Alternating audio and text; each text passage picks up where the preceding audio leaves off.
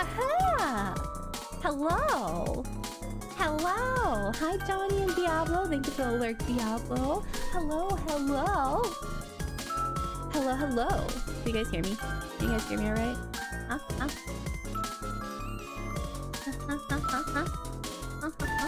Today, me and my friend StarNyan over here, who doesn't have a shirt on! Oh my god, I gotta fix that. Me and StarNyan are gonna be playing some Fall Guys, which is gonna be really fun. Hey. Oh, a little overpowering. Got you. I got you. I got you. Here, let's put his shirt on him. There we go. There's his shirt. You're in double music. Oh shit, that's why. Scuff. Hello, AJ. Two musics. I just wanted to confuse you. Well, I had three musics going on at the same time.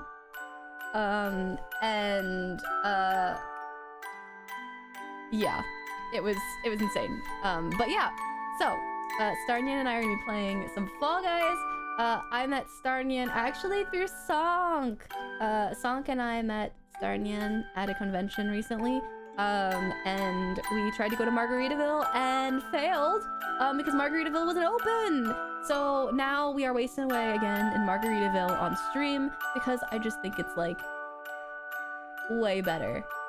We just really wanted Margaritaville. I also have Margaritaville mix. I made a really quick bad drink. It's incredibly fucking sour and very unbearable for me to drink. However, I'm going to power through it for the meme. So yeah. Also, collab command. Make sure to check out Nyan. Check out StarNyan. Go give him a follow. He plays a lot of Final Fantasy 14. So, yeah. Yeah. Oh my god, I can hear him. He called me a fox girl. He called me a fox girl? Oh. Wow. I'm a fight. I'm a fight, everyone. I'm a fight. You ready? Hey, yo. Yeah. All right. I think Switty's ready. I'm gonna unmute. I've unmuted you just now. All right. I heard you're picking fights with me already. I'm picking fights? Yeah, you call me a fox girl? You wanna fight me? Wolf girl. Did I say fox? You said a fox girl. You're ready for a fucking fight. I totally said wolf. Yeah, sure. I totally said wolf. I totally did not pre-game our Margaritaville and call you a fox. Totally didn't. All right, chat. Go check his VOD. Go check it. No, don't clip it either. Silverville drama all over again. Yeah, exactly. You try to pick fights with wolves, I'm gonna. Don't. Please no, I'm clipping either. It didn't happen. Also, hello, drunk saint. My thoughts on bread is pretty good. I prefer rice, but I'll eat a bread or two. Yeah. Do you want to introduce yourself officially to my chat? Oh yeah, 1 second. First of all, Sonicu, thank you for the follow. Why didn't you follow me earlier, dude? Fucking called out. I followed Sonk's friend before Sonk followed his own friend. What the fuck? Sonicu just said, "Where Cooksy at?" after me not calling you a fox. Oh yeah. You definitely didn't do that. You definitely didn't do that. Hello, Switty chat. My name is StarNyan. I am a cat boy. I call myself a variety streamer. I do sing. I've only done one time React content. Mostly I've been playing Final Fantasy 14 lately, and that's going to be continuing for at least 2 or 3 more months where most of my streams are Final Fantasy 14. But yeah, I still say I'm a variety streamer. Hey, what's up, Ayo? Variety, yeah. Variety, that's what it is. Yeah. Switty, introduce yourself to my side. I just want to say to my chat, if you saw me looking really weird and my mouth just hanging open for a while, it's because I took another sip of this concoction that I made, and it is so sour that I'm salivating more than usual, which is a lot. That's a lot. I normally salivate a lot. Anyways, hi StarNyan's chat. I'm sorry that you had to hear that. My name's Swit. I'm everyone's idiot older sister werewolf. I'm a variety streamer in a very true sense, unlike some Final Fantasy 14 players here. Hey. Actually, everyone who I know who plays Final Fantasy 14 at least does one stream a week, very consistently. Final Fantasy 14. Yeah, but and I play a lot of things. Currently we're working on a Yakuza 0 playthrough. I occasionally play some Red Dead Redemption. I play some Fall Guys. I play Pokemon. I play everything. I'll give everything a try. I'll give pretty much everything a try. Nothing scares me. I'm a pro gamer. Yakuza 0 is one of the games I stopped playing for more Final Fantasy 14 streams. Hey yo. That's so sad. That's so sad. It is. I need to pick it back up. You abandoned Kiryu, the one and only, the love of my life. And Majima. Yeah, also Majima. But Kiryu, the love of my life. I understand. Like, as I was playing, I was like, damn, I see why people love Kiryu. Like, I love him. Holy shit.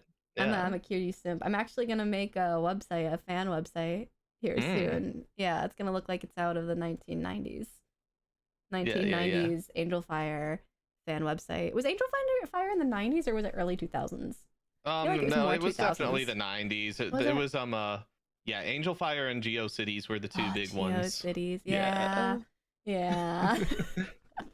But yes, well, my Margaritaville music box ended. All right, well. Oh, I've got the Fall Guys thing up right now and just letting people listen to that. Yeah, I'm gonna do that. You guys can listen to Fall Guys. Did I say Fallout Guys or did I say Fall Guys? No, you said Fall Guys. You said it right. Okay. You said it right. My brain is saying Fallout though. Fallout. I remember having a GeoCities site a long time out. Yeah. I remember going to many GeoCities. Remember when they had like page counters? Dude, imagine the VTuber clout if you had Twitter page view counters. We need to bring back the page view counters. Like Switty, this is going to be what we do because we're gonna get rich off of this. Okay. So you know how everyone uses like Card or those links, Linktree. We're gonna make our own site like that. However, you can add badges to your site, and one of the badges will be page views. Yeah. Oh my god. Basically, our link out is just gonna be GeoCities websites. Yeah. Exactly. So people have their link outs, and then you can have the page views there so that VTubers can do their clout bragging. Dude, imagine the amount of metrics you could get just from page views. Like, it would be insane. You'd be like, my name is Swittx Stream. I got 1 million page views this year alone. Yeah. Yeah. And then I could use that, and then people would be like, wow, you're so cool. You've got a lot of page views. A lot of people want to click your links. I'm like, yeah, they do. Actually, I honestly think that Linktree does click metrics. Oh, I'm sure they do, but they don't have it as a badge that you can display for people to see. It's so true. How are people going to know how cool I am if I can't display the amount of people who have looked at the page? Yo, we're going to get rich doing this. We are. This is our get rich quick scheme. Or get clout quick. I don't know which one. One of them. Nobody's gonna care who made it, so. Fuck. Damn it. And here I thought I was gonna be the next Fugi. Shit. Maybe. Or maybe the next. I don't know. Next someone or other. Yeah. Exactly. But yeah, you haven't played Fall Guys for a while, right? No, I have not. All right, don't worry. I'll carry you. It's fine. Okay, I need some crowns. Yeah. Okay. Well, don't expect that much out of it. That's a lot. There's a high expectation there. Yeah. And Drunk Saint, this is great music. This is like why I love Fall Guys. You said Fallout that time. I almost did. You did. I heard it. Also, chat, if you guys don't know, we have all thoroughly drinking together. I honestly think StarNyan is one of the first people to see me very drunk in quite a while, actually. Really? Yeah. I maybe drink like that maybe once or twice a year, so. You just I didn't even know because you come in and you're just like, they got shoju here. Oh, soju is my drink of choice though. That is my drink. So even on stream, if I'm drinking. Every time you got soju, you were just like, here's soju. Yeah, I got I probably drank a bottle and a half of soju alone at that party. And handed me a bottle and a half of soju because I never once went up and grabbed soju. I just was drinking it all night because you kept bringing 2 back with you. It was but it's good though. It's easy to drink. It's very easy to drink. Should Drunk Saints asking if they should be expecting dad jokes, and maybe? Probably. Perhaps. Yeah, perhaps. I have to see. Last time I did a really good dad joke, so maybe this time in this Fall Guys collab, I will also think of a great Fall Guys joke, or a dad joke, or a Fall Guys dad joke. I'll try to think of dad jokes. Like they're one of those things I cannot force. Like I can't just roll dad jokes all the time. They have to be inspired. But once it's inspired and it comes, it's there. Yeah. But I've met people that they could just dad joke an entire stream. I don't understand. I'm not an improv person. I always feel like I need to take an improv class, you know? I do too. You know, we should take some improv. Yeah, I feel like I would like become a better streamer if I could take some improv classes. Yeah. Yes, and thanks for throwing the conch at me. Ouch. But yeah, you want to get this started? You ready? I think that I'm about to get a dad joke, but I'm hitting ready. What did the buffalo say to his son when he left for school? What? Oh, this is so good. Bye, son.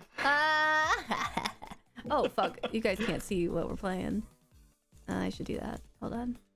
Oh, yeah. Fall Guys. There we go. There we go. And then I go back to Fall Guys. There we go. Perfect. All right. Oh, wait. Back out. Okay. Back out. Sorry, I did not select the correct shows. Duos. There's duos mode. Yeah, and Spartan Showdown I'll do as well. Yeah, that's perfect. Yeah. Yes. This is new sounding to the last time I played this game. Oh yeah, they've added so much. You can even make a custom Fall Guys game. However, I don't think I've ever had enough people to do that with. Yet. Yeah. Maybe I'll become like very pog at Fall Guys. Yeah, Johnny, we gotta get that showdown. 60 people? I don't know how many you need actually. Probably not a full 60, but I feel like with anything less than 10, it would feel very empty. Yeah, or maybe even like 14 or something. Yeah. So I don't know. I haven't tested it to see if there's a minimum. Yeah. I love this game. I have played officially 100 hours in Fall Guys. That's pretty intense. Probably have like 6 hours. Yeah, I have a lot of hours. For someone who doesn't get crowns that often, I have a lot of hours in Fall Guys. Do I have the right? Such a good brag. Do I have the right? No. It would just be very short. Anything less than 10 would actually be an automatic finale. Oh, so that wouldn't be that fun. I don't remember what button is for like pushing. It's gonna be one of your trigger arrow. Or one of your, okay. Wait, one of your, yeah. You know what I mean. Yeah. Yeah. I got you. And thank you for the lurk, Drunk Saints. I appreciate lurks. I keep falling. I am doing the fall part of Fall Guys very well. No, bitch! Also, I'm really sorry for the amount of swearing that I will be doing. I mark my thing as mature because I like to say fuck words. So the fuck words, me too. Yeah. It's like that is the only reason I call my content mature. I don't want to censor myself. Unhinged. I can be pretty unhinged. Yeah. Yeah. You know Slug, right? Yeah, I know Slug. No, I don't know Slug. Who is Slug? Who is the Love Slug? Who the hell is the Love Slug? That sounds like some kind of sex thing. Well, so I am certifiably more the same level or more unhinged than Slug at certain times. Ah, gotcha. Yeah, I've earned the badge. I'm gonna brag about it. Who the fuck is Slug? Yeah, Mama Hen. I don't know who the fuck Slug is. CD Johnny. That's right. Fuck words are fun words. That's right. That's right. Yeah, I don't know any slugs. We got any slugs in chat? Ooh. Slug check. Slug check. Slug check. Why doesn't Slug have a slug check emote? Slug has like 455 billion emotes and doesn't have a slug check? Yeah, I guess To be fair, not. I have like a very small amount of emotes. So. I think it's great that most people who play this game are, I was about to say aren't good and then round over. How did I qualify? It was me. Oh, because we're thank together. you. So yeah. So like, Thanks for carry. you're welcome. You're welcome. So like, if I get in first or like at the top amount of people, I might get enough points for us. A lot of people died that time. That's surprising. Yeah, it's carry. Yeah. The only slug I know is right here. Crab pants. Grab. Oh, I love it. There we go. Perfect. I love it. I need to get like a pants grab emote. Oh, did I ever tell? I know I didn't tell you this story. Oh yeah. So I was going somewhere. I don't remember if it was when I was heading up to a bachelor party last year or what, but I was leaving town super early. So there was like only 2 cars on the road, and there was some dude like in his 70s or something just standing in the middle of the road and like not moving for cars, and he just started pants grabbing at every car going by.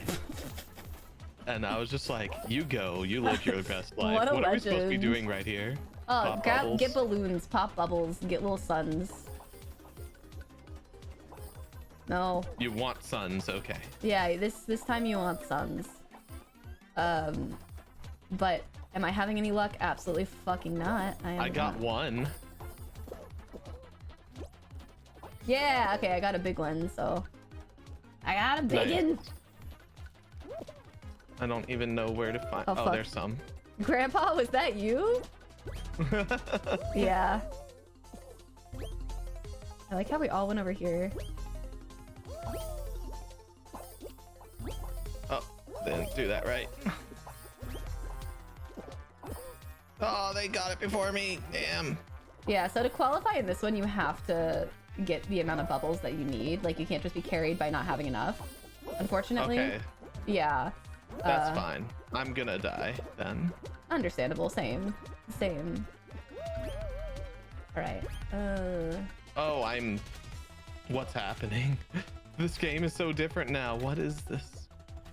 Yeah.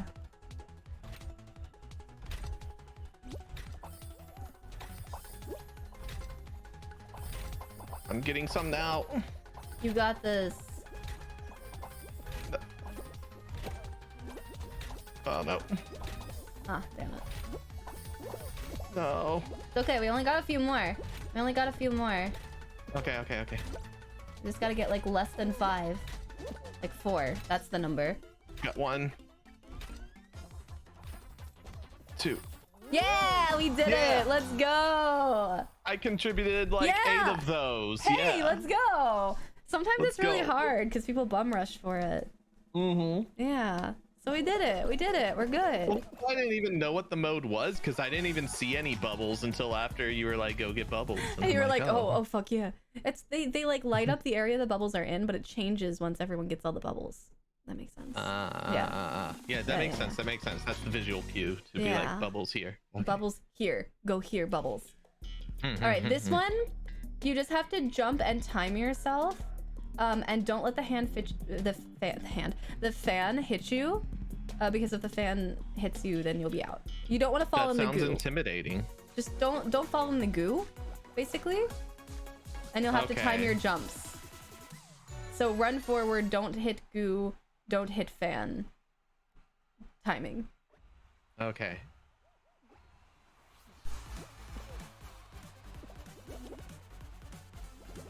Wait. See, I got fucked. Absolutely fucked. Oh, I just got fucked. Oh, I also just got fucked. No. Well, okay. Well, you know, it's fine. I thought I could recover, but I couldn't. Amazing. No, yeah, I fucked that up. It's all good. So if you want the points, you can't exit right now. You have to wait until this section is over, and then you can exit. Yeah, Johnny, warm-up game. That's right. Yeah, warm-up game. Exactly. Yeah. Look, I haven't even hit halfway on this margarita. Yeah. Yeah, exactly. You're still warming. You're still warm enough. All right. However, the first couple of games are really good as far as show rewards go, at least, because like you haven't done any of your dailies yet, so. Yeah. Oh, I want to drop. I'm gonna be shameless and plug my Twitch and like where my statics chat for Final Fantasy 14. Oh hell yeah! Oh, you can cancel out now. You can stop spectating. You don't gotta spectate forever. You don't. Well, I'm spectating while I. Oh, shameless plug. Oh, okay. Shameless plug. That's fine. I get that. Yeah. Sorry. You're not a VTuber unless you shamelessly plug your GeoCities page view counter. Yeah. Yeah. Exactly. No, I'm telling you though, if we make this, it's gonna be, we get rich. Yeah. Finally, some goddamn terrible capitalism that works in my favor. Yeah. And we've also got to have the stuff like, you know, bring back, you can add music to your profile, like the MySpace days, and it's just gonna be, it's not going to have any additional social features because I don't think people want that from a link site. It's just going to have all the features that those old school social pages and GeoCities sites have. You can even add frames if you want. Actually, can we just have the old school poke feature from Facebook? Okay, we can do the poke feature. Yeah, no other like comment or shit. Just poke. You can't even like friend the people to poke that. It's just you can poke you can just poke, and then it's just the person knows that someone poked. Maybe you could put your name in to poke them. Just like put your name in a little like field and then poke them, and then that they know blank poked you. But like nothing else, no comments, no nothing. Yeah. Let's not talk too much about this because we might want to flush out the poke feature because that's gonna be like what separates us from all the copycats. That's true. How you gonna poke? Like in the year of our Lord 2022, how you gonna poke? Yeah. You know? Yeah. The old MSN. Oh my gosh, yeah. Although, you know, honestly, I know that Discord is kind of like, you know, the new AIM, but like what I wouldn't give for old AIM. Like, what if Discord implemented like a feature where you could like do old AIM function? I forgot the name of it. It's like Emily is away too or something. Have you ever done that on Steam? I haven't, but I saw it and I have it favorited. Yeah. I have it, and I have like one friend that has it, and we sometimes would chat on there. I didn't know that was like I thought it was just a game. I think there's a solo mode that has a way to do a game with it, but then there's like the online mode where it's just the AIM skin, and you can even set your aim profile and everything. So I like set mine, and I don't remember what's in there, but I try to go like old school with like adding all the little ASCII text and stuff. What the fuck? That's so cool. Also, can it have a custom mouse cursor that is impossible to see? Yes, and also I recently saw a VTuber who got a skeb from someone that is just mouse cursors. So you could skeb your VTuber into a mouse cursor by this person.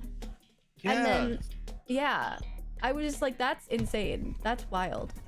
Okay, and didn't GeoCities and Angelfire allow you to do the custom mouse cursor on the website? Yeah, we gotta have that feature. Gotta have that, yeah. Hi, Carney! Yeah, there's an old AIM out Sonicu, are you taking notes on this? Because we're gonna forget half of this. Yeah, it's true. True, I have that. I just recently realized it stopped working. I need to fix it. I've never, in recent years, have never customized my cursor. Isn't that insane to think about? Like, I used to do it all the time, but like now I haven't customized my cursor. I haven't. When is the last time I did? It probably was college. Yeah, to be honest, it's a little while for me. Also, I want to bring back old Japanese fashion style blogging. I know some people are trying to do that, but Japanese style fashion. Yeah, like so Japanese fashion bloggers back in like the late 90s, early 2000s. Were definitely a thing. I don't know if I ever followed those. Yeah, like, oh god, this is the worst hell that I live in right now. Okay, all right, all of you fucking suck. I'm just gonna goodbye Curl Fate. Yeah, and Ameblo Japan. All right, there we go. I am cursed. This is cursed. Oh no! I fucked my jump up. I fucked it up again, but I'm good. We're good. No, please, God, fucking damn it. All right. Don't you block me! Don't you block me!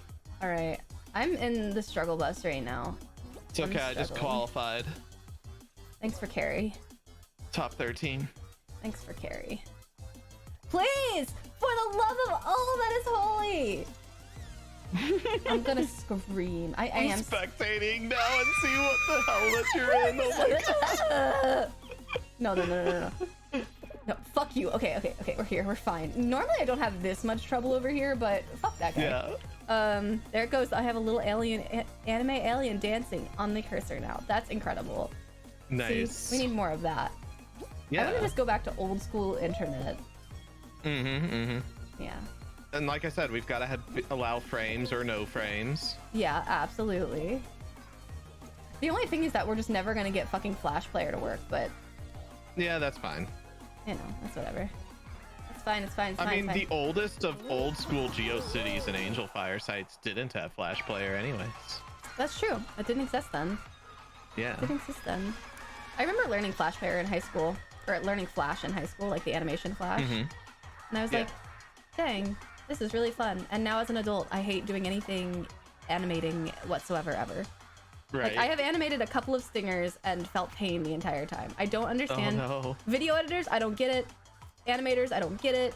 I just... It makes me want to tear my eyes out of my skull. Like, just really don't like it.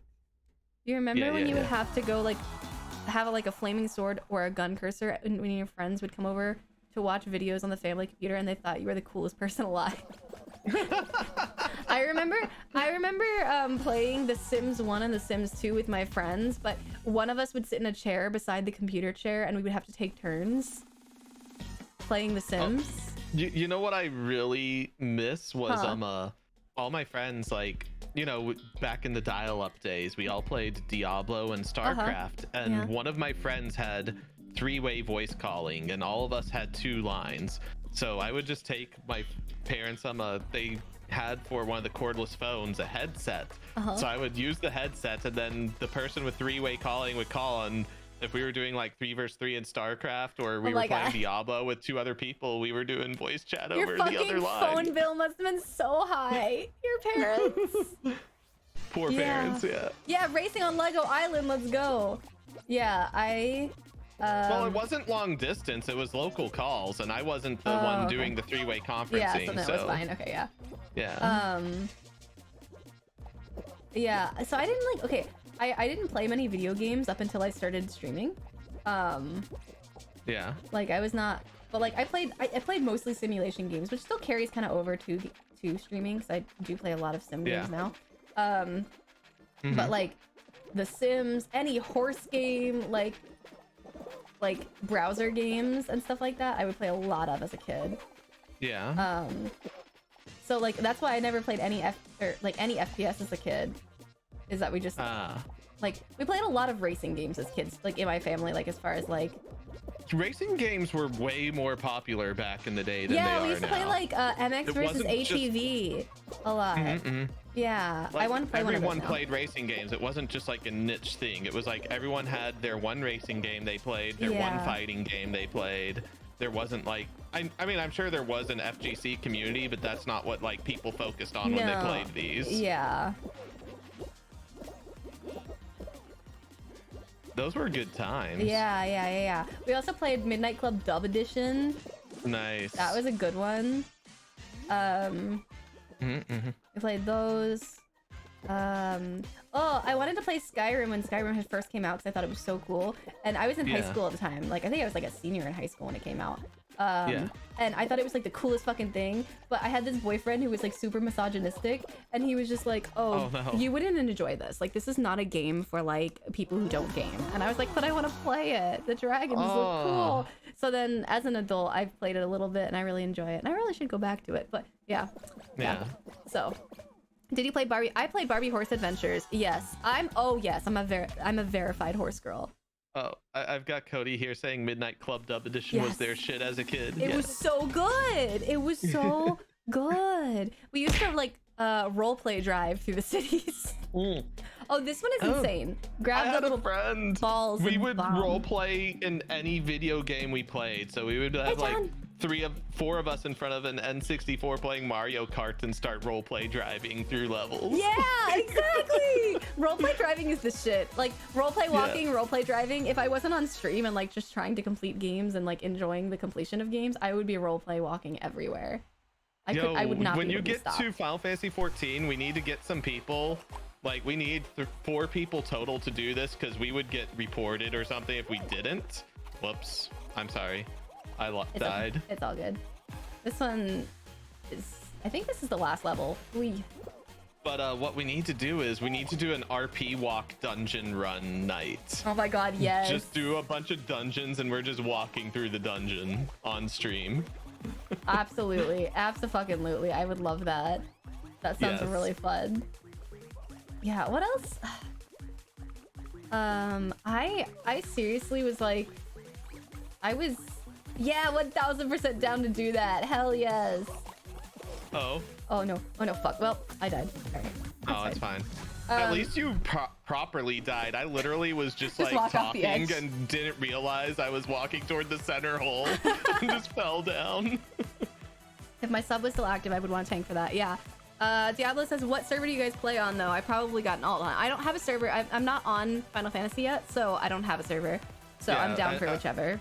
I'm gonna be talking Switty into doing Ether Data Center, which is Sonic playing there or not? I know a lot of us from the community are there on Ether. I did have a character on one of the European servers for a while because my friend from Great Britain played and wanted me to play with him, which was very fun. I played for a little while. Yeah. But yes, so I probably will get an NA server this time.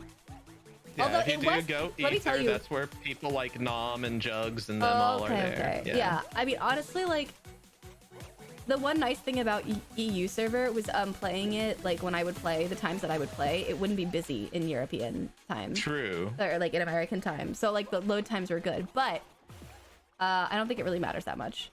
You play on Primal. Hell yeah. Hell yeah. I think it was... Hey, Data Center Travel's coming out soon, so That's true. even if you're on Primal, we can still game. That's true. Yeah. Yes. Yeah, I'm excited. I am very excited to start my MMO journey. I haven't really... The only MMO I've played was Ragnarok Online, and that was simply because my good friend, Teru, like, introduced me to it early in my early streaming days. And so I was playing it a lot. Yeah. These two are going at it. Come on, dudes. I know. This should have been us. I know, it could have been us. It could have been us. It just could have been us. Oh, yeah, let's go. Yes, I'll let you guys know.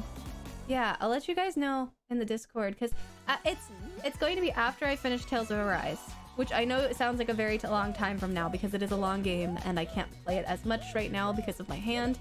But yes. I honestly might have to switch over and just start playing Final Fantasy instead of playing Tales of Arise, because I can play Final Fantasy on a keyboard, which is like a big difference right now because of my hand. Yeah.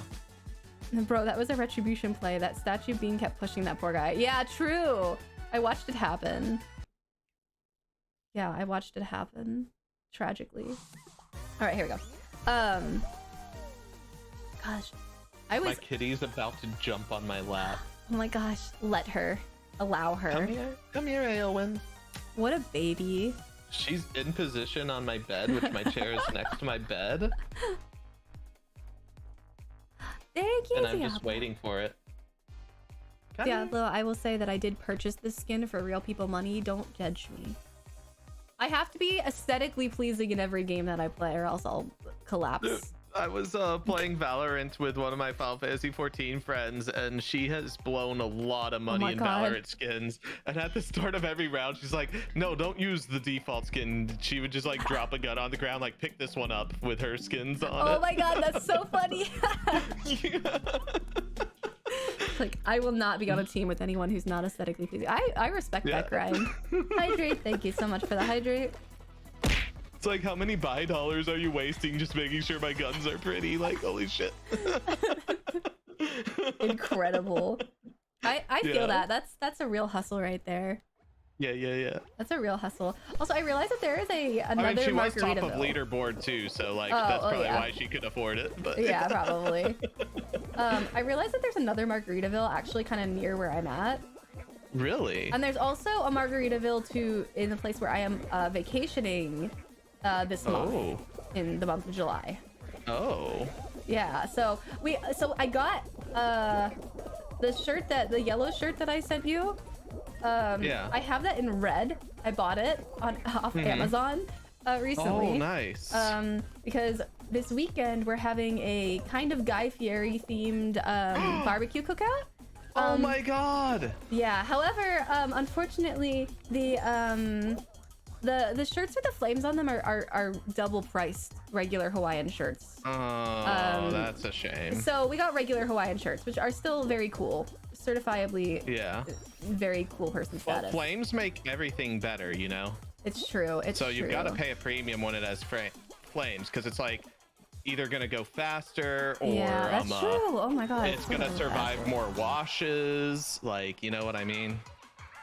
Yeah, exactly. Like exactly. the flames do that stuff. The flames do, honestly. Yeah, absolutely. Especially since you're not gonna want to wear flames much, so it's definitely gonna survive longer. Yeah, exactly.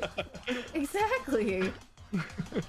It's funny because this is gonna be I thought I almost accidentally pro'd into the ending there. It's okay. The middle is actually harder to get into. I will say, if you just go around, it will be a little bit easier. I know, but I'm trying to gamer this. Right. Well, that's fine. But now I'm going around.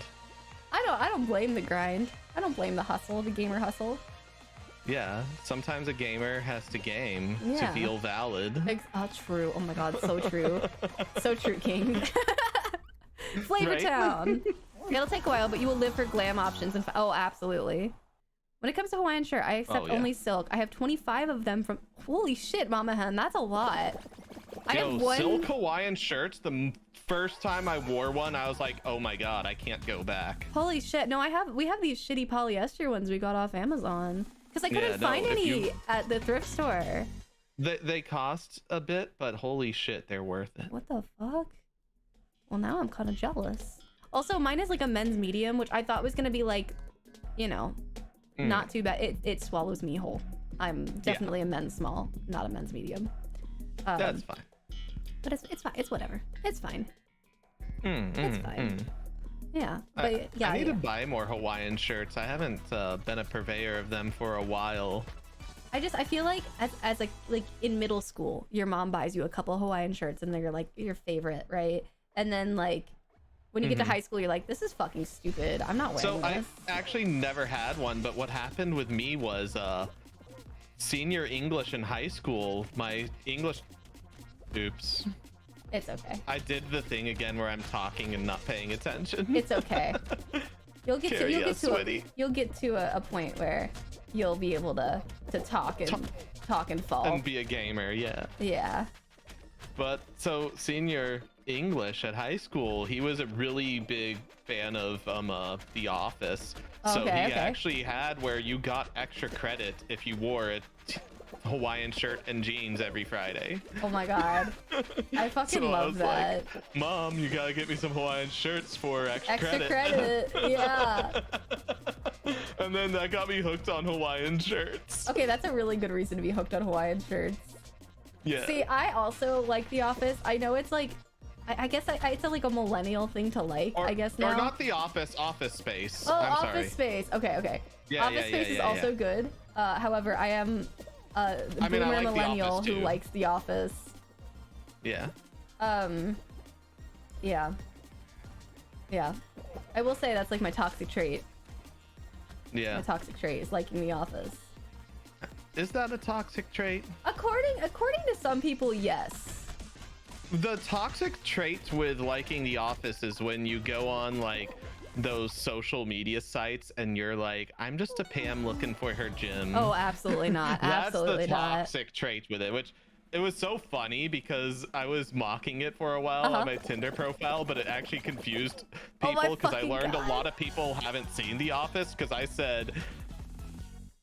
I was just like, I'm not Jim, I am Creed, or something like that. It was like, my life aspiration is to be Creed Braden, or something like that. Honestly, that's the only life aspiration you should have. Yeah, but it confused so many people. Like, girls would be like, what the fuck is Creed Braden? And I'm like... How uncultured. How uncultured. Yeah. I'm just like, all right, I just have to hit unmatched now. Like, Yeah. Also, Mama Hen says, near me there's a Hawaiian shirt secondhand store that only takes designer secondhand. I live by the coast and there's a lot of that makes a lot more sense as to why that exists. Wait, I live near the coast. I need to see if this exists by me. Yeah, my fashion sense is barbecue dad, but make it lesbian. That's exactly what I'm going for, Mama Hen. That's exactly what I'm going for. Yo, Mama Hen has taste. That's high quality taste right there. Yeah. That's insane quality, like high tier, highbrow taste. Yeah. I have this. Are you still in or no? Oh no, I've yeeted. We got yeeted. Let me get out of this. Yeah, what am I doing? we got yeeted. It's okay. Yeah. I'm Kevin, large, not the brightest, and I make some bomb chili. You know what? Nice. I love that. I feel like Kevin was one of the most underrated characters because also, he had the body humor. Yeah. Did you also ever listen to so I listened to one of the podcasts about the making of The Office. I've never listened to any of those. And Kevin is a comedic genius. Like the actor who plays Kevin is genuinely one of the funniest people I have ever heard. Why I loved watching it is I was like, this guy's modern day John Belushi. He's one of those people, he doesn't need lines to be funny. Like what he said he's so good. It's hilarious, but just the way he would raise his eyebrows in a scene could so make you roll. Funny. He's just that's what I mean by like that body humor. He could just do complete. He could have a whole episode where he never talks and make you laugh. Absolutely, yeah. Yeah. What the fuck is this? Oh, I got it! I got a helmet.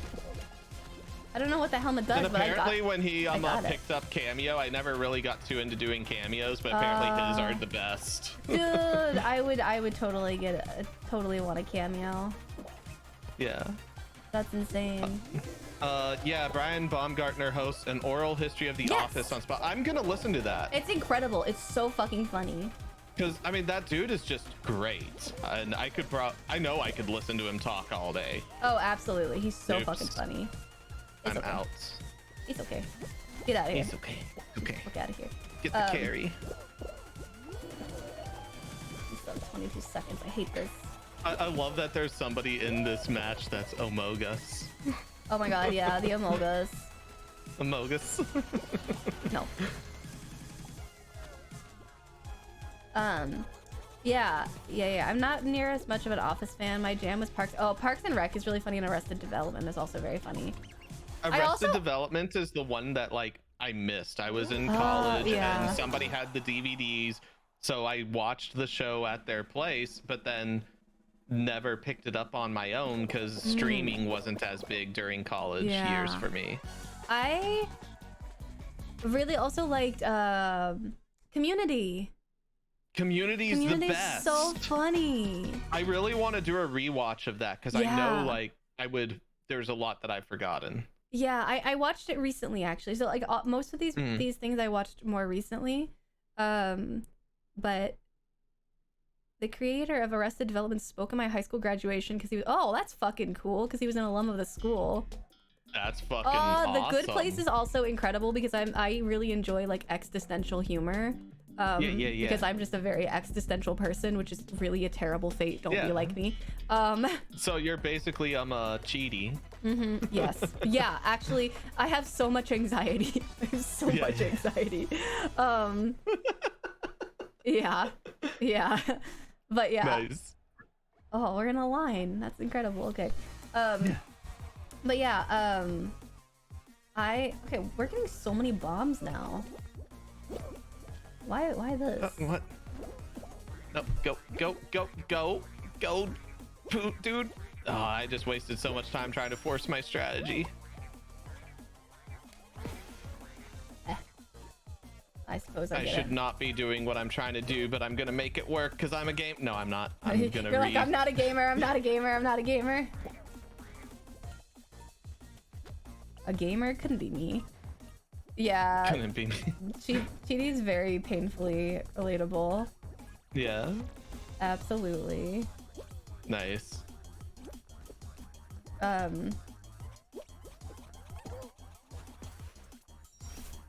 Yeah. Red has returned. Nice. Welcome back, Drunk Saint. Blink. No. No. Oh, no. Oh, no. Oh, no. Oh, no. Oh, no. Absolutely neon. That was a...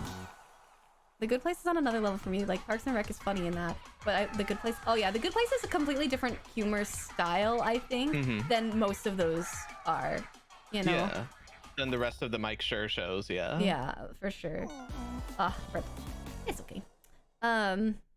Although Brooklyn Nine-Nine was great. Brooklyn Nine-Nine was very good. That was really funny. Yeah.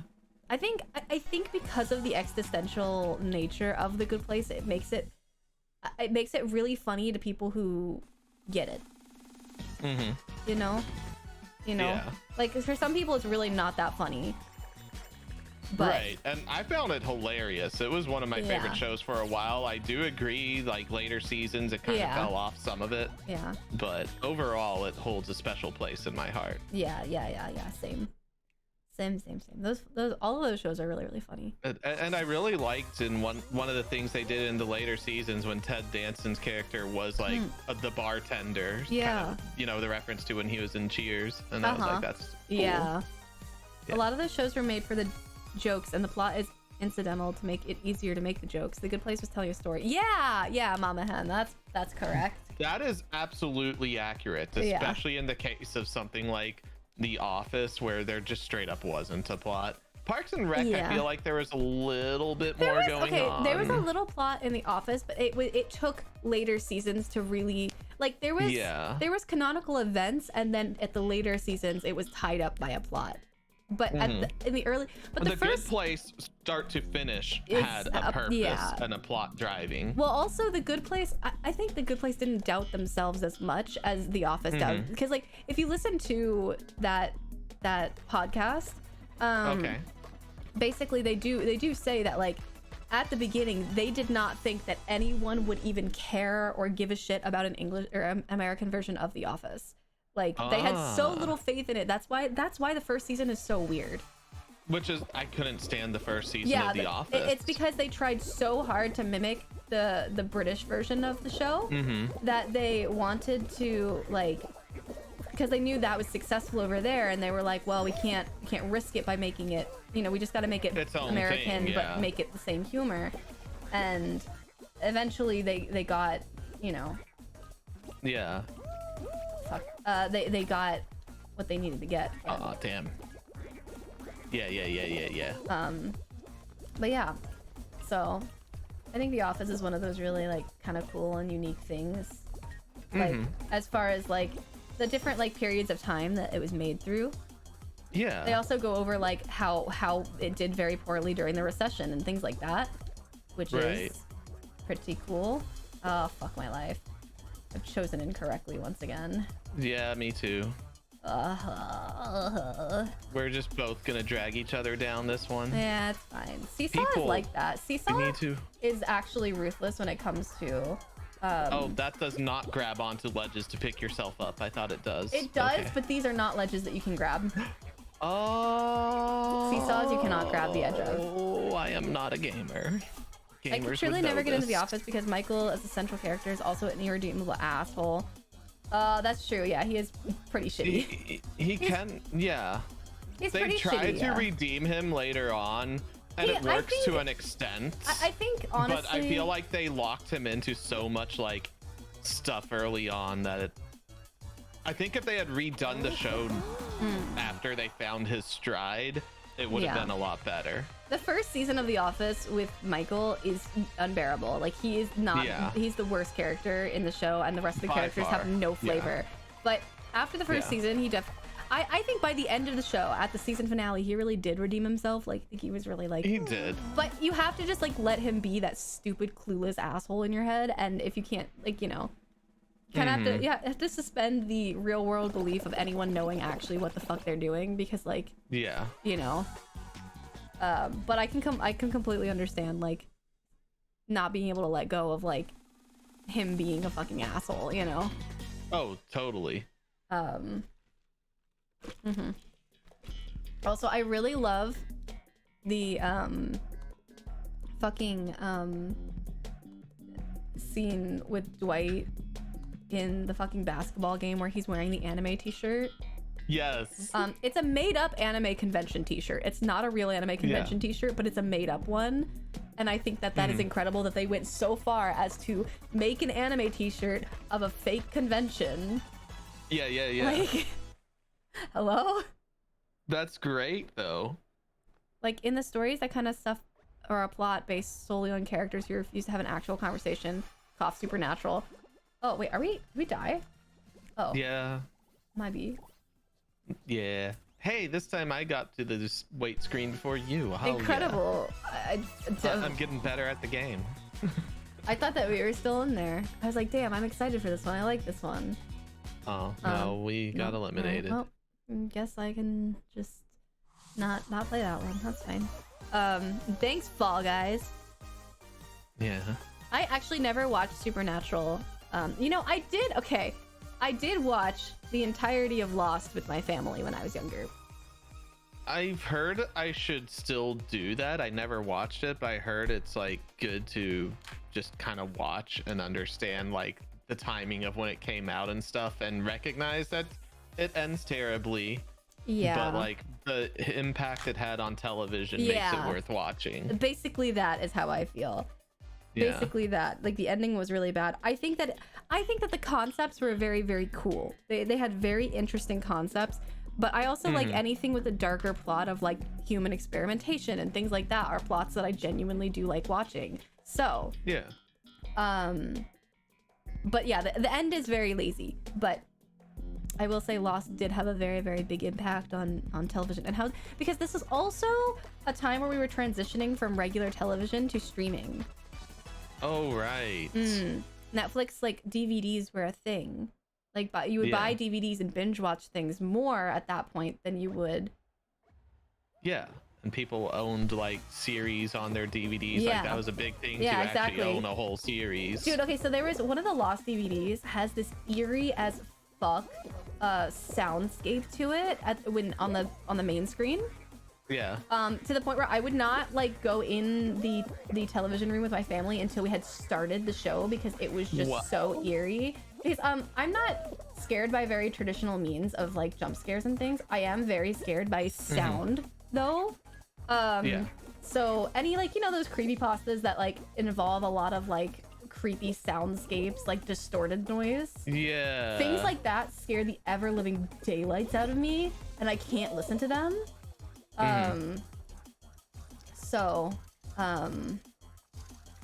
guys are all dickwads, please.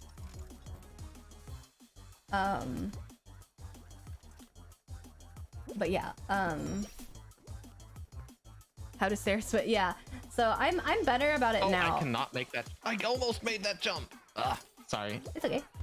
But yeah, I used to, I still am to an extent very, very noise trigger sensitive.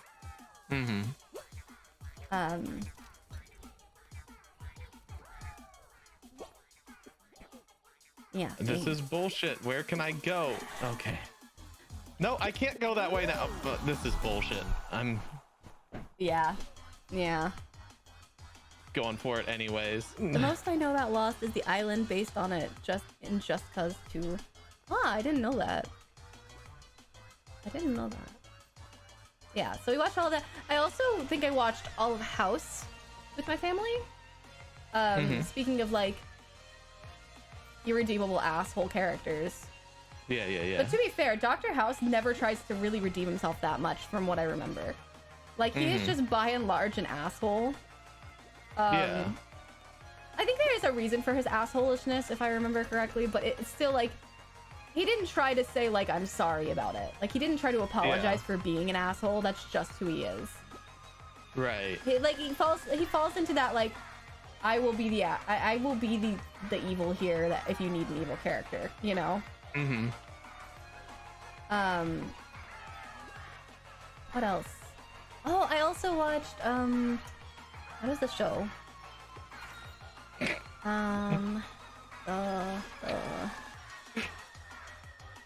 the fuck is this show? Oh, Hannibal. Oh, I never saw the with show. Mads Mikkelsen. I Madge- love Madge Madge. Mikkelsen. Yeah, Madge Mikkelsen. I love him. I love Hannibal too, Mama Hen. I really do love Hannibal. I don't really remember the ending as much, but it's very good. It's a very good horror series. I used to watch it and eat dinner with my friend all the time. We would Nice. he liked to cook, so we would eat. Yeah. Madge Mikkelsen, the husband of Hideo Kojima. Yeah. Yeah. Nice. Horror, I'm quite resilient. Pure vibes can get to me. Like, I played Outlast with no issue, but Visage made me cry. Really? Oh. Okay, so what is your reaction to things that scare you? Like, what's your natural, like, reflex to being scared? So I don't usually get scared by shows or movies. Yeah. I will get scared in a video game though. And what is my reaction? What is my reaction? I don't know. I know. I think I kind of get a little jumpy. Like I definitely feel like the anxiety building in my chest and stuff. And like I will just start kind of shutting down and like becoming very indecisive about things. I guess. Yeah, so But my reaction is to giggle. oh, okay. So now a lot of other things I will laugh at, like a lot of stuff, and I don't know if I'm scared because I don't feel scared, but I am laughing. No, like And if I'm jump scared, like I will just giggle. Me too. Like in a haunted house, I laugh so much Yeah, during yeah, haunted yeah. houses. Yeah, I have like a similar. I want to see. Can I do this? Let's see. No, fuck. All right. Well, no, fuck. Damn. Yeah. So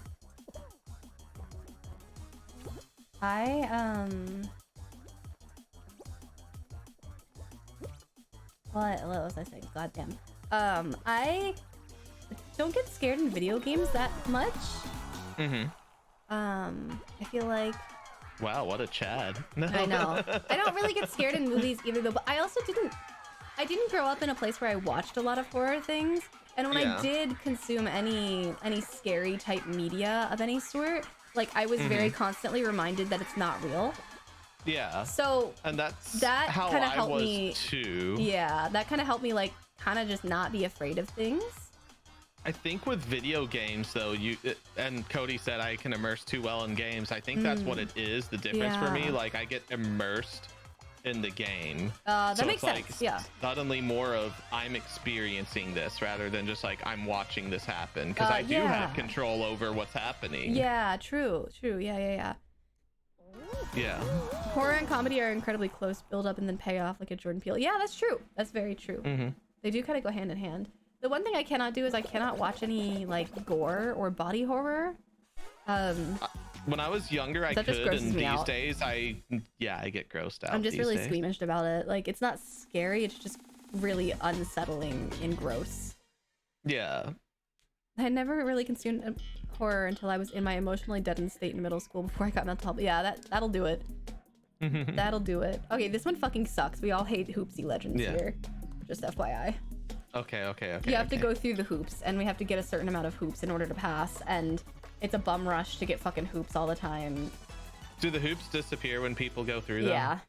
Oh, fuck Only one me. person can get it at a time. We're gonna die. Oh, absolutely. I'm also fucking dog shit at this, but...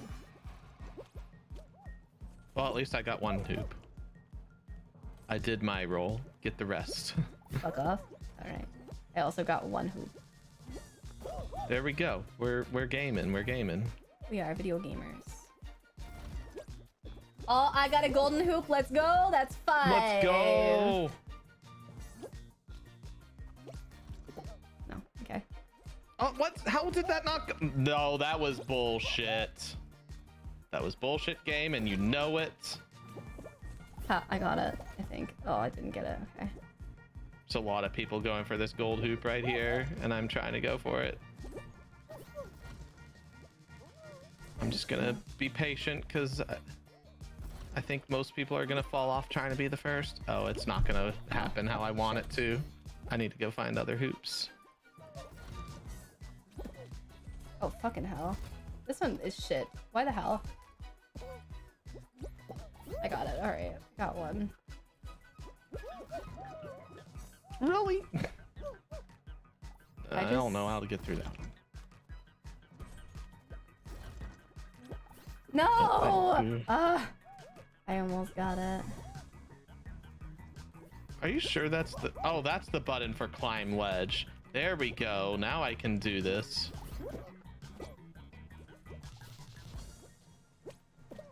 Oh, fuck. Alright. Okay, got another hoop.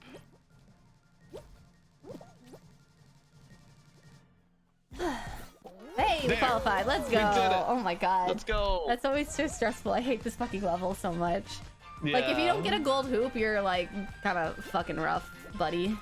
There you go. You carried. You got our gold hoop. Oh, I got one gold hoop. That'll be the first and the last that I ever get. Crack dog, yeah! Hey, let's go. We did it. We did it. Yeah, Hoopsie Legend is only really good with a full squad. I agree. Yeah. How much is a full squad? Is that 4? 4, yeah, it's 4. Nice. I mean, you have more that you have to get hoops wise, but it's a lot easier because, like, you know, some people are better at hoops than others. Right. Well, and you can actually kind of work together to try to like dominate That's a hoop. true. Like people can hold other people back and stuff. There's more strategy there rather than did the hoop spawn where you can actually get to it before others. That's true. That's very true. Yeah, horror doesn't scare me, but I also think that I'm so rooted in reality a lot of the time that it's like reality is just more scary for me than anything.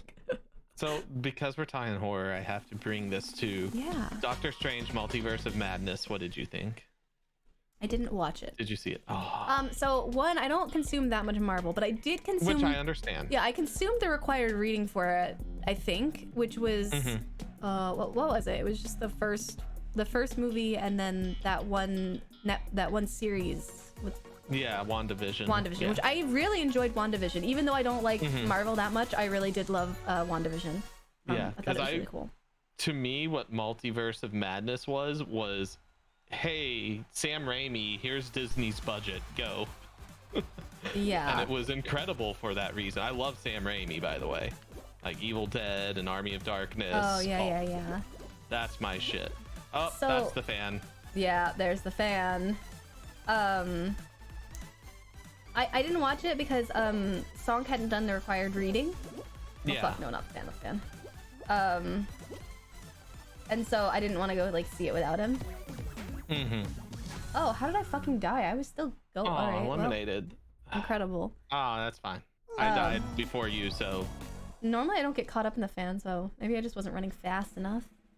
Maybe. Sorry, I haven't done my summer reading. Yes, Song. What the hell? It's okay. Like I said, we don't generally consume that much Marvel or even superhero general genre films. Yeah. So I do a lot, but I kind of picked up the vibe that you don't. But I was like, no, this one though, since you like horror, like yeah, I feel like it was one of the ones that I was like, oh, I would like to watch that. I would also the one that came out before. I think it was Shang-Chi. Yeah.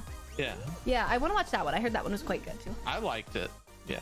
I heard that one was really good. But I've liked all the Marvel movies, so like I'm really easy to please, I guess. I think the character in Marvel that I like the most is Thor. Which that one's coming out soon. I haven't consumed all of it, so I would be willing to go and do like binge watch all of the Thor movies. But that's also because I'm a filthy fucking pagan, so Gotcha. Kind of to be expected to enjoy media around that. Gotcha.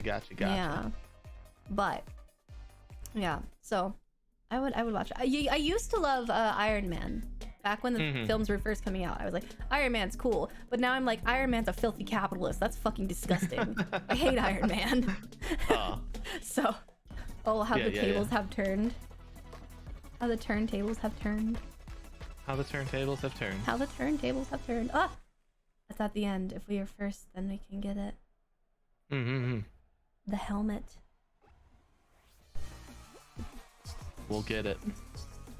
I'm gonna. No, I grabbed you instead. I'm sorry. I was trying to grab the person next to us there. I was like, I'm gonna grab this dude, and you're gonna go, and then I grabbed you. Oh no. Oh fucking shit. All right, well.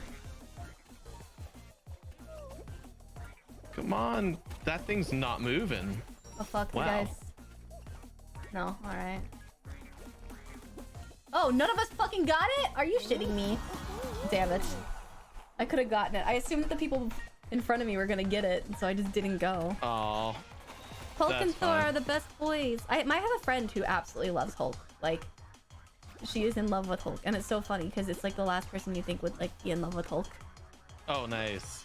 But Hulk's awesome. Like, Yeah. I get it. Yeah. I'm torn on the Thor movie because I love Thor and Taika. Like, my TD is a fucking treasure, but also starring Crisp Rat.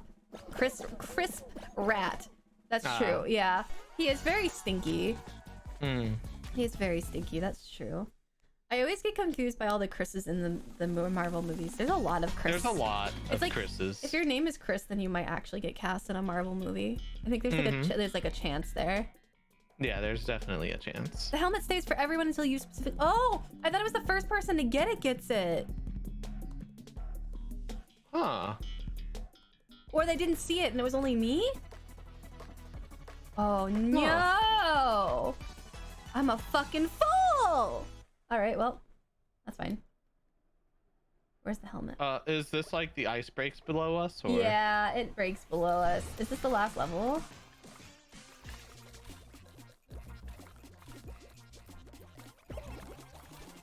Oh, I got it. Okay, I think I got the helmet.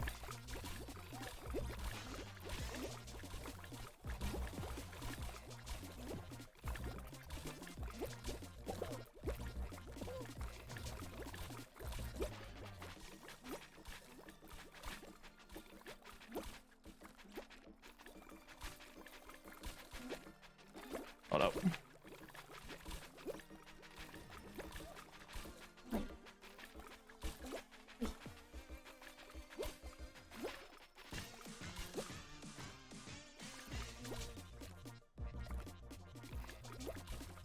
Wait. I just need to try to take it kind of chill. Wait. Oh, I am not gonna like. Oh no! It's okay. It still says squad position first. Yeah. Nice. Yeah, we did it. Nice. We did it. Fall Guys, I more died like Fool like Guys. 5 seconds before the end. Yeah, I see, it's didn't- fine.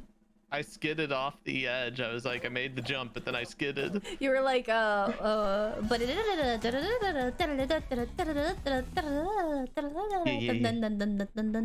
that. Yeah. Initial D, that's the word I'm looking for. You got it, yeah. Eurobeat. Yeah. Yeah, exactly. Skidded and farted. No! No! Wah. Wah. Yeah. Last ball. Don't know what we're doing. Let's do it. Oh, this is the one where you have to like throw it at people.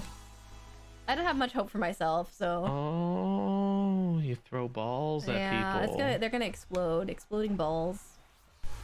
Hi, Kami. Oh wait, that's you. Why did I throw it at you? Okay. I evaded.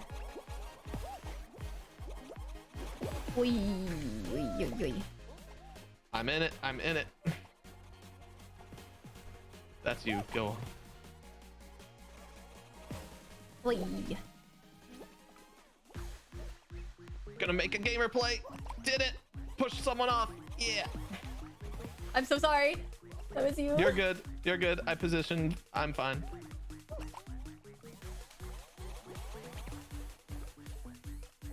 No.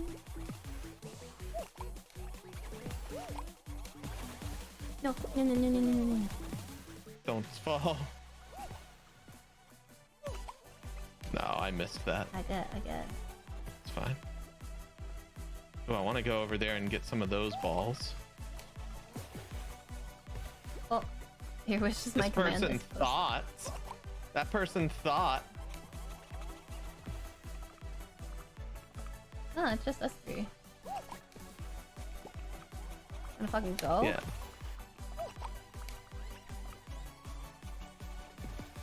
Aw, got a bad bounce there. Wait. Oh, oops, that's my bad. Huh. Huh.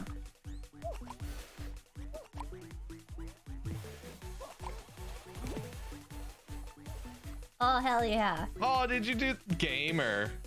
Oh, Is it fuck. just you and me It's now? just you and me. Let's go. Do we have to actually fight each other now? I suppose. Oh, fuck. Goodbye. Oh, shit.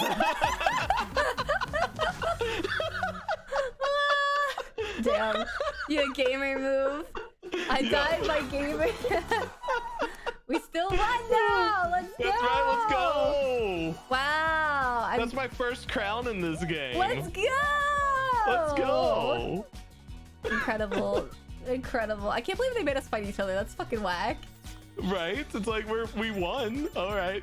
Goodbye. Let's go. Cooked. Yeah. Hi, Kami. Thank you for the nice glasses. Yeah, I'm wearing some nice shades today.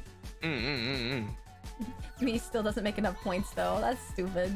Oh my That's so god, I'm getting so many level ups from that. Oh my god. I gained like 4 levels or The something. game was like, you go. Good Yeah. job. It's like Wait, I I'm wanna level 7 now. Check something. Oh. Alright. Claim. Sorry, I have like a bunch of things to claim. Mm-hmm. Alright, yeah. I probably do too. Zero. Dizzy Heights tiptoeing gate crash. There's dailies. Yeah, there's dailies now. Those are new. There's also like a Spartan Showdown one. Yeah. Yeah, let's see. What else? There's also like crown rank versus like season rank. It's like a lot. But they did really nerf everything, so like it's very hard to get everything now. Like you Gotcha. have to play every day because like the dailies and stuff like that are where you get the most points. So if you play after you finish all your dailies, then you're just getting like 18 to 80 points. Okay. Yeah, it kind of sucks. That is my one complaint. It's just very nerfed, but it's fine. It's whatever. I don't know any of this. I'm learning. Yeah. Well, I'm a pro. It's fine. I'm a pro. Yeah, you're a pro Fall Guys gamer. Clearly Yeah. a pro. Hey, Array! The guys do be fallen, though. They do be falling. They do be fallen. Absolutely Yeah. do be fallen. I'm out of margarita. You're wasting away. I know. It's like I probably should make another one. Yeah, marg time. Yeah.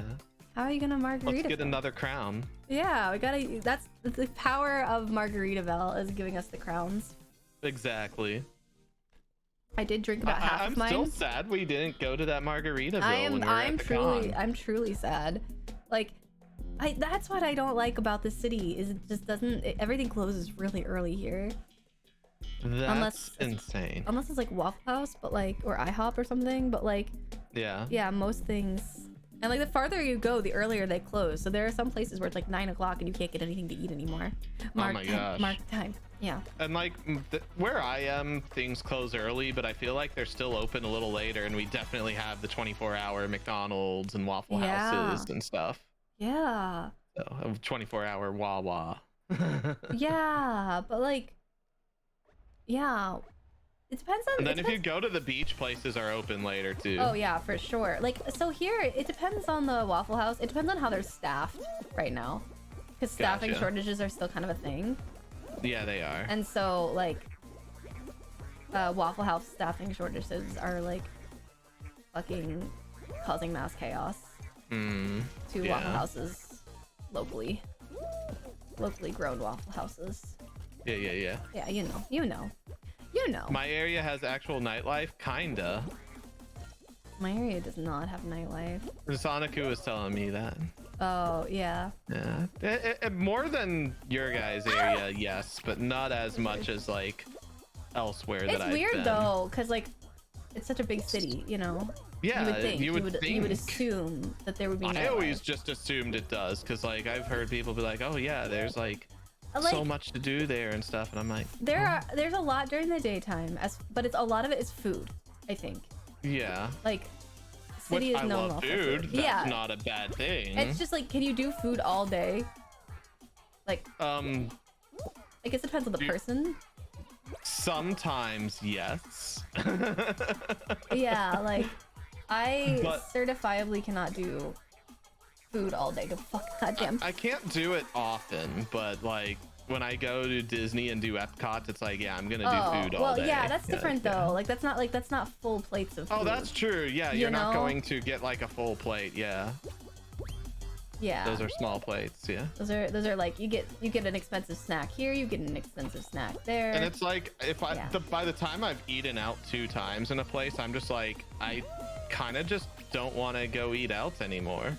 Yeah, exactly. You're like, okay, well, I've had lunch, and then we went to go somewhere else for like a lunch-ish situation, and now it's dinner time. Do we really want to go to another sit-down restaurant? You know? No. Yeah. Definitely not. Yeah. So I think that's like the issue with the city. I mean, there's still things to do here, but it's not in the same. Right. You know. Yeah. All right. Mark time. Mark time. Mark All time. right. Did we get eliminated? No, we're still in it to win it, which means that you have less marg time. Apologies. Shit. I okay. You know what? I'm not doing a frozen. I'm just gonna go do an on the rock. Sorry if I'm. That's fine. I'll be right back. Oi! I like the bunny ears. Those are cute. What the heck? I love the shirts. Thank you. We are wasting away again margarita. My margarita is awful. I put way too much fucking margarita mix in this. The ice is all melted. It's very fucking sour. It's just not good. It's just not. We don't have a blender, so it's like I couldn't make like an actual margarita, so we just put it over crushed ice, and the crushed ice melts like immediately. I don't know why. No, no, I didn't do anything. It's just like, it's marg mix, melted crushed ice, and a little bit of vodka, and it's the worst thing I've ever drank. No, it's not actually. No, it's not the worst thing I've ever drank, but it's really not that great. Yeah, the worst thing I ever drank was a Long Island iced tea. I don't like tea, and I also don't like tequila. And I know it's not just tequila in a Long Island iced tea, but it is one of the things in the Long Island iced tea that makes it terrible. I don't drink tequila! The vodka's not the bad part here. It's the fucking lime from hell taste. Thank you very much. Because I hate tequila. It makes me sick, Vals. I'm gonna fight ya. I'm gonna kick your ass. I hate tequila with a living passion. Like, it has only made me sick. And I, at one point, had a significant other who constantly said, well, you just haven't had the right type of tequila. But that's the thing, though. Like, if you've had 100% blue agave tequila, then you have. Yeah. No other ones that's 100% blue agave are going to be different because it's so heavily legally regulated in Mexico what can actually be called tequila. Yeah. So, like, I'm just like... Now, if all you ever had was Jose Cuervo, I would have said that. No, yeah, like I had a bunch of other I had a bunch of other tequila. Like I've tried a bunch of different tequila, and one of the drinks that he was like, "Oh, this is like a good tequila drink that you should try," was a fucking Long Island iced tea, which is one of the worst drinks in the world. Yeah, that. Especially if you are like me, who also hates the flavor of tea. Right. So everything about that drink is terrible for me. You know. Yeah. But yeah. What you probably have is an agave sensitivity. That's why I corrected earlier when I was like, oh, don't get agave syrup actually to sweeten that. Get the simple. Yeah, because like, you know, like I can immediately taste vodka in a mixed drink no matter how well it's no matter how well it is. Like I can immediately taste it. And everyone's like, I can't even taste it. Why can you taste it? And I'm like, because it's fucking neutral tequila. Spirits are disgusting. Like tequila, so you're talking about, I thought you said vodka. Oh, sorry. No, tequila. Like I can immediately taste tequila in a drink no matter how well it's done. Yeah But I mean, part of that is the agave has a very distinct flavor. Yeah, it does. It really does. And that's why I liked free pouring this, because I went a little heavier on the tequila and now I get more of that agave and that little slight spice with it too. Like like I'm a, like I said, I'm a big rice alcohol fan. So like sake and soju are my jam. Did we? Oh. Yeah, it said eliminated, so I backed out. Might be. No, you're good. Please, for the love of everything that's holy, okay? There we go. Yes. Okay, cool. But no, like, a lot of people just don't understand that with tequila. They always believe there's some kind of mystical thing, like, oh, if somebody's getting sick, they just haven't had the right one. Because back in the college days, what you drank was called tequila wasn't tequila. It was Jose Cuervo Especial, which is a 51% neutral grain spirit. You just blowing from stupid down? That mixture with the agave would make people sick. Yeah. So then once they finally had something that was a true tequila, they were like, oh, I'm no longer getting sick. And they just assume that's going to be the case for everyone. But some people have a legitimate agave sensitivity. No matter if it's a mito tequila or a full tequila, they're going to get sick. Yeah. I've tried many a tequila, and all of them had made me very, very sick. Yeah, so. Like I wouldn't even try you on a mezcal. It's like, no, the agave is probably what you're sensitive to. Let's not even mess we with went that. we went to Cabo San Lucas, which is, you know, one of the areas that is known for tequila. And even then I just kind of was just like, I cannot drink any of this. This is just not good. But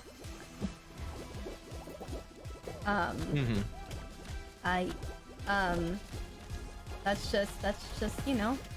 Yeah. And there's nothing wrong with that. You just can't have it. Yeah, so exactly. Don't have it. I think that's the one thing that's like nice about I don't know, growing up or being able to drink freely with people is like you get to learn like what is your alcohol of choice. And for me, mine is absolutely soju, as we know, as we famously know. Oh yeah, as we know. Yes. Yeah, very famously. All right. Oh, good. You weren't in the direction I rolled that bomb. I was like, oh, Switty's not down there. No, I'm trying to escape this guy who is continuously grabbing. I'm gonna grab him. It's this little robot guy over here. Yeah, there you go. Oh. Let's go.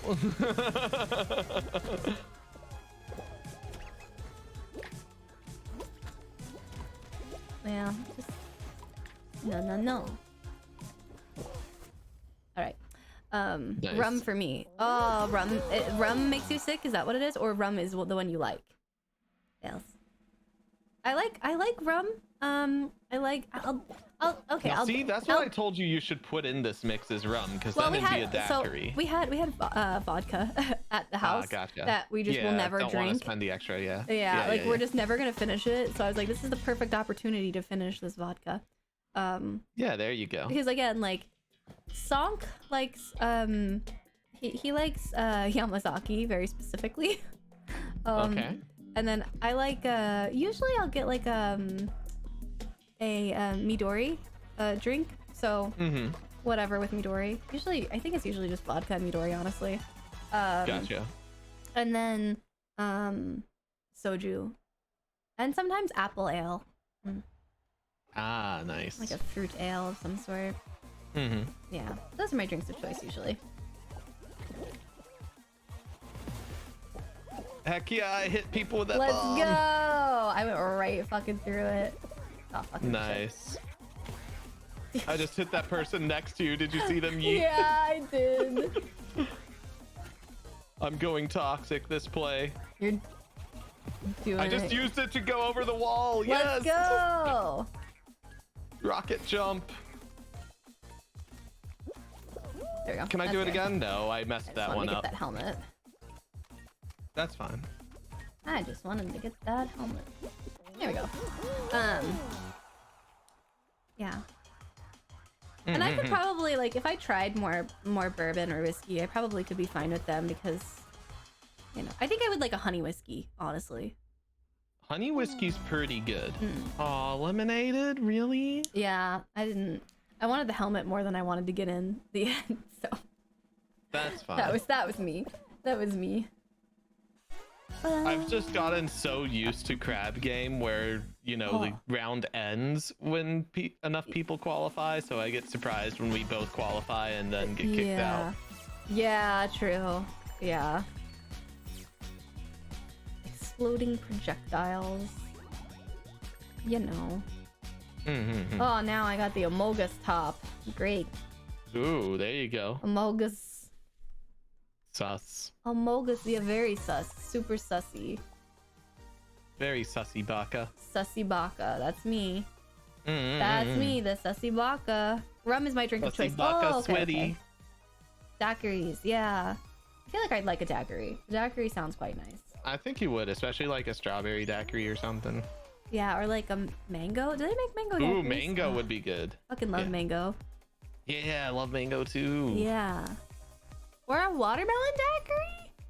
That's possible. Yeah. I'm sure that's possible. Anything with some like fruit flavoring is possible. Mm-hmm. Strawberry daiquiri with whipped cream. I do love whipped cream. I don't like strawberries though. Okay, so not a strawberry daiquiri. Yeah, but and really like peach daiquiri or a mango or an orange. I don't know, whatever. Yeah. I mean, I like Yamazaki, but I also think vodka would be my drink of choice because let's be honest, Yamazaki ain't cheap. Yeah, true. So you would take a vodka over a whiskey, Song? Is that what you're saying? Or if you are gonna have a whiskey, you'd rather have a nice whiskey than like a cheap whiskey, which is understandable. Mm-hmm. I am a whiskey drinker. Yeah. But it do be expensive. Yeah. But I also don't drink a ton, so there we go. Yeah, I'm kind of the same. I don't drink that much usually either. So. Yeah, I used to, but I've gotten out of that. Yeah, that's good. That's super good. Yeah, I'm like, okay, health is important. We need to do the health thing. Health is very important. Yeah, like, you know, reducing drinking and stuff. That's why I've also like lost 30 pounds so far this year, which is awesome. Yeah. That's awesome. Congrats. Yeah. Congrats. Yeah, you had already met me when I like lost most of it, so you have no point of reference. But yeah. Yeah, that's always a good thing though. It's amazing like what little changes you can do. Yeah. You know? Oh no, I got knocked off. It's okay. I got greedy. I was trying to grab a bomb to mess people up and ignored that things were yeeting at me. Yeah, it's okay. I am still here. I'm vibing. Hell yeah.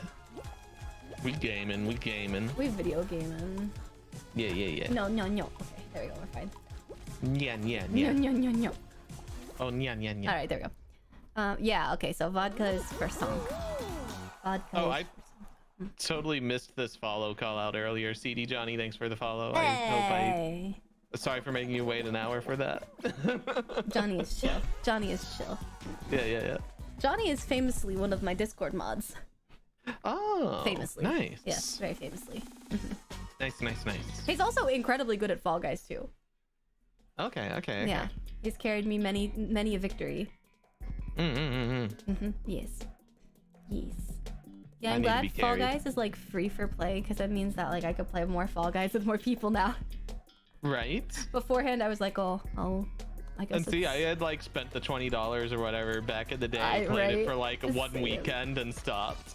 Right, exactly. But I also like, I was late to getting the Fall Guys game, right? Because you know how games go through those fads. Yeah. So by the time I finally bought it, people were still playing it, but they were starting to leave it for other things. Yeah, that's fair. So I just suddenly had no one to play it with, and I'm like, half the fun of this game is get on a Discord call and like talk with your friends while you play it. True. Yeah, very true. That is like a really fun way to consume. Consume.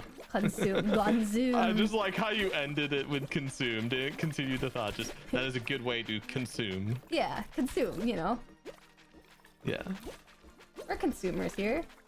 Yeah.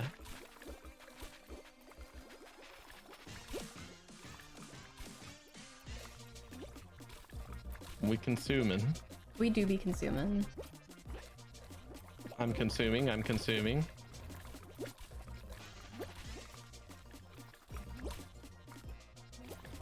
I just messed that person up. Let's go. I saw somebody diving for one of the tiles about to break, so I dove there and jumped off and let it break under them. Oh no, but then it happened to me. We qualified. Let's go. I thought this was the end, and I was really excited. It wasn't. I'm glad Fall Guys survived over Among Us. Yeah, I think Among Us was very, very fun though. but I think it also is very fun with a particular group of people. Like, I've played a lot of Among Us, and like I can point out the ones that I had the most fun in, I feel, you know? I would not be able to just play Among Us with a bunch of strangers. It's definitely like if I have a group that clicks for that game. Yeah, exactly. It's tons of fun. Fall Guys, you can just kind of pick up and go. Yeah, exactly. That's how I feel too. I feel kind of that same way with the crab game. Yeah. Crab game is also one of those kind of have to have people of a similar sense of chaos. Yes. I think that's what it is. It's like I love creating chaos. Yeah. So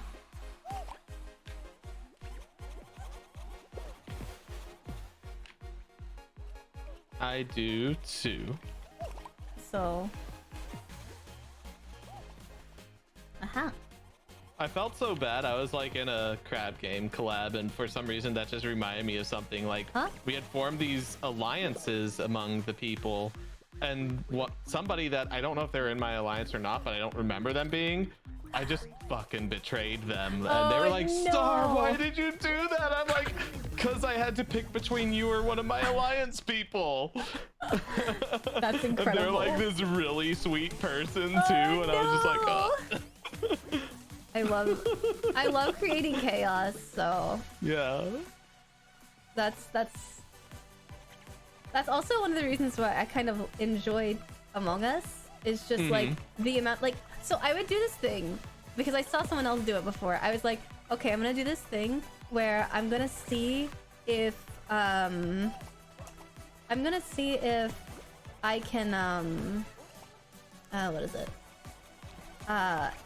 If I can kill someone in front of another person and without telling them, and let them see if they'll vouch for me. Right. So I would just go and just try and see like who I could gaslight into saying that they didn't see exactly what they saw. And that was my it never worked for me, but it was really fucking fun to do. Yeah, because people were like, you literally just killed that person in front of me, and I was like, I don't know what you're talking about. Like, why would you say something like that? Sonk would get a really big kick out of this too, because I didn't know this at the time because I don't follow things very closely, but who I betrayed, they're like one of the V Shoujo merch artists or something. Oh no! Oh no! I'm just like, okay, whoops. Like, I was just playing to, you weren't part of my alliance, and I had an opportunity. The betrayal. Yeah. The betrayal. I love that. Sonk eyes. Yeah. That's incredible. Yeah. That's great. I haven't, like I said, I haven't played in many big collabs recently. I normally play big collabs when like friends are doing subathons or things like that. Yeah. And recently there hasn't been that many big subathons that my friends have been doing. So I haven't gotten to play like big games before. But yeah, I like it. I was actually so I consume a lot of watching Holo Live, especially clips and VODs from Holo. Okay. And so I was recently watching last year's summer. They have like Minecraft summer games thing, and just watching everyone interact with one another is so fucking funny. Yeah. So it makes me want to do more like really big collabs, but at the same time it's really chaotic.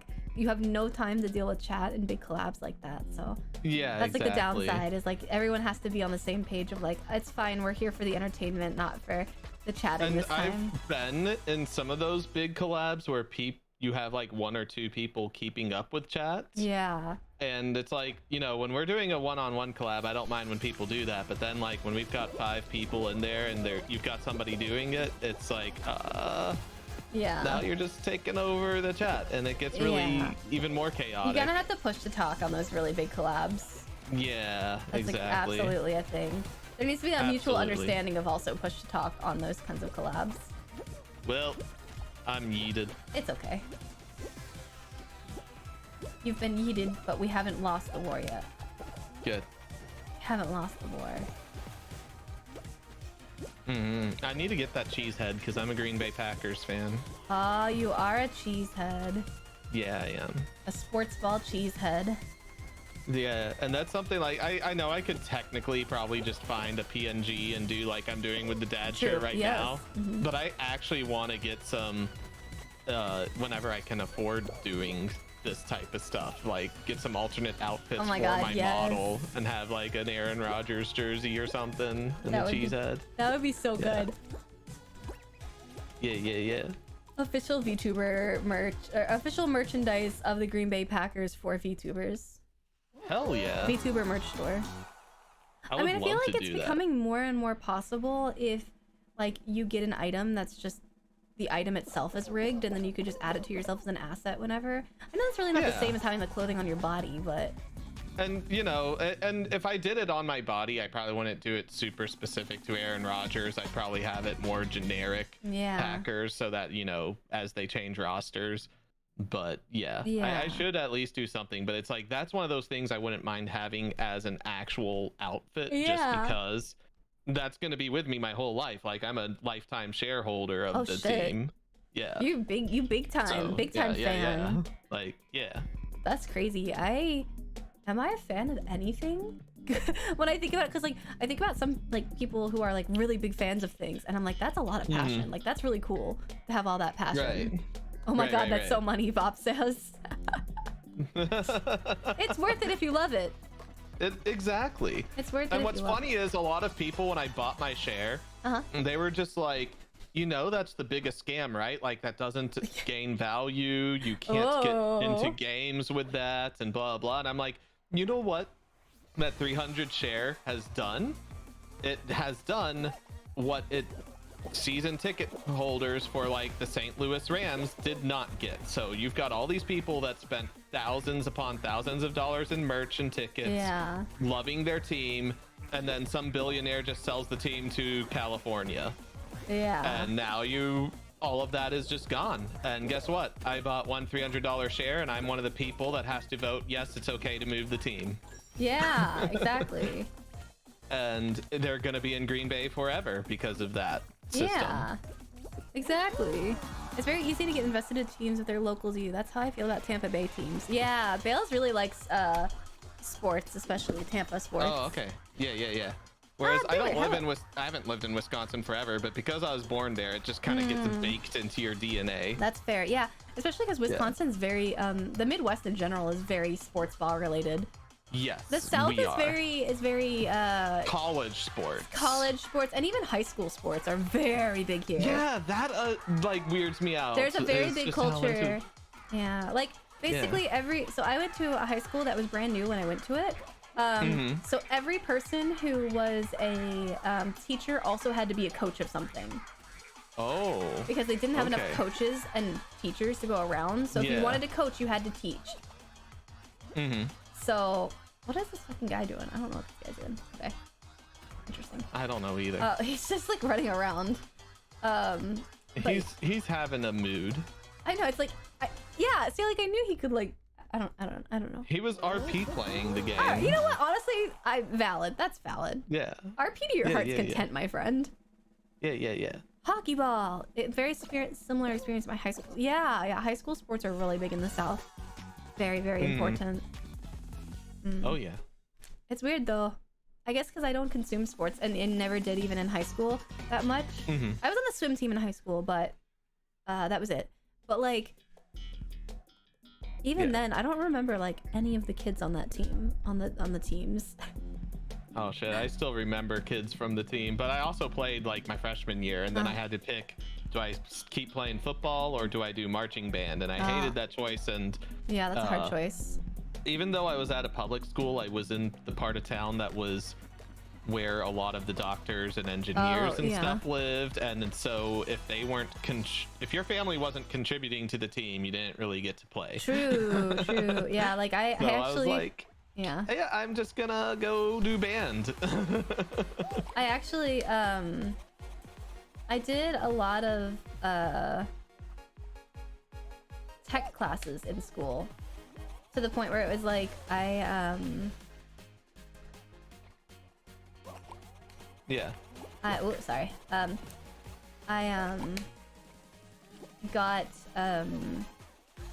got like a separate addition onto my high school diploma that was basically for like I don't know. I don't even know what the word is. Like kind of like a technical sub degree. I don't know. Yeah. It's very odd. It's very odd. I don't know. I don't know. Like I did a broadcasting class. I did web page design. I did basic computing class. Anything that was like computer related, I ended up doing. But basically because I knew so much already. Oh fuck.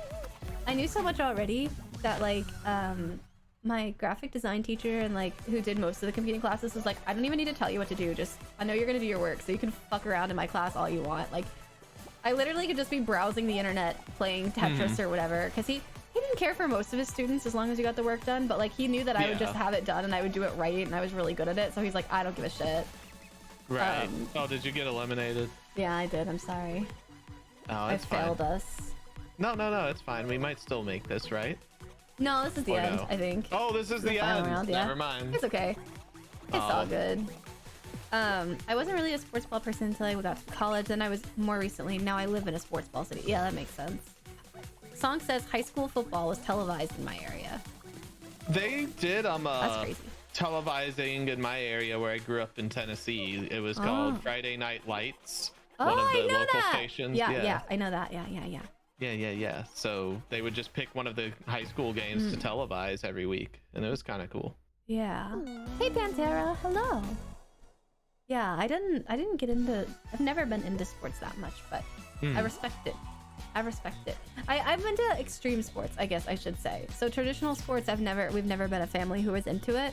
But like, I rode horses and dirt bikes, and someone in my family was in. Yeah, someone in my family was in the Olympic Games for snowboarding at one point. That's cool. Yeah. I don't know how to snowboard, so don't ask me. But yeah.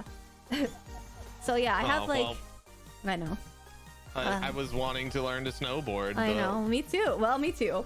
We could do some VTubing snowboarding. VTuber snowboard. I would actually genuinely be so down to learn to snowboard or to ski. I think I'd be better at skiing though, probably. I've heard skiing's a lot of fun. Yeah, I'm also pigeon-toed, so I think I'd be really good at it. Oh, nice. But yeah. The football coaches at my high school started a fight with someone. That sounds pretty on par. I'm down to snowboard. Heck yeah.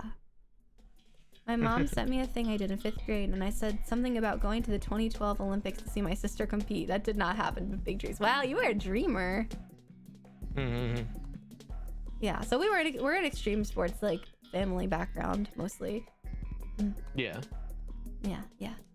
That's awesome though. Like that's something I always wanted to get into when I was younger, was dirt bikes. Yeah. And even now as an adult, I really want to get like a motorcycle and stuff. But so my recommendation, as someone who has known many people, is specifically also because I very much grew up in extreme sports culture, is get a dirt bike or an ATV, or get a bike that you ride on a track. Don't ride in the general public, in the populace that can and will not look out for you or your bike. Yeah, exactly. I've known many family friends who have passed away due to road biking incidents, not from their own accord.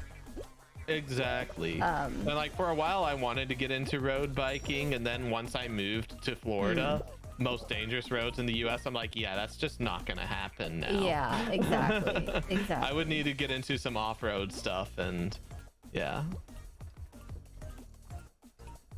Oh god.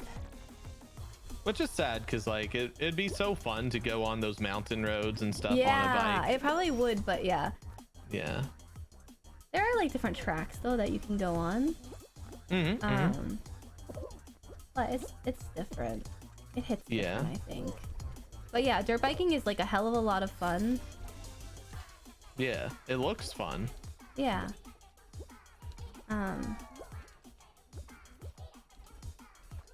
Yeah, and you can even go to places and like rent dirt bikes and ride on tracks and stuff. So like that's a possibility. Yeah. One time we watched this guy renting a dirt bike at the place that we used to do a lot of riding at, and this man he was clearly there for like a business trip or something. Like he wasn't actually. Like, he didn't know what the fuck he was doing, and he was wearing his Italian loafers on this fucking bike. What? And then immediately zoomed right into fucking trees because he didn't understand how the clutch works. Oh no. It was really stupid. So like I actually did get my motorcycle endorsement already and learned how to ride. So like, but even then I knew how a clutch worked because I learned how to drive on a stick shift. Yeah, so I learned how to drive on a stick shift after I knew how to ride a dirt bike on a clutch. So it was very easy translation for me. Yeah, exactly. So me, I went from driving stick shift to, okay, clutch on a motorcycle. Yeah. What does dirt biking require? Dirt. Yes, dirt. Dirt. It requires, I would say, a lot of general body strength, and because so dirt bikes are very heavy. Like, it is metal pieces. Bikes in general, like motorcycles and things, are very heavy. Like, yeah, and the one that I was on, for instance, was a lightweight bike, quote unquote. Still heavy. Its dry weight was like 550 pounds dry weight. Yeah, still heavy, very heavy. So you have to be able to use your arms to pull up your bike. Like, every time that I fell down on a dirt bike, like, I was required to pick my bike back up and get off the middle of the road or get off the middle of the track. Like, you just have to that, and then also the ability to like stand and ride at the same time, especially if you're going over jumps and things like that. And leg muscles to, like, I guess, hold your bike. Like, if you're on your bike and you're just standing there and waiting, be able to like tilt onto your leg and use your leg as like a stand when you're just chilling. But yeah, dirt biking requires a lot of physical body strength, which, if you've ever ridden a horse, it's like kind of in a sense kind of the similar muscles in a way, I would say. As someone who's done both, I prefer horseback riding, but dirt biking was not my preferred sport. It was my brother's. So I got to ride for a while, and then they were like, it's like a metal horse, and I was like, I hate every second of this. I hate this family. Yeah. Your iron steed. That's exactly it. And I'm like, no, I don't like this. Please just regular horse. Whereas me, I'm like, I think that I would have been the dirt bike. Like, yes, give me this. Yeah. I think it just came. I had ridden horses for 6 years, and then I wasn't able to ride them anymore, and I was like upset about it. So I think that was more it. But horseback riding is very fucking expensive. Oh yeah. It's not cheap. So, that's the one thing. It's just no, fuck right off, please. I'm kind of behind you. It's okay. You got this. You got it. I was gonna try to go grab that person that was doing that to you. I know. I was like, what the hell? I saw that. I'm just like, no, Switty. It's okay. I got this. I'm coming. I jump. I'm a jumping. Hi, Lucius. Horseback riding is killer. Yeah, you gotta have good leg muscles for horseback riding. Yeah. I have a lot of friends imagine you grip onto a horse the same way you grip onto a bike. Yeah. But Because also like you a lot have of to people use... that have never ridden think you're holding on with your arms, but you aren't. You're doing it with your thighs. Yeah. Also, horseback riding requires a lot of like little leg movement when you ride certain styles to move the horse in the direction that you want it to go. Like, you don't use the reins to move your horse, really. Yeah. Like, you kind of do, but like mostly it's in your legs. So yeah, there's a surprising amount of like nuance with leg motions. Like, I've ridden horses that are so well trained on certain like disciplines that like moving your thigh just a little tiny bit will change their like gait entirely. Wow. Like the smallest amount, the most fraction amount. Yeah. That's crazy. Yeah. Like, I've never even thought of that, but that makes a lot of sense. So like, if you've seen the Olympics where they do the dressage stuff, where the horse is like in the middle of a ring and there's nothing in the ring and they're just going through different paces and doing fancy things, like all of that requires little leg movements, tiny leg movements, and occasional like twisting your reins, just like if you're like holding your wrist in like a fist in front of you and like your thumbs are on top, like twisting it to one side or the other, or like in or out just a little bit, will change everything. Like, there's a lot there to remember. Yeah. There's a lot there to remember. And then jumping is really fucking fun. It's just also very terrifying. I'm sure. Yeah. I used to do like all of those like Olympic sport horseback riding type things. Oh wow, that's awesome. Not to the extent that they do it though. Like, the people in the Olympics, they jump jumps that are higher than the average person's height. Like, Yeah. It's insane. Mm-hmm. It is insane to watch them jump. Oh, this is a twist. Okay. Oh yeah, yeah. Just don't get blinked like I just did. Yeah. It's like this ice breaking slower. Why? Oh, this why. There's Yeah, the ice in the more center to won't this. be breaking. But the ice right there will be.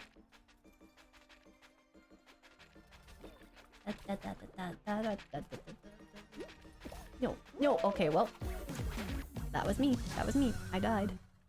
I got it. I got it. Oh no, I don't. I don't have. You this. almost got it. You almost I got don't it. have Yeah, this. yeah. You got it. You got it. You got it. You're fine. You're fine. You got this. Fine, I I'm believe fine. in I'm you. fine. I believe in We you. gaming. We gaming. You're gaming. You're a gamer. You're a gamer. You're a gamer. Yeah. Yeah. Nobody's grabbing me, so that's good. Yeah. You're a gamer. It was me. I was Did the we first qualify? one. No, because I was the first one out. Oh, that's fine. Yeah. Womp womp. That's okay though. Yeah. This is not a real round. This one didn't count. No, it didn't. Yeah, didn't count at all. Didn't count at all. Nope. Yeah, correct. Wait. I have my like little fan in here.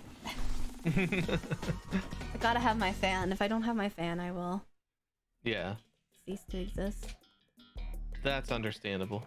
Yeah, it gets really hot in this particular room. I don't know what it is about my office in particular. Yeah, I'm kind of fortunate with where I am in my apartment because I backed out. Now I didn't back out fast enough. Now I didn't I'm stuck either. in the loading screen. I'm also stuck in the loading screen. It's okay. Okay. I've never watched this one though. This is crazy. Okay, anyways. So my apartment, I live first floor facing the courtyard. Okay. Which the courtyard is completely surrounded. Like the apartment wraps around, so it gets yeah. less sunlight. And then the other side of the building, it's interior access hallways that are air conditioned. So it's like it doesn't actually get super hot in my place. Yeah. Okay. Because of that. Yeah. My house is a townhouse, so both sides are kind of facing the sun, and it just depends. Yeah. But my room. So you just get. Yeah, my room in particular is a little bit weird, like with how hot it is. I don't really.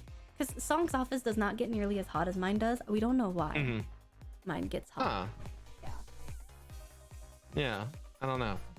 Sorry, I have to. Could move be my a fan. thousand reasons though. Right? There's like a billion reasons why it could.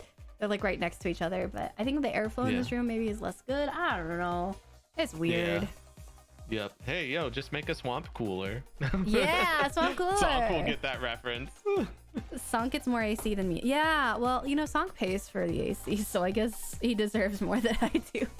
Are you still stuck on this loading screen? It's like waiting for players. Okay. I'm out. So I'm stuck. That's weird. Does this mean I have to shut everything down? I hope not. I've never been stuck on a loading screen before. Neither have I, but it's happening. Try kicking its ass. So I'm trying that. Okay, well that didn't work clearly. No. Yeah, maybe you do have to like exit out, Maybe. perhaps. Yeah, that's sad. I'm gonna go to a be right back. I need to make a technical difficulty screen. Right, I feel that. Because, you know, I've got that unique problem too where I have to shut VTube Studio down. Oh, you're right. I forget that. Like now you have to go the whole process. Yeah. Oh, that's the worst. That's the Yeah. worst. I hate that for you. Yeah.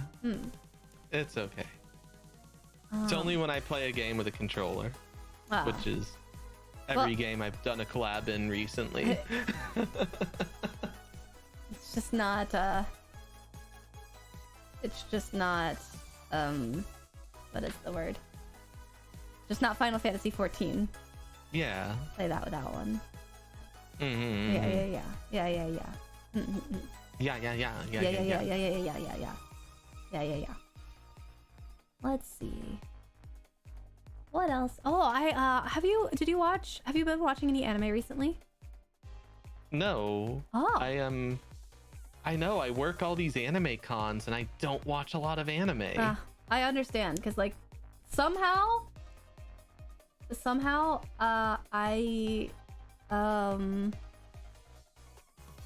only recently like started watching a little bit more anime. Like I stopped for a long time. Sonk and I just finished watching the first season of Spy Family. Okay, I've been hearing I need to watch Spy Family. It's genuinely so good. Okay, this is the second person that has recommended Spy Family to me. Yeah. That when I've talked to them is like, I don't watch a lot of anime. I've taken a long break. This is kind of how I do it. Okay, yeah. Yeah, it's genuinely so. It's the first thing that we have like pretty much simulcasted in a long time. Oh, really? Yeah. The other person that recommended it to me is actually in my static in Final Fantasy 14. Yeah. Good taste on them. It's very good. It's like, again, like we haven't been like simulcast people, but like in a long time. Yeah. Like I used to be simulcast. I used to watch like 3 to 5 animes every simulcast every season. Yeah, so the one for me was My Hero Academia. Oh, okay. For simulcast. Yeah, okay. Yeah, that's when I missed out. I'm in the game, by the way. Oh, are you? Okay. Yeah. Yeah, it just really gave up giving me your invite code at the top. I don't know why. That's because weird. of how many times I've restarted, it's just like, nah, fuck this. It's not real. It's like, no. No, wait. Hold on. Well, okay, I'm holding. Please no voice chat. Can we just? Well, It's trying to give me voice chat option. oh. Trying to make me. Okay, now we're good. We're fine. Okay. Spy Family is a banger. A new anime on Netflix called Bastard. The comedy and development music is all banger in Spy Family. Yeah, true. The only thing about Spy Family, and this is not really a spoiler, is just that it's interesting. It look, the whole first season is setting up. Okay. So yeah, like a lot of animes nowadays give you like 1 or 2 introductory like episodes, and then 1 slice of life episode, and then the rest, like plot after plot after plot. Yeah. And this is much more casual in its first season. So, interesting. it's a relaxing watch, is what I'll say. Do you watch dub or sub? I watch primarily sub, but I was considering watching more dub, because I don't watch a lot of anime now because I like to multitask, and I think that's what's holding me back. And that is why I mostly watch dubs now, because I Dubs are not multitask when I bad watch stuff. anymore. And they aren't bad. They're pretty good now. Yeah. But yeah, I was considering, I was like, maybe I should start watching some dubs. I probably will never stray entirely away from sub, but right. you have Mike has a set rule for watching sub versus dub. What's your rule? What's your rule? What rules do you have? My first rule is no Vic Mignogna. No. Yeah, well, that's a great rule. Yeah, if there's a lasagna in it, I don't want that. Yeah. I don't want what he's cooking. No. Not at all. No. Not at all. He's gross. Yeah. Nasty. I have encountered him once, and it was just a really sad mistake. I'm sure it was. Yeah. I don't think anyone has a good story of encountering, so. I've never really had a negative, but it's also always been in a group setting. Yeah. So. Yeah. Because I was never a fan of him, so I had no reason to like go and try to like seek him out. Oh yeah, so. no, I only, it wasn't a seek out thing, because I actually am not very good about voice actors in general. It was more of neither am I. Yeah, it was more of like I bumped into him at con, and then he like got really upset that I didn't immediately know who he was, and just like acted kind of pissy. And I was like, I don't give a shit about you, dude. That would drive me so insane, because even though I work in guest relations now at cons and thus have to know who people are, I only have to know who they are if I'm working with them. So it's like, there were a ton of people really surprised I didn't know who one of the guests at MomoCon was. They're like, oh yeah, he was this character from Yu Yu Hakusho and all this other stuff. I'm like, oh, I loved all that anime when growing up. I didn't add this in, but I was like, back then, first of all, I didn't keep up with the credits even if I did watch dub, but back then I watched subbed anyways. So it's like, okay, well, they weren't my version of that. I pretty much, Song says, I feel bad for not watching certain dubs considering I have friends actually in the industry. Yeah, that's a good reason to watch that's it. What that's a really good also reason. got me into dubs, as I got friends in the industry. I'm just like, I would feel bad not, especially if Supporting, I know they're yeah. in one of the things. Yeah. If it's an isekai, gotta watch it dub, even if the sub version is released. Oh, wait, are we out of this again? No. Yeah, it's not eliminated. I want this one fucking one. That's the one that they keep doing after I get eliminated. No. How dare Fall Guys tease me like this? Need to watch the new Higurashi dub. I've never watched Higurashi at all, so maybe that's a good place for me to start. If there's an anime that similarly takes place in the US or is made up with English writing, dub. Isekai dub. Interesting. That's an interesting rule. It's a good rule though. Like for instance, when I was really into subs only, I would only watch Hellsing dubbed because I did not want to watch the show that took place in Europe listening to the Japanese voice. Oh, interesting. Yeah. Like I said, I really enjoy listening to Japanese sub anime. It's just very it's like I like to multitask, which is not it's not a good thing at all. Like anime is one of those things where I'm like, okay, I have to sit on the couch, my phone needs to be not near me, and I need to focus. And that's so much harder to do these days. Yeah, it's really hard. Yeah. Even when I'm like watching like one of my Marvel shows or something, like I was watching Miss Marvel and I missed an entire scene because it was subtitled and I had to go back, like pause and then go back. Because I was like, welcome to the pack. Texting somebody at the time that they like switched to a different language. And yeah, like, oh, exactly. And you're like, oh, folks. Hi, Coach Jack, welcome. Yeah, I kind of feel the same way. I'm like, I don't like this level. I don't know why we keep getting this level. No, I just got blocked. Kind of not a fan of this level. Anyways, so I don't know. Like, I want to watch more anime, but again, like, I just have trouble, you know, have trouble focusing. I don't like to sit and focus on one thing. I like to, like, one of my main hobbies. The other thing with anime is so many animes are these really long series. True. And it's like, I don't want to necessarily commit to something that could turn into One Piece. Yeah. Then the 26 episodes, that's fine if it's a few seasons, but you don't know how long these things are gonna run, and before you know it, you're stuck with something for 12 seasons. I think I'm very fortunate. Oh no. I think I'm very fortunate in the fact that, like, I watch a lot of very niche and slice of life things, in that they don't normally go for that long, and when they do, I'm invested enough to be okay with it. Like Non Non Biori is an anime about like little girls in the countryside, and it's really cute. It's very slice of life. It's just them being in the Japanese countryside, and I will watch, like, I've watched every episode of that.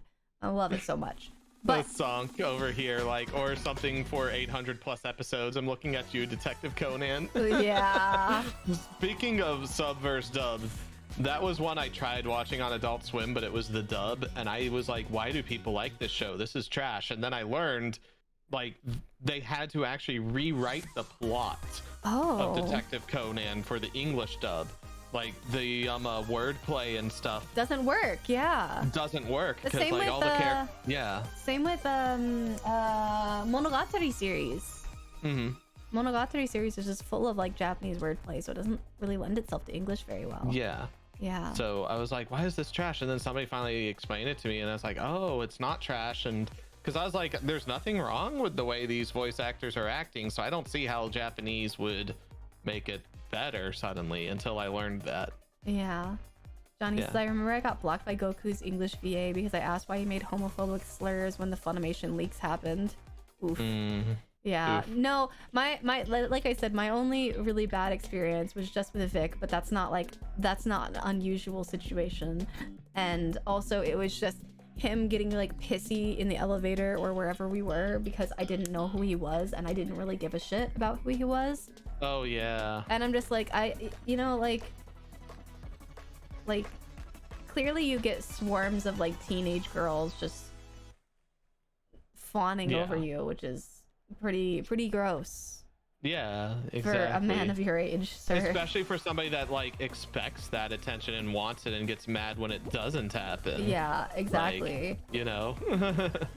Like, that would be like me going to an anime convention being like, I'm a VTuber, you will regret this. Yeah. Yeah. I love that. I am a VTuber, you will regret this. Yeah, like, that's how he acted. Yeah. That is exactly how he acted. It was really, really stupid. I was like, okay. It is. That is very stupid.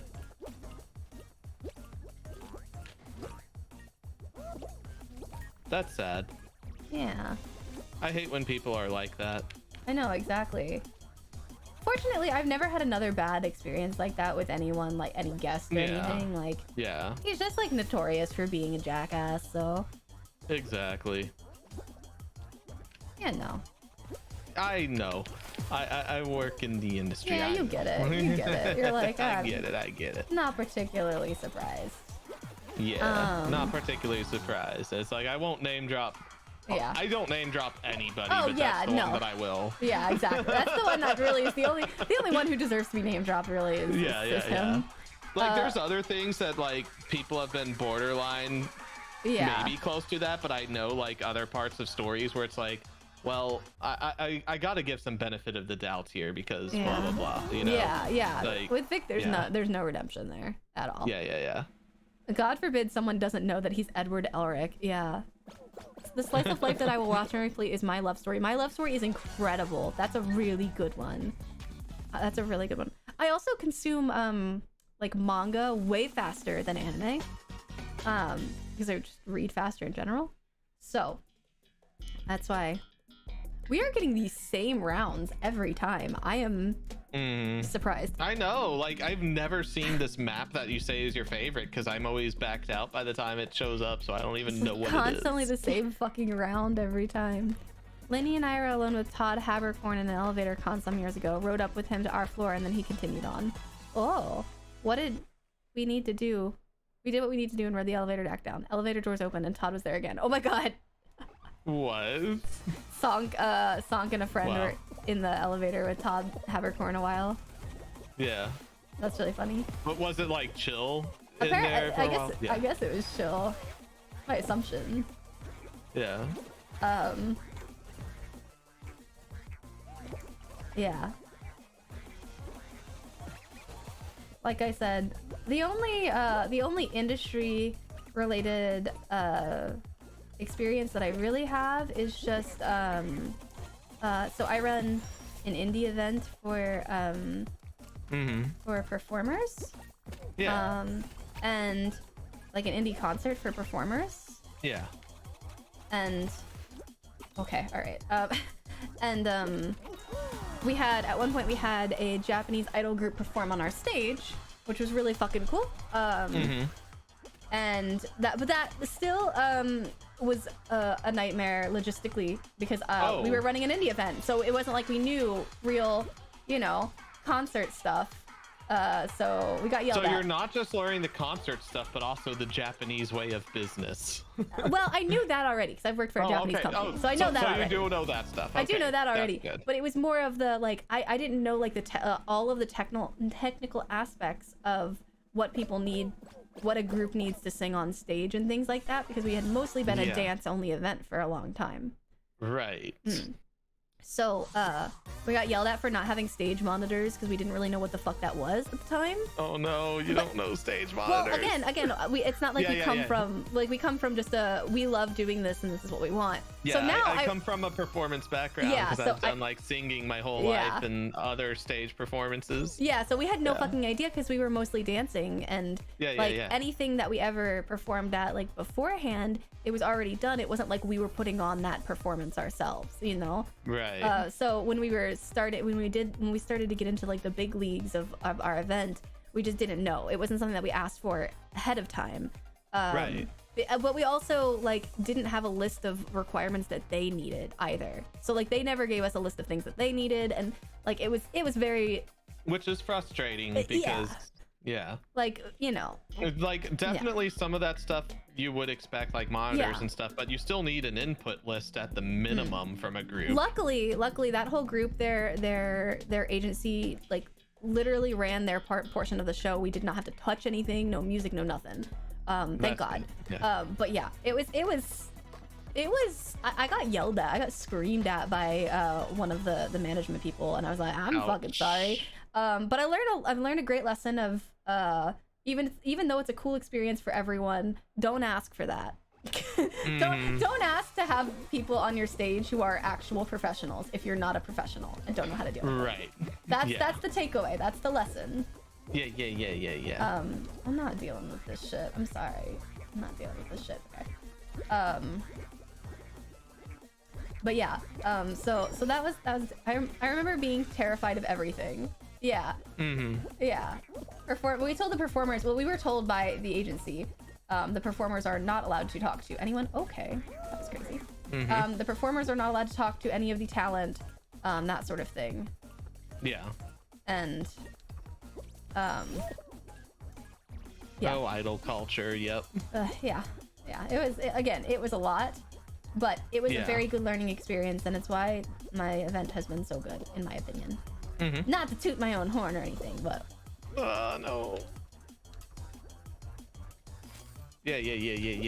And the friend who used to run the event with me was like really on top of things. I was just like, if you want another Japanese group, you're dealing with them. I'm not dealing with them though. Like, I'm done with this. Yep. But I don't mind dealing with the technical aspects of everything. It doesn't bother me. I kind of like being backstage and like running the show and like running the timetables and things like that. I do find that very fun. I used to perform. I will be like I'm still running that show this year too. Oh, nice. And I like to MC, so I will be on stage MCing, and I will actually be in a cosplay of myself. Isn't that exciting? Oh, like when you say self, you mean like your VTuber my self? VTuber self, yeah. I really want to do a VTuber self cosplay. That's part of my like goal with losing weight and stuff. Yeah. Like, and I'm getting close. I feel like with all the progress I've been making, so I'm hyped. So I'll be making one. I'm hoping my friends who are coming, at least some of them will make theirs. Where can I wait? VTuber cosplay? Yeah, I've been planning on it for a long time, but I wanted to wait until I had this new outfit to do the cosplay. So last year my model wasn't ready in this outfit, so I had to wait until it was. Yeah. Where can I buy tickets? I might announce it when I get closer, and maybe I'll try and do a meetup. I don't know. I know Nyan probably knows which event it is. It's a local event. It's a big local event with Japanese people. Is it the one that I'm thinking of? That's the really big one that's local and yeah. Yeah, it's that one. So I probably might say something because I was gonna try to work that one, and then like one of the people that I wanted to work with like isn't there anymore. Oh yeah, I know what you're talking. I think we talked about this. Yeah. I would say as like if you wanted to just go and enjoy a convention, it's a very enjoyable convention for people interested in Japanese fan culture. Yeah, and that might actually be fun to just like go there and like I could go hang out with Sonk and stuff. Like, because that's something I don't get to do at cons now, especially working guest relations. I'm on a guest schedule. Yeah, you're not on your own schedule. And then evenings I am free, but I go to those like convention mixer parties. They're so and stuff, fun, and it's though. like, oh, they are good, but it's like if it wasn't for you working that event and Sonk like having some experience too, it's like I would have had to pick between that or hang with you guys. That's true. Thing. Like, you know, it's like so it gets like so pick up and go if I want to have a social life when I'm at a con. Very true. So it'd be nice to just kind of go and be with some people and hang out and yeah, maybe go to Margaritaville finally. Yes, go to Margaritaville finally. Yeah, that's right, because if you're doing concert stuff, you can go during the day, right? Yeah. Well, actually, the one day, no, but the one day, but that's one day. Yeah, because like you'll have sound check and things like that, which always goes wrong at this event. Always. Oh, I never. That's any event. I never have a clear sound check, and that's the only thing that I give a shit about is having a clear sound check. I'm like, did I go the wrong way here? I did. I was already like on progress here, and I started running backwards. Oh no! Like something yeeted me up in progress, and I just went the other way.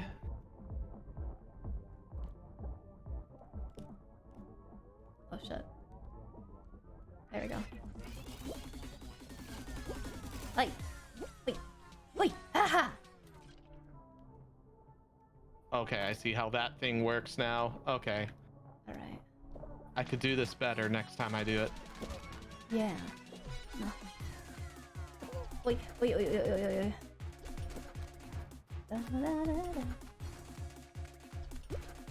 No. You got this, Switty. No. Switty, you got this. Wait, please.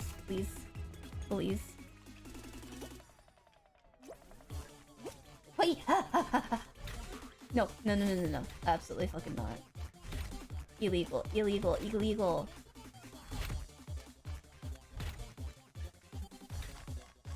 I got this. It's fine. I got this. Let's go. I want to go so badly. Yeah. If you know what event it is, don't mention it in chat right now because I'm not sure how much I'm going to talk about. Only because a lot of the event I will also be very I have some guests that I'll be hosting for the weekend.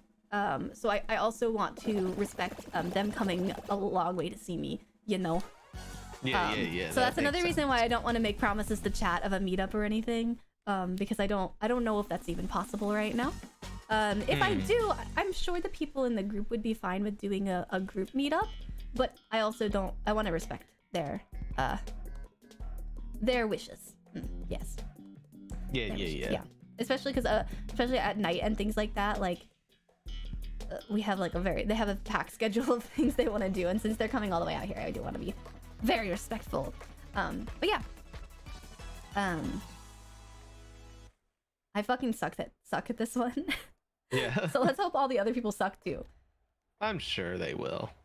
What do we do? Oh, I know this one. Yes, I suck at this one too. This is a legacy one. Oh fuck, yeah, it is. This existed back in the day. Yeah.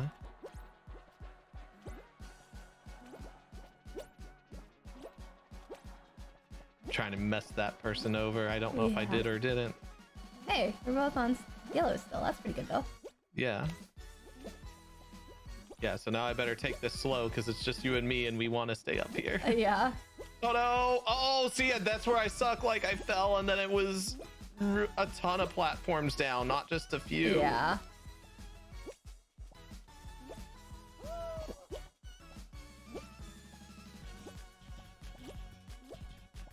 Oh no. I feel like nobody's been eliminated yet, so I'm just like sitting here sweating. Like, oh no, I don't see anyone below me. There's like one other person on this level that's about to block me off and I'm gonna have to fall. Nope, I'm still up. Nope, there's my fall. Oh, there is a person down here. Okay. No.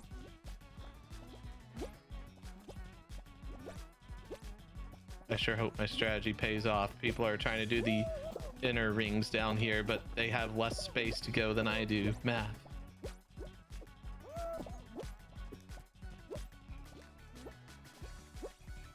I see you. Time to go the other way. Everyone's really good at this round. Fuck, I'm so mad. Oh, I didn't make that. Hello, unicorn. Hello. Oh, I'm about to get boxed out. I feel it. Okay. They had to recover, so I'm... Nope. Shoot, I'm on the bottom level now. You got this, Switty. You can get us the W.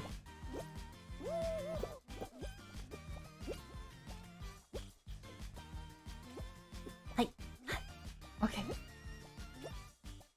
Why is no one out yet? What the fuck?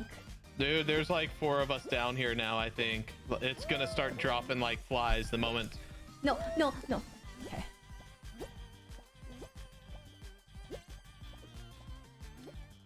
No! I'm the second. Ugh. I messed up a jump. It wasn't even a hard jump that I messed up.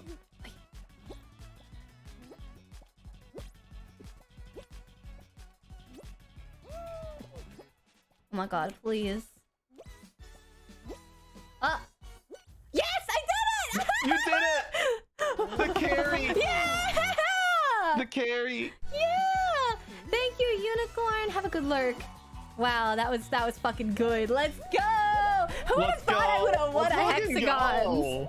Let's fucking go. I am notoriously shitty at hexagons, so I'm pretty fucking satisfied with that. That was good. Thanks, guys. Let's go. Yeah. We only did 3 rounds that time. That's crazy. That is crazy. Wow. Let's go. The lucky viewer for the W. That's true. That's super true.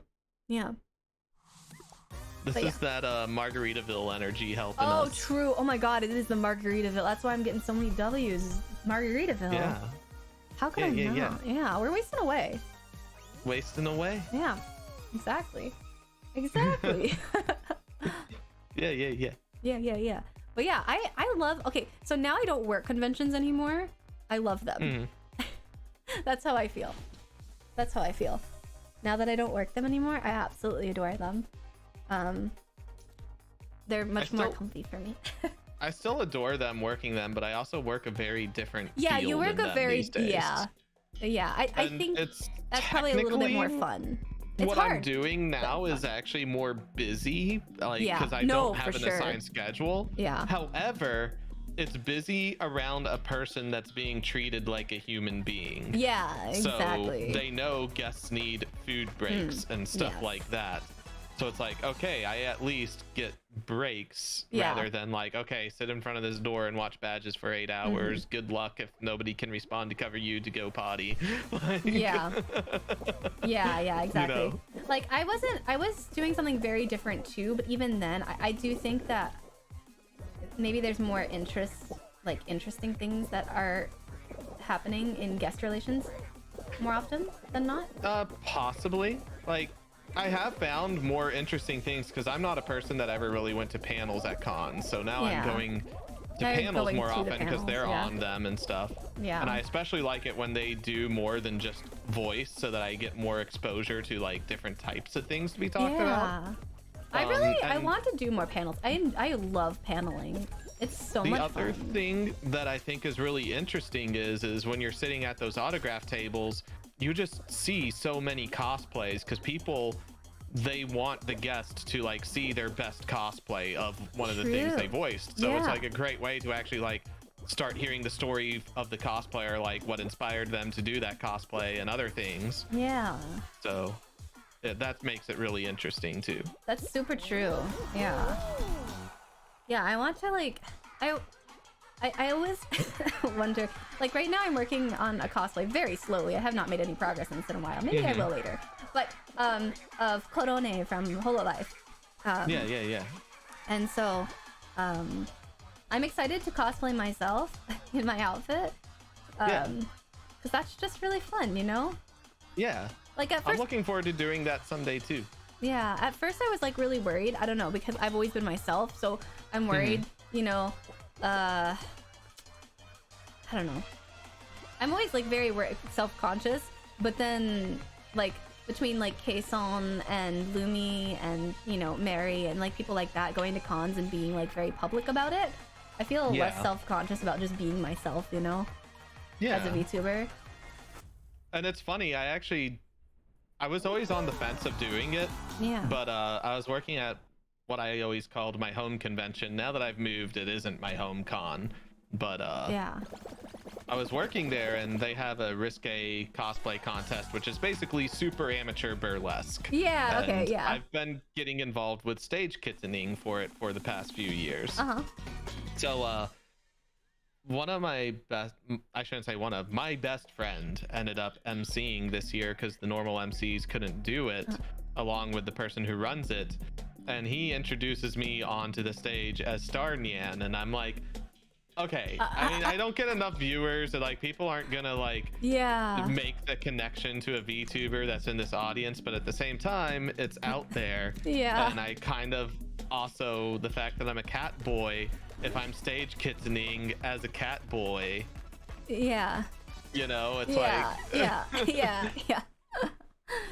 I think my worry is I've always been Switt, like that's just been my name for the longest time. So like VTubing as myself is always one of those things where I'm just so nervous, but then there are other really big VTubers who do it and they have like a lot of fun and stuff like that, that it kind of gives me a lot more inspiration to not be so, like, because I always wonder, like, oh, should I maybe have just like been an anonymous VTuber, like a character type VTuber? Like, would I be happier that way? But at the end of the day, I'm very stubbornly, genuinely myself. Yeah, and I totally relate to that to an extent, because I'm rather stubbornly myself. Like, I messed up what I was saying there, but you know what I'm trying to say. Stubbornly myself, because even though I've had different online names for, like, whether I was in My Little Pony stuff, like this is my pony name, and now that I'm VTubing, it's like this is my VTuber name. Yeah. The star part of my name follows me everywhere. Yeah. Everywhere. So it's like there's still a common thread that I will not let go of, that is me. Yeah. I feel that. And just straight up will not. And even when I was making my VTube avatar, I was like, even though I don't know if I want to go full anonymous, and I set it up to be full anonymous, I was like, I want to do something I could also cosplay one day if I want to do that. Oh, you want to go where the hole is in the center, that spinning thing? Oh, you actually want to be in there. Go in there. I avoided it. Yeah, I'm behind. It's okay, no worries. I think a lot of people were confused this round, so you're good. Yeah. Yeah, you got this. You got this. Yeah. And then I wouldn't go up those. I would go up the side. Okay. If I were you. I was gonna be a gamer, but let's go. I'm just saying. Are you eliminated? No, I'm there. I'm up. Oh, you're there and you're just watching me. Yeah. You're just like scrub. No. I'm kidding. I love this level. Yeah. Oh, this is the one you love. This is not the one that I really want to play, but I still really like this level. Yeah. I've been Sonic 10 since Sonic the Hedgehog 10th anniversary. That is a curse. That is a curse, Sonk. But you're Sonk now too. Just Sonk. Sonk. Speaking of Hololive related, congrats to VShojo from their newest members. Yeah, I'm really excited. Yeah, like, that is awesome. So what happened, Nyan, is basically K-Song got announced with the lore video, and then came out on stage in K-Song cosplay. Physically. Yeah, because that wasn't allowed with Hololive. Yeah, but like also like K-Song has done face streaming. Everyone knows what K-Song. Yeah. So like there's someone like, but even though I had to like shut that stuff down as a moderator, like don't talk about this, is like, yeah, everybody knew.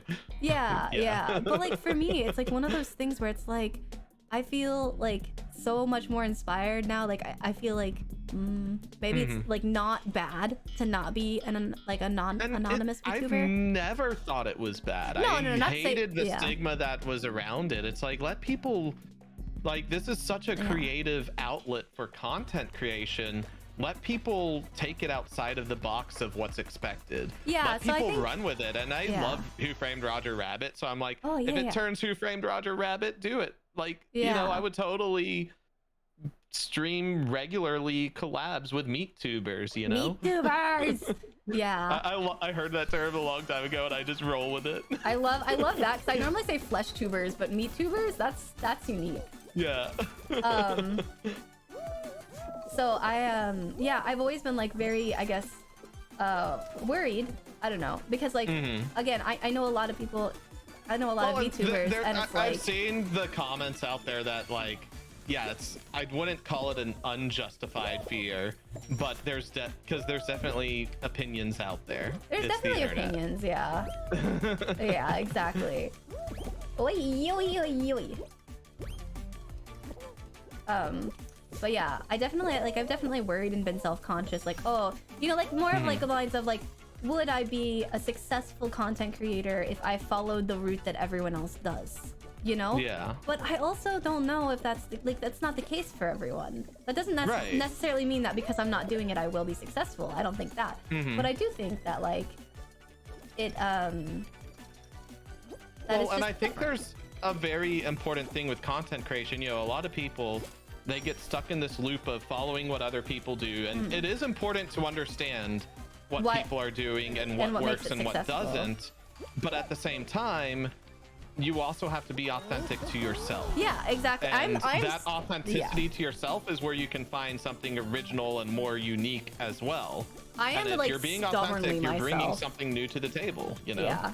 I am like wildly and stubbornly myself. Yeah. In a way that I feel like sometimes is troublesome for me to deal with. But I am so stubbornly myself that's one of the reasons why I'm always like so worried. But when I say like Kason or like other content creators who have been on the internet for a long time with their names, you know, yeah, I always feel like, oh, you know, it's okay, you know, yeah, like it's fine, it's fine. Yeah, so it's definitely been a source of like interest, I think, recently. But seeing Kason be just unapologetically Kason is fucking awesome. It is. That's really awesome. I'm saying Kason, there's other VTubers out there who are unapologetically themselves and have been for a really long time. Definitely. They're just Kason is, you know, one of the bigger names. Very topical. Like I could also say Nyanners, and I could also say like other people who are just very unapologetically themselves from forever ago. But yeah. Yeah, but at the same time, like, you know, some of those people have actually created more distance of you know, some of their other stuff. Yeah, and that's completely valid. That is completely valid. Yeah. Ah, Tiptoe. This one. Hey Mike, what's up?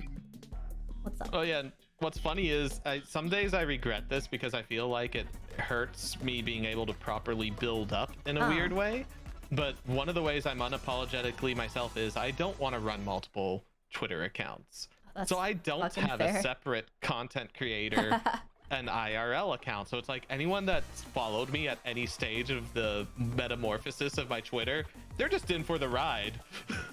I have like this really odd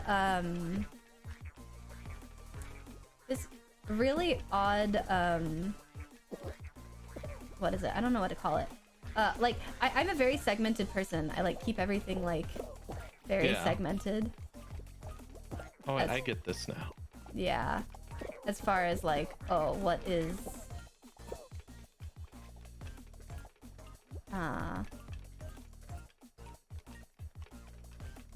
yeah, first baby. Baby, let's go. But yeah, I keep everything very separate. And so like I have separate Twitters for just like a personal Twitter versus like a VTuber Twitter. However, I'm on my VTuber Twitter, I'm very personal too. So it's really just like, am I spamming art retweets on one versus the other kind of thing, you know? But yeah. I will say when I went VTuber, it's the first time I deleted my tweet history because, you know, I had a lot of IRL posts and stuff. And it's like, I don't know if I'm going to keep VTuber anonymous or not. Yeah. But I wanted to have that avenue and option because I've never been anonymous on the internet. Never. Yeah, exactly. It's like kind of one of those things where you're like, okay, I want to be anonymous. Oh, I want a separation. I want to at least just see what it's like and see if I enjoy it. I don't think with the way that I am, I can keep it that way, especially now that conventions are coming back. Yeah. Because I really like to mingle my online and offline networking. It's like, it's just how I am. Yeah. Mike got the last 3060 Ti GPU at Best Buy for only $400. That's really good. Hell yeah. Nice. GG, good job. Price is finally coming down. I know. Nature is returning. I know. I still need to do my next computer build, and part of why I delayed was the graphics cards. No, not the graphics cards, because I was just going to build my own machine and use my current graphics card because it's a strong enough one. It's a 1060, the 6GB version, so I can't do RTX, but it still runs modern games at 1080p, no problem. Yeah. And but now that DDR5 is out, and I know people that are really into computers will be like, well, the speed differences aren't that big of a difference, but I'm like, look, I make my computers last for years. This computer I'm gaming on right now, I built in 2012. Yeah, that's insane. I can still do VR, I can do streaming and VTubing, but part of doing that is beyond the current standard, because guess what? I want to go to 30 gigabytes of RAM. I kind of can't do that without spending $1,000 with DDR3. Yeah. And it's like, so I don't want to be locked into DDR4 if suddenly I decide I need another RAM upgrade. It's Yeah. or if a memory module fails or something. Like I want to be on the most current standard because that's what's going to be easiest to find 5, 6, 8 years from now. Yeah, that's very true. The Yeah. 3090 series is still at the 1K range, but it's better than what it was 2 years ago. Yeah, I have I think a 3070. I think I have a 3070. Nice. And I got it during the crisis, the GPU crisis. But I did get it at retail value, believe it or not. Nice. Yeah, it was actually a really sketchy experience. So I was building my PC and I was like, oh yeah, I don't think we're gonna get it up and running. And the guy at the PC building store or PC parts store was like, what are you looking for? Are you looking for a GPU? And it was really sketchy. And I was like, well, yeah, what do you have? And he's like, well, I can't tell you. You have to tell me what you're looking for. And I was like, and I was like, you know, I don't know, guys, what should I get? And then we like kind of just decided, we were like, well, 3060 to a 3080, one of those. He's like, well, we have all of those. Just like, which one do you want? And I was like, well, maybe a 3070. And he's like, okay, I'm gonna go to the back. And he brought it out. It was in, you know, those like those IT boxes that are plastic and they're like storage bins, but they have like the collapsible close on top. It's like the hinged. Yes. So he brought one GPU in that, unmarked. Like the GPU was in its box, but like the outside box, the shell was unmarked, and he had to walk it up to the front with us when we were ready to leave. Like, it was like almost like a sketchy deal, but it was a legitimate deal. It was like legitimately that, but like. Yeah, it was just because like they were getting scalped and also like he was like, yeah, once you leave, go like straight to your car. And so like we went straight to our car and then brought it home and then went out for lunch afterwards because like it was like like people would like mug you in your car for these things. Yeah, like that's a similar thing with bourbon though. Like really? Now granted, people don't really mug for bourbon, but so it's a little bit more of a positive experience with the scalping there. But like say you went to a rare bourbon release and you get that bottle, there's going to be somebody in the parking lot with cash ready to make an offer, probably multiple people, and they'll follow you to your car and make that offer. I never knew that. Yeah, that's insane. Like especially if you get one of the Pappy Van Winkle bottles, there's going to be people with thousands of dollars in cash approaching you like, here's how the much cash. is the bottle itself? Like not scalp retail. Not that much, but yeah, retail for like one of the rarer Pappies is going to be between 150 to 250. Okay, that's like not bad. No, but then but like 1,000 they can sell for anywhere between 1,200 to 2,200 Holy easily. Shit, that's insane. Yeah, that's crazy. Yeah, I'm sure a lot of people make a lot of money fucking scalping it. I don't know if there's like that's what keeps driving the secondary market up is most people who buy the stuff don't even drink it. They're just trying to profit off of it now. Wow. Yeah, and it just keeps making the secondary prices go up, and now more liquor stores are upping the price because it's like, well, why even sell this at MSRP if we can get a cut of the profit? Yeah, you know? Exactly. Song says I should go get a bottle of 2 of these just to accept the offers. That's insane. The Great Depression 2020. Yeah, the 3090 series is still at 1K range. Yeah. Wow. Yeah, that's insane. Yeah, it was a really weird experience. I think with are we winning? We've gotten 2 crowns, Cody. 2 crowns. 2 crowns. 2 crowns. Yeah. We're gamers. We are gamers. We are gamers. Yeah. Yeah, if you want to play with us, you gotta know we're gamers. Yeah, we're gamers first. Gamers for gamers. Only gamers first. Only gamers. Yeah, if you're not a gamer, you can't be here. Sorry. No. Gamer exclusive. Too basic. Yeah, we're the most exclusive gamer club on all of GeoCities. Oh god, you should have seen me in Valorant. I was bottom of leaderboard all day. God, and that's why my friend said that like really mean shit to me. It was memeing, but yeah. I'm not good at FPS funny. Our at all. First round, they got killed and we're spectating. They're like, Star, what are you doing? That's a wall there. You point at the enemy. Oh my god. And I'm like, I'm hiding. They're behind. I went for the longest time playing Apex and getting 0 0 hit, 0 damage at all. Oh yeah. Like I went for a criminally long amount of time. Oh, this one? Okay, so on the screens they're gonna ask you a number and you're gonna have to match that number with the amount of fruit that falls. So remember the amount of fruit that falls. Oh. Yeah, it's a counting game. So 2 durian, 1 purple thing. Grape? I don't know. What's a durian? It's like the green and yellow thingy. Oh, that's a durian. Okay. Yeah. 2 of those. 1 grape thing, I think. So grape thing. Go to the grape thing. Yeah. So you want to go to what there's less of? No, just what's on the screen. So it said 1 on the screen. So you want to like, so if it said 2, you would go to the durian one. I did not look at the screen. It's okay. That looks like 3 bananas. 3 bananas, 1 pear, and 1 horseshoe thing. Magnet. Oh, okay. Yes. And if it says 0, then you'll pick the one that wasn't there. Where's the screen? It's to the sides. So 3, it wants 3 bananas. 3 bananas, run! Yeah. 3 bananas, run, yeah! Got it. Yeah.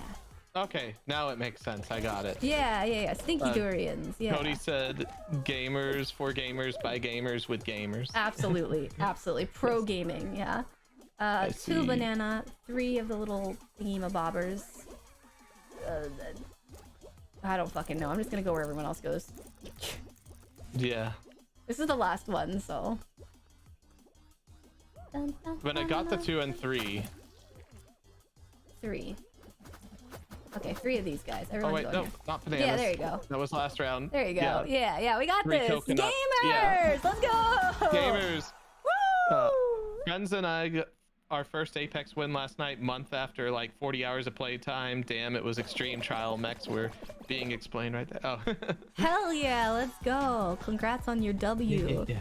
Okay, one time I was in Apex and I was doing trios and the 2 people, they were 2 randoms, but they knew I didn't know what the fuck I was doing. Like they knew I was fucking clueless. So they like would go to the zip line and like ping it 1 billion times until I understood that they wanted me to go on the zip line and wait for me to go on the zip line and go after me. And like they won. Like we got a W, but that was literally only because of them. I was literally nothing but dead weight just waltzing around the entire world of Apex. My favorite person to play with, you probably are familiar with him, or at least his art, COL. Yeah. I love playing Apex with him, and he's like really good, but he says he's trash, but he's actually pretty darn good. And I know why he says that, because I've been in that situation where it's like you're pretty good at a game, but the people that you play with are like, they're probably top 500 or top 1,000 players. There are some really fucking good Apex players. Yeah, and that's a lot of the people he ends up playing with, so he's just like, no, I'm trash, blah, blah, but no, he's really good at the game. But he's just fun to play with.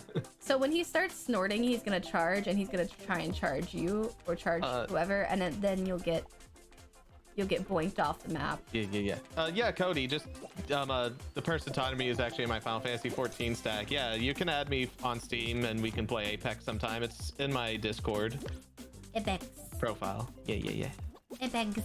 I don't normally just let anyone in my chat like add me on Steam, but yeah, this person, we game in together. Yeah, we're in a static. Hell yeah. Humble brags, talks down on themselves, yet got still skills to carry. Yeah, they can totally carry and clutch it. Yeah. Hell yeah. Oh my god, speaking of Apex, I just want to mention this like funny thing that I noticed in this really chick flicky show on Amazon. I was watching it while like just hanging out with somebody in Final Fantasy 14. That's what they wanted to watch. And these guys were like gaming, and it was like clearly a sports game, like a soccer or football game. Like a FIFA. And one of the call outs that they were making while they were with their PlayStation controllers, like, all right, that one's cracked. I cracked them. Oh my god. And I'm like, you don't crack somebody in Madden. You crack them in Apex. Yeah, they weren't like they were cracked. They were like, I cracked them. I cracked them? I'm like, no, that's an Apex call out because you cracked the shields. You don't crack somebody in a sports game. God. Wow, that's so stupid. I mean, you could say like, oh, you're cracked, but like that's different than I cracked them. But no, I cracked them. Yeah. Also, I just want to say that my timeline has been really blessed by Ina from HoloLive's back art of her back. Yeah. Love doing gaming term crossovers, Cody. Nice. Like I'll do, but like that's the thing though. If you're doing a gaming term crossover, you wouldn't just do that for a TV show. You would do that just among some of your friends, like. Yeah. Yeah. Like if we started doing some, I don't even know how to relate it to Fall Guys. I can't. Switt cracked Did we and get cracked eliminated? Oh yeah. Yeah, we got cracked. We got cracked. We got cracked in Fall Guys. Yeah. It's like, why am I not in this round? Yeah. Okay. That's why. Yeah. Uh-huh. I'm sorry, I failed us. Oh, it's okay. I also failed us. Or wait, no, I didn't that time. But it feels like I did help. I did help in the failure. So, somehow. One time, I hear Austin making those calls all the time. One time I played with him and I was so overwhelmed because he makes so many call outs. You kind of have to in FPS though. Yeah. You have to talk with people a lot in FPS. That's why I like FPS, because I used to play sports growing up, so I'm familiar with like that whole team communication, and that really calls to me. So I really like when people are like, Overwatch is an easy one for me because I played that a lot. When people are like Farrah High or Tracer Flank, and you know, those quick call outs. Yeah. That is the reason Reinhardt, why, like, Shield. Yeah, that's the reason why, like, playing FPS without your mic on in a not friend situation, like a rando situation, is very fucking hard. Because you guys can't communicate unless you ping constantly. It's just so spooky because he transitions into a completely different person. Yeah, FPS will do that to people, I think. Yeah, definitely. I never understood the back until I realized I'm one of those people who like thighs, and then I understood immediately. Yeah. That like what? Thighs, apparently, according to chat. Wait, why are we Sorry, on thighs? I'm About, interested. we were talking about Ina's back art. I said mentioned very briefly. Yeah. It's God tier art. I'm not particularly a back person. Chat knows that I'm a hands person. I go cuckoo bananas over some hands. Very, very specific and odd, but that's... Yeah. Like, there's, like, boob people, there's thigh people, there's hand people. My chat don't know what I am, but it's also partly because I'm, like, gray asexual, so I don't get super excited unless it's, like, I know the person. Then I'm like, oh, damn, those legs. That's fair. That's very fair. That's super fair. I'm pansexual, so I get it. I get it in a sense of, like... I could be excited by the right person. Yeah. A good thigh. Oh, tummy is underrated, I feel. Very underrated. Here we go. This is a good example of FPS call outs for fun and something else that Cody's talking about. And I actually do this stuff too. He's like, the homies and I will do FPS call outs for fun in Dark Souls / Elden Ring PvP. Things like, okay, they're pushing, they're one tap, let's push. Yeah. yeah. But that, I feel like I would do that in most things, like they're one tap or whatever. Yeah. Also, one of my viewers, Carney, says, "Great ace party, high five." Yeah, high five. Heck yeah. I have a lot of ace friends, ace spectrum friends, and everyone is awesome. I didn't even know I was for a long time, but yeah. That's so I didn't know I was non-binary for the longest fucking time, actually. Because gender doesn't really play a role in my life whatsoever, and I didn't really know what that meant. It kind of there's a different label for it, but I think non-binary just is the easiest for me to kind of explain. But like even like with sexuality, like I knew I was pansexual before I knew like most anything else. Yeah. But that just comes from like I fucked it so hard there. No, it's okay. I'll carry. The margarita just like hit different, and I'm like off the side I go. We're wasting away again. Yep. Yeah. With asexuality, especially gray, like a lot of people have a very narrow view of what asexuality means. So if you're relying on culture to figure it out, that's very difficult then. It's very difficult. And also, like, you know, I just made a lot of asexual friends online over the years, and it's like oddly one of the places that I found, I don't want to go too into it actually, that's really personal, but like it's very different from one person to another too, like even if they're the same type as you are, and so it's very difficult to learn that stuff, I feel, on your own without weird conversations. I agree. I fully agree. Definitely. Also, Also, I think non-binary was not a widely commonly used term when I was younger. No, it definitely wasn't. I probably would have called myself non-binary from the start because I was such a tomboy and I like didn't really have that divide of girls should do this, boys should do this. I never heard the term non-binary until after I was done with college. Yeah. So there was I'm already sure it starting to be existed, like but, gender neutral as a Yeah. term getting thrown around, or not playing by gender stereotype. Like Yeah. there wasn't just a straight up non-binary term. Yeah. Like you said, there probably was. There probably was. It not just wasn't commonly in known. common culture. Yeah. Yeah, it wasn't in our vernacular. Yeah, exactly. So I probably would have like from the start like been much more androgynous leaning of a person. Yeah, but- androgynous existed before college. Yeah. Yeah. But that's still not exactly the same. No, That it's isn't- still a yeah. bit different. Yeah. No. Oh, fuck. Well, you know, this is fine. Carney says it took me till I was 25 to learn gray spectrum was or ace spectrum was even a thing. Yeah. So I think it just comes like, especially if you're older, like if you're boomer like me. Yeah, boomer like me. Yeah, Because yeah. I was probably 28 by the time I learned that term. Yeah. Gray asexual. It's just like.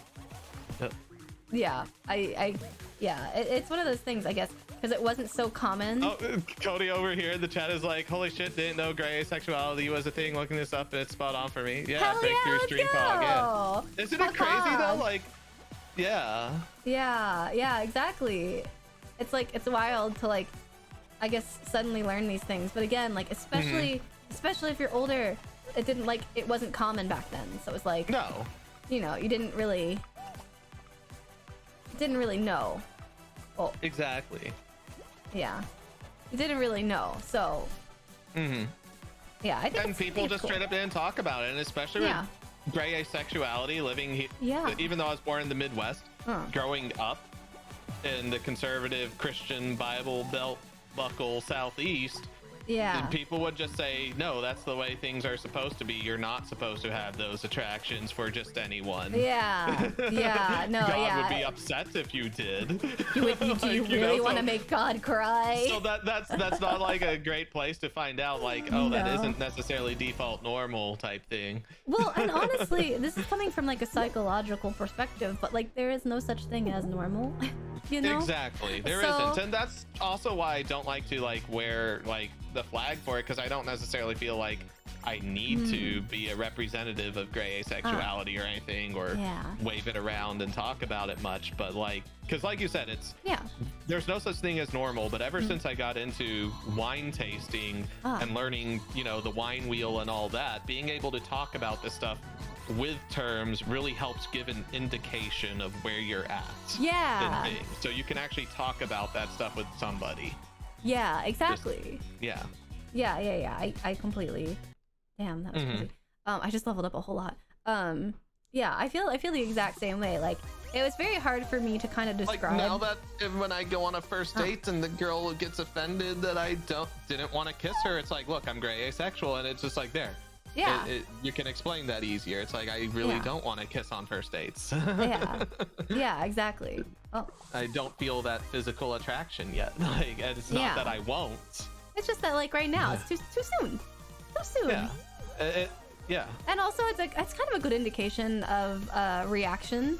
I also think in a person, like if you get a negative reaction based off of that, maybe if not they the best suddenly person. are like, oh, so you're part of that. It's like, yeah, then you're like, oh, you well, I don't know? want to be with you anyways if you're gonna be like that. yeah, it's like, I don't necessarily consider myself part of the community, but now that I know how you feel, it's like, Yeah. about that community, I've got a lot of friends there and stuff, and you're not an okay person to actually carry that kind of like Yeah. hatred in your heart. Exactly. It's like Error, party members do not connect to. What's going on here? Are you don't stuck in know. this too? Matchmaking canceled. I was, but now I'm out of it. I just Okay. exited out. I don't know. The Maybe game just didn't know what was going the on. game is like very confused. The game's like, you want to win? You want to win? Excuse You me? want to be a gamer? You want to be a? Fall You want to Guys? play games? You got games on your games? Which is the entire So- plot of Fall Guys, really. It's just games on games. Yeah. Here we go. My sexuality equals gaming with the homies. Oh, hell yeah. Gaming with the homies. Mm-hmm. Yeah. For sure.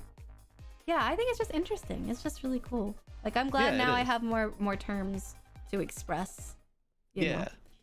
Exactly. That's definitely cool. Especially now that I'm like older and like I'm this like the reason why I'm everyone's idiot older sister is because like I am in fact a lot of older than a lot of people.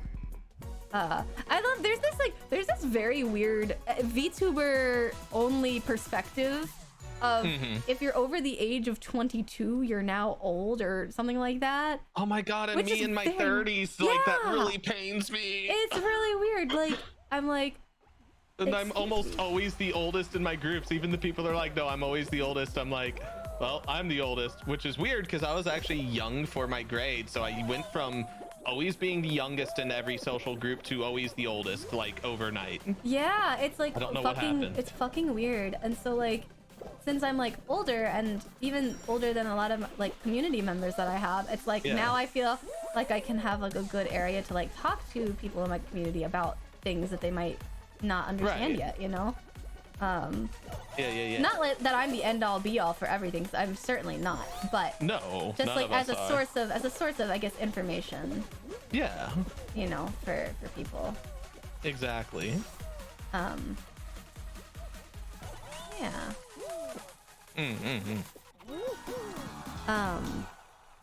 Yeah, I just think that's really cool. Yeah, And everyone's Me too. experience is very different. So I think that's Exactly. the kind of the cool thing of existing. Like, it's you just know, you everyone said- has a different fucking experience. So like just because I don't think that like gender is like anything at all doesn't mean that like someone else's gender security is like invalid, you know?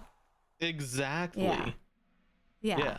Like I just genuinely don't think that gender applies to me or my life and whatsoever. And that's a very hard concept for people to understand, actually. It is. It's a very weird concept, but that doesn't mean that someone who is very secure and interested in their own gender makes them any less valid in their own gender. Yeah, and that is something that I've noticed. It's funny you bring that up because when you start talking about this stuff, there are people out there that they just start getting defensive. Like they suddenly have to defend why they're comfortable with what they are. And that's It's like you okay. don't need to. Yeah. It's fine for you to be. Like I'm not having saying that different I'm life this way because it's a experiences. morally better thing. Yeah, like, It's just the exactly. way that I have this life experience, It's and I'm just my- talking about my life experience. Yeah. Yeah, my weird ass robot programming just says, what the fuck is a gender? Yeah. Like they took the gender code out and they were just like exist, and I'm like, okay, sure, yes. I will. This is Bubbles. Okay. Yeah, we bubble again. That's like my idol group where I'm a so- decade older than our two members. Yeah. Cody's 27 and feel old. Damn. And I think you're young. I know. 27. I have not hit my 30s yet, however, not that I'm far off from that. Yeah. Not far off from that. Yeah. But honestly, I think that your 30s are genuinely usually more fun in a sense that like sometimes, and this is not all the time, but sometimes you have more money to do the things that you want to Yes. do. And Like you can be even- stupid, but you have more money to be stupid with. Yeah, exactly. And I do think it's more fun. Like, although part of me when I was turning 30, I was like, I'm getting old. I need to make this count being 30. So I've really been intentionally making sure that it's fun. Yeah, and that's You really know? cool, I think. Yeah. That's really cool. Okay.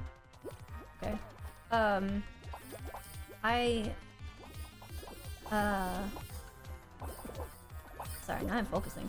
No, it's fine because I need to focus too. I'm not getting enough bubbles. I'm also getting shit for bubbles. Willy Wonka machine, please stop messing me up. Okay. Or just never go to a place that I want you to go to. That's fine. Right. It's like, okay. I used to wonder why they had such a hard time like navigating in that thing and getting stuck, and now I understand.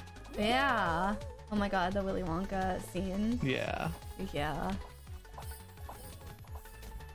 Oh well. Got one bubble. More. No, fuck. Alright, well. It's mine. Oh shit. Well, that's okay. Yeah. That's okay. Like I said, if you don't get a Screw golden bubbles. bubble like right off the bat, it's like very difficult sometimes. Right. Yeah. Yeah. Yeah. Yeah. Yeah. Every time my brain goes blank recently, I just think DJ Khaled. And I'm really not sure why.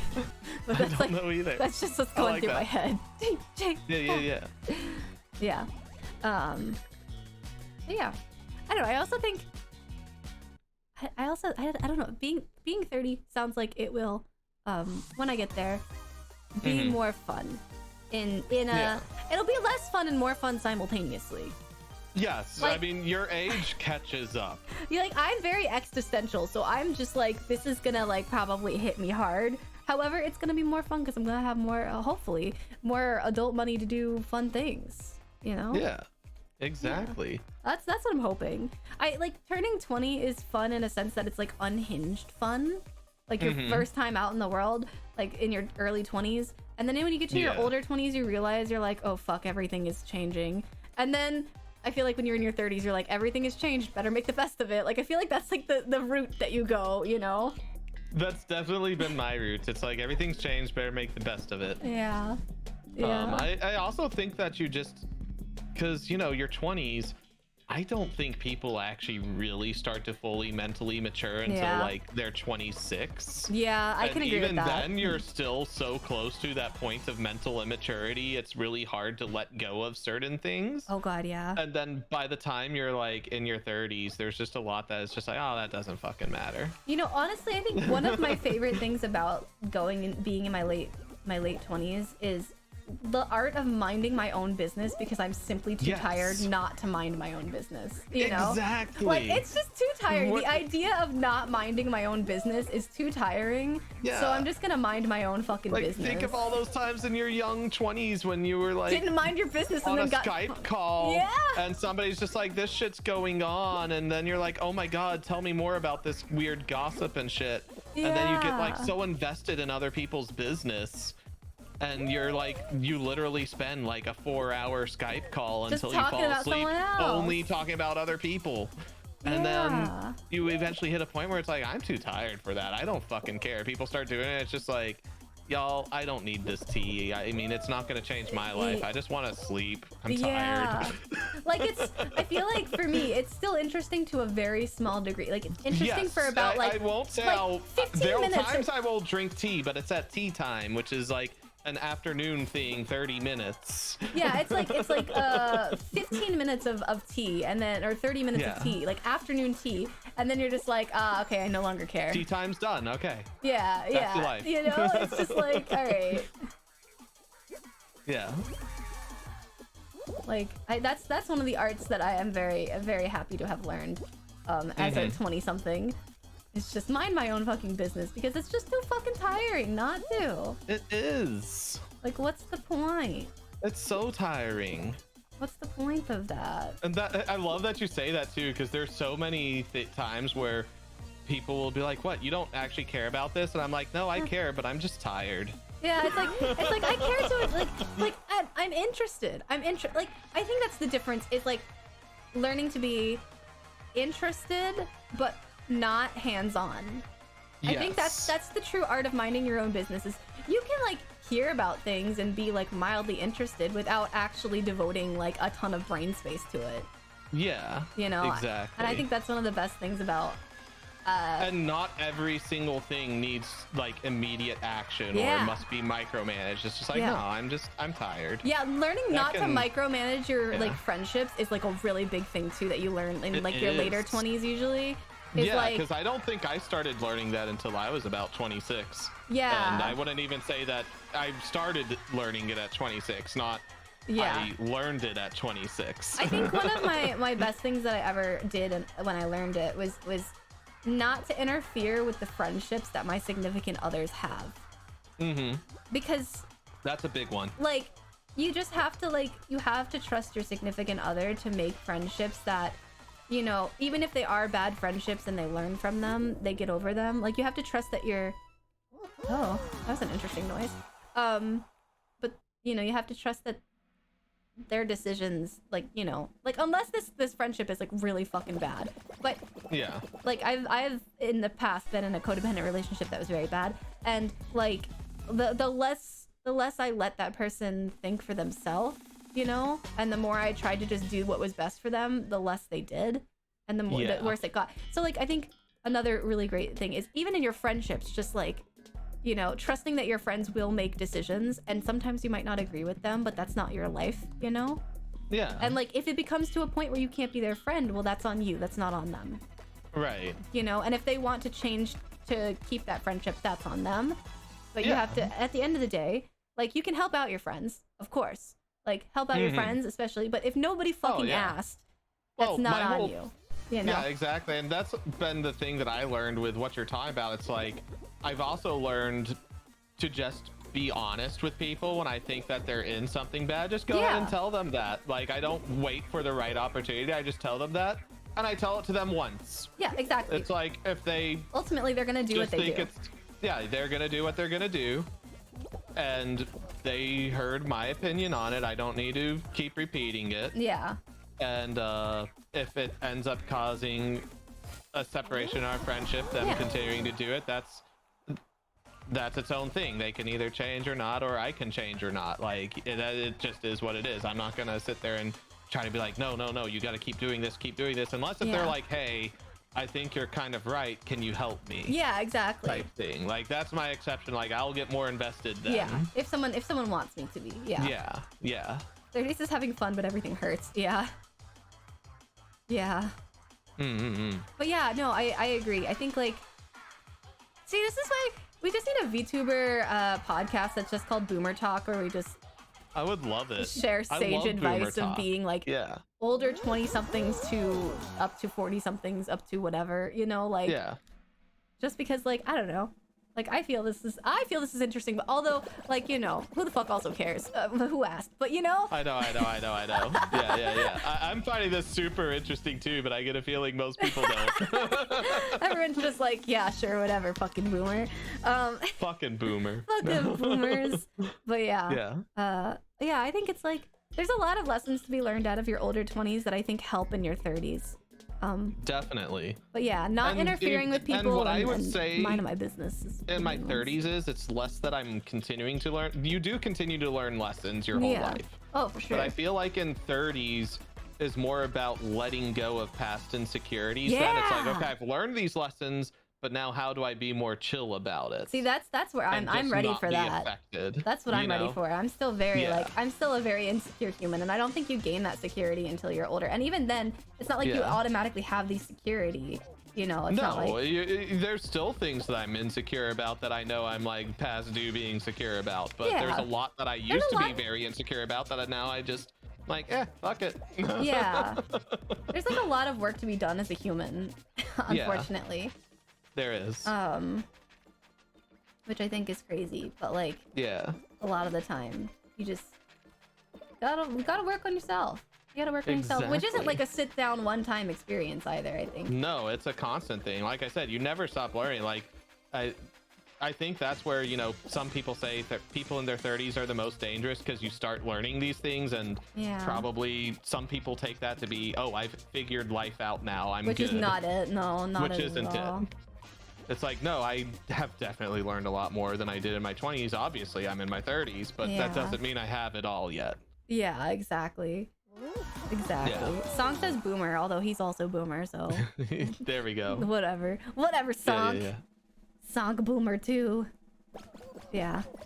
So I definitely think like coming from the perspective of someone leaving their 20s at some point, like it's interesting to like it's interesting also to watch people who are a couple years younger than me. You know? Like I feel like the difference is because like I also when I was like a few years younger thought, oh, I know what direction I'm heading, and like like even if you're very secure in that changes a lot. Like a lot of things change as your brain continues to develop, you know. Yeah, and I think like, you know, I think why we find this so fascinating, actually I don't know if I should continue this is the hard one. I might need to focus. It's okay. Let's focus and come back. Okay, yeah, we'll round about. Chat, remember we were talking about being boomers. Oh fuck, all right. Off to a rough start, that's fine. Oh no, this is gonna end badly. Oh shit, okay, well, already doing kind of poorly. Oh no, we're gonna mess each other up. I just took the fall. No, it's okay. I also took one because someone just... basically, people are being jackasses. Yeah.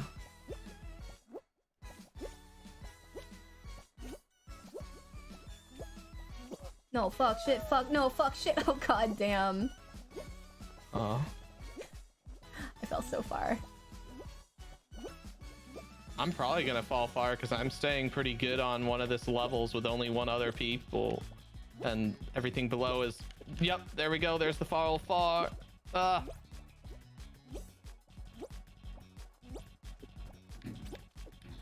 is some intense thunder I hear outside. Nice. I heard it. Through my mic, you did? Yeah. Oh shit. I didn't know my mic picked that stuff up. Fuck, alright, well, I've died. It's you. It's you, I buddy. did it! You did it? Oh, let's go! We did it! Wow. There's our third triple crown. Let's Triple go. crown! Call us some Hanses because we just got a triple crown. Yeah, yeah, yeah. Yeah! Let's go.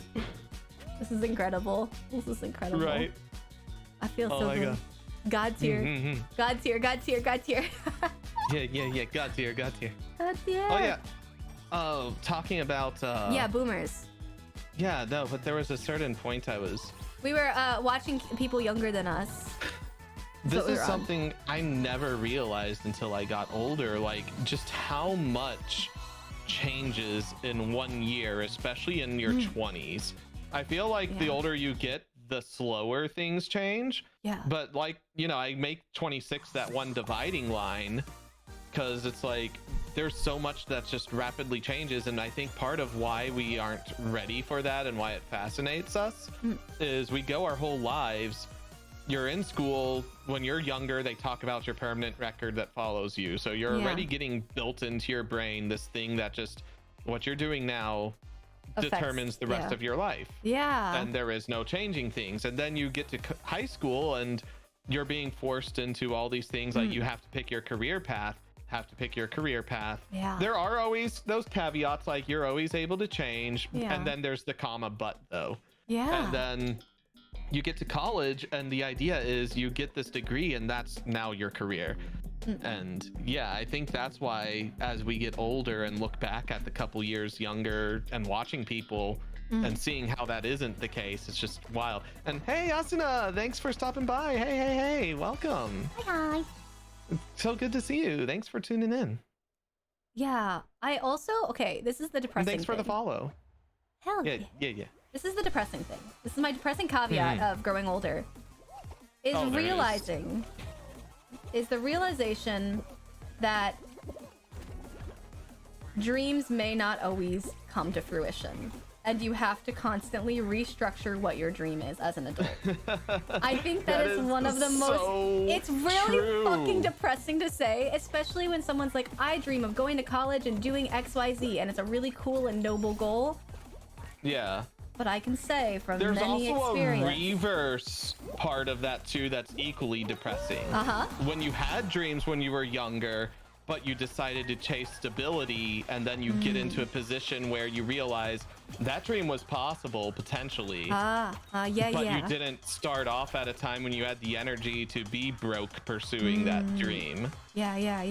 And that's been me with entertainment, because I've always known my whole life I want to do entertainment in some capacity, but it's like that is a lot of life of being poor and not affording meals and blah blah blah, and it's not guaranteed. But now that I like work where I work with cons and know actors and stuff, it's like, wow, I actually would have had the energy if I started this in college, and I don't have the energy now. And I took a stable career path, but where I was for 10 years with work was not really well paying, and the money didn't grow there. It was like just a 3% raise type of thing. Like you felt like starting at a low salary. And it's like, now I'm in a better job, and that isn't the case. But it's like, I could have been sitting there just as miserable chasing a dream. And I just don't have the energy to do that now.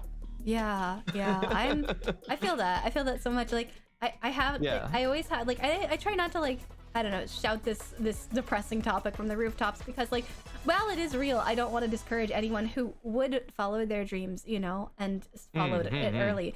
But also, it's like the unfortunate thing is knowing that dreams, unfortunately, this is really, really, really quite grim. I'm so sorry. Yeah, no, it's no problem. Dreams are not for everyone to pursue.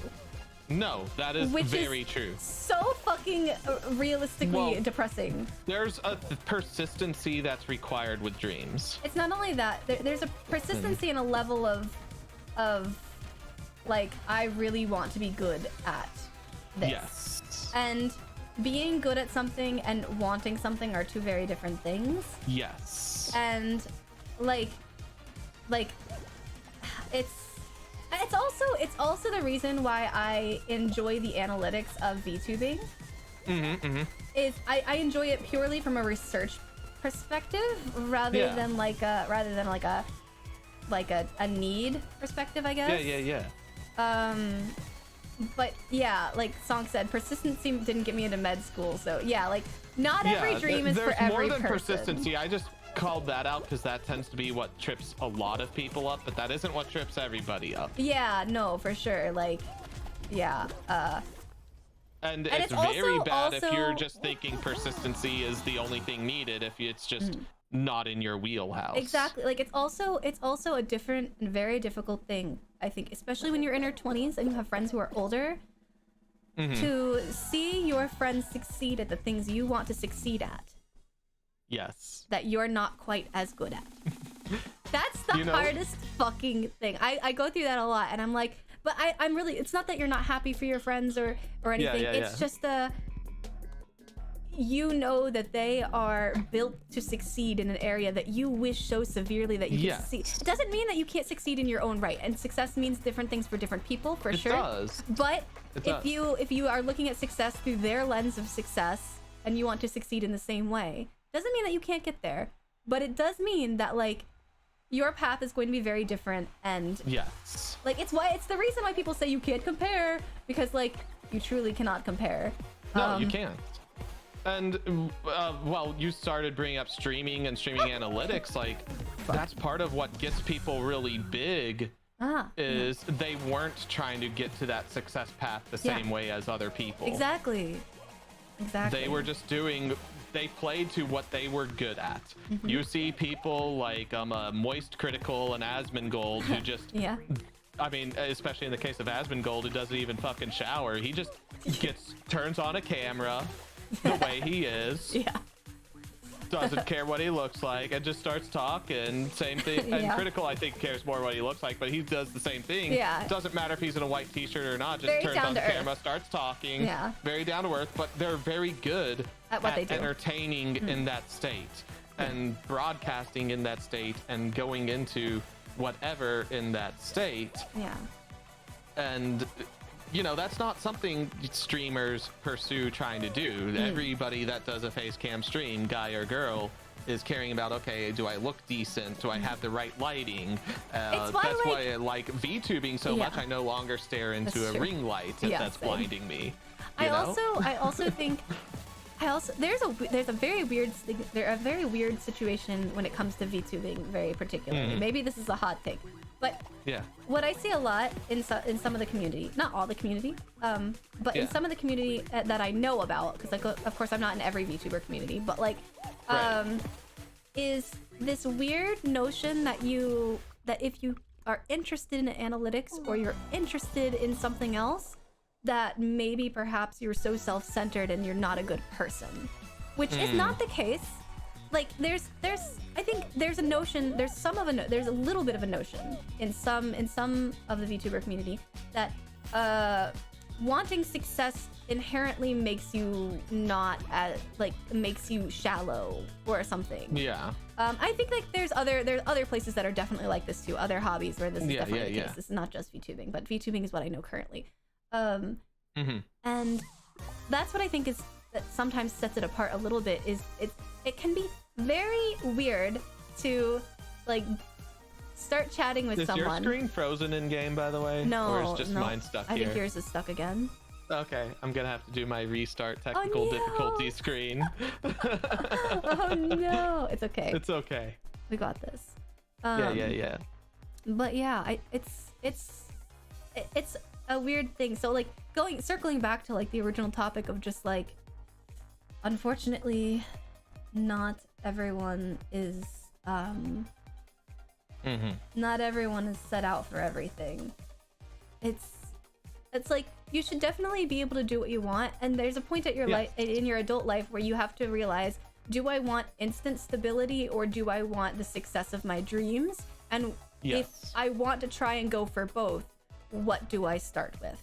Yeah, and you that's have the to other make thing. that There decision. is a way, there is a balance of doing both. You don't have to choose one or the other. But it definitely does feel like that. That was my biggest mistake with stability. When I made the choice of stability, I did not pursue my hobbies while doing that concurrently for at least 5 years. Like there's a notion that I think if you have to choose one or the other, and if you choose stability, your hobbies won't be successful inherently. But if you choose your hobbies, you're never going to have stability, which isn't the case.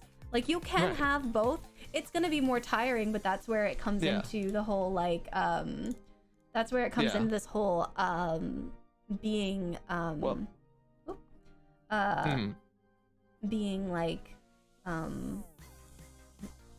being balanced and continuing persistently, you know? Yeah. Well, that was one of the things I really liked working with the actor that I was working with at MomoCon. He was very big on, look, I was a YouTube creator before I got into voice, because any con you go to, everyone's always like, how do I get into voice and all this? And if you're getting into voice, where you live is a very big deal with it. That's changed a little bit right now, but he was like, look, I was already a YouTube content creator. I had when I moved to Texas to pursue voice, I had 6 months of my rent already in savings of what it would cost me to live there. I'm not gonna sit here and tell anyone go and chase your dream immediately. That's like, reckless. Because it's like, he dropped out of college and chased the dream, but he had money. He had that he had built up. And that's again finding that balance where if you're able to find something that isn't necessarily what you're into but making you money to get that stability so that you can chase a dream, do it. And that's gonna, whether it's bartending, content creation, or anything, it's also the notion, I think this is what gets a lot of VTubers, content creators in general, out of content creation and no longer doing it, is the notion that your hobby is going to be fun and enjoyable and not hard. And see, you know, you're right. Like, content it creation is hard. Is hard. And especially if you're picking the streaming path, it's such a mental grind because you talk about analytics. Stream. You can't avoid analytics. It's also not just stream. You can't just be a streamer and be successful as a content creator. You have to create content, which is my biggest vice. Is I hate video editing more than life itself. But that is a necessary evil in this world, unfortunately. It is. And it's something I just kind of have to get over and do. Is it my favorite thing? Absolutely fucking not. I hate it. But do I have to just kind of get over it at some point and do it? Eventually, yeah. Right. Eventually, that's what I'm gonna have to do. Yeah, so I think if you are interested in content creating, my biggest tip as someone who sucks at content creation is go into it realizing that you're not going to enjoy every part of it. I love streaming. That is what I really enjoy. However, you cannot, unless you have a very specific niche or something like that, you cannot have an audience without content. Yes. And your stream can be one of your forms of content, but it can't be your only form of content. You're sitting here saying this while it's my only form of content, but so I also sorry. know that this isn't sustainable though. I actually know this, and I had plans for doing other content. Once I got a job that I didn't hate, that killed my desire to work toward the things that I don't like. It's like, okay, well, I'll just keep going this route. I know what needs to be done to take this next level though. Like I would... That's where I'm at too. Is like, I know, like, I have to create content that I curate. So that means I have to go through my clips and I have to go through my streams and find the things to clip myself or make. So I did watch, I do try to watch other people who kind of who understand analytics a bit more on YouTube and they make content about it. And one of the videos that I watched, no cooksy, Christ. But one of the like things that she said was, if you're creating content, it has to fall into a particular category. Categories being either it serves the purpose of entertainment, it serves the purpose of informing, or it serves the purpose of helping others. Like one of there's more than that, but like those are the three main ones. So like you see a lot of people who get very good at content creation because their content creation is aimed at helping other people learn how to do something else, or how to learn how to raid like in Final Fantasy. Or one of the things that I get really into, how to cook. Yeah, things like watching, that. Binging with Babish is a big thing that I like to do. Yeah, so like things like that, like your content has to provide a service. So like if you're using stream clips as your content, which is completely fine, it has to be very entertaining clips, and you have to learn the art of clipping and curating those clips.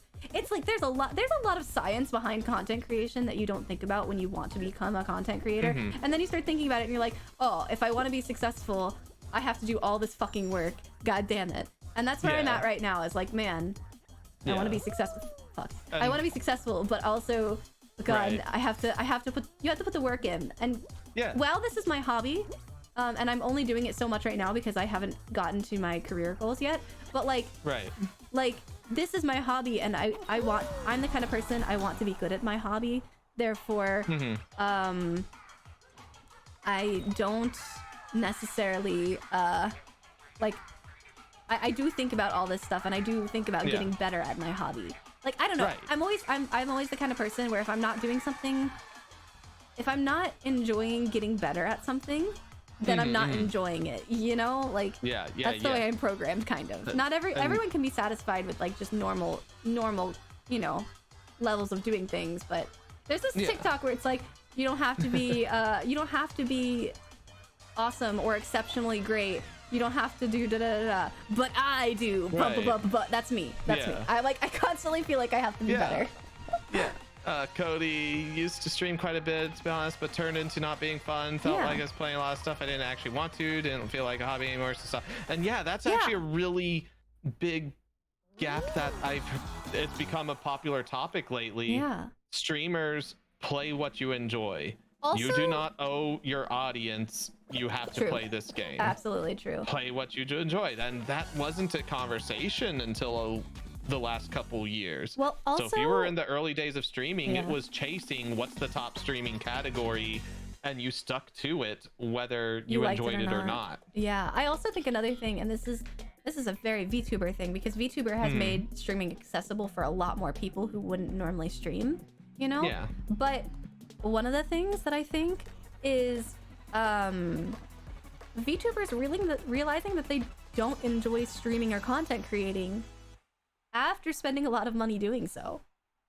Yeah. I think that's another thing. And I think it also comes down to like your understanding of like not everything's gonna be for you. Like there's the level of understanding of like, oh, I'm not going to, like, not everyone is going to enjoy the same things, the same type of content creation, or the same, you know.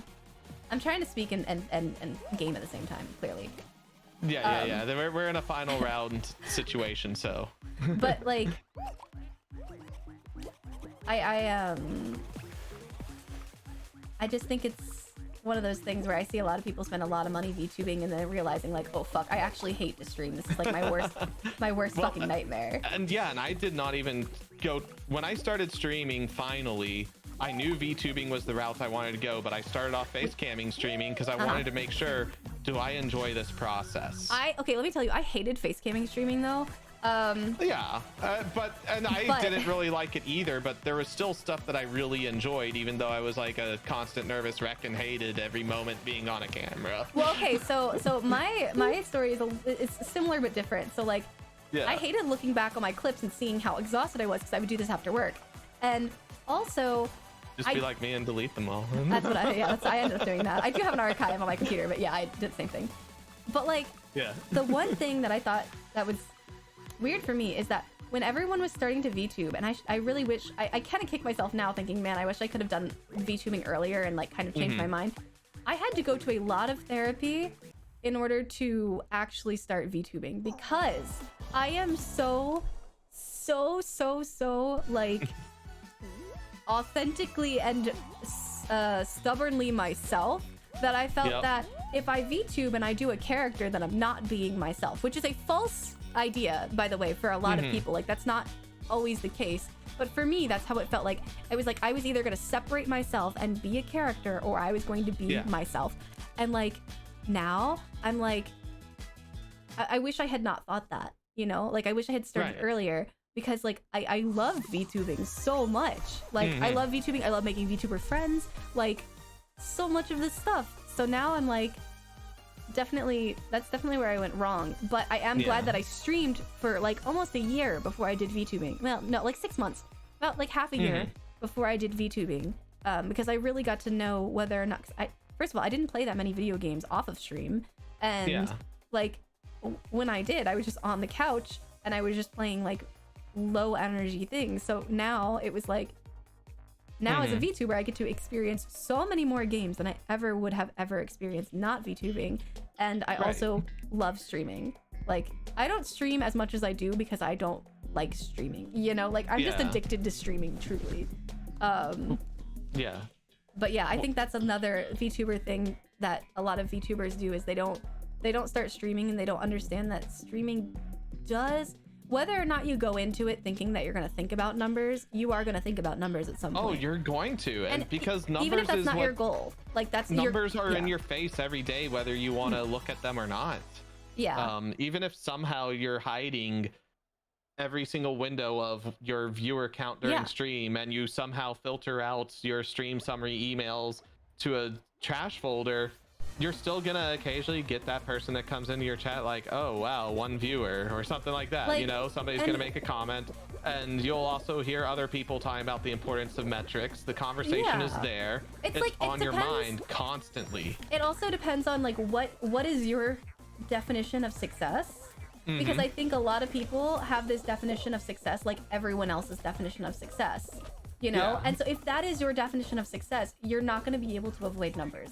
If your definition of success is I VTube and have fun with my friends, and that's truly and actually your definition of success, then you won't have that much of an issue with the whole thing. But that's that's not the case that often, because I think it's very much in human nature. I don't think most people want to do that. I think it's in human nature to want to be successful at what you do, and what, you know, Western society has deemed successful is numbers and sponsorships, and you know, like that's just what's programmed. Have I told you my only sponsorship that I like really want, and it's like the reason I want to up my numbers so that I can get this sponsorship? What is it?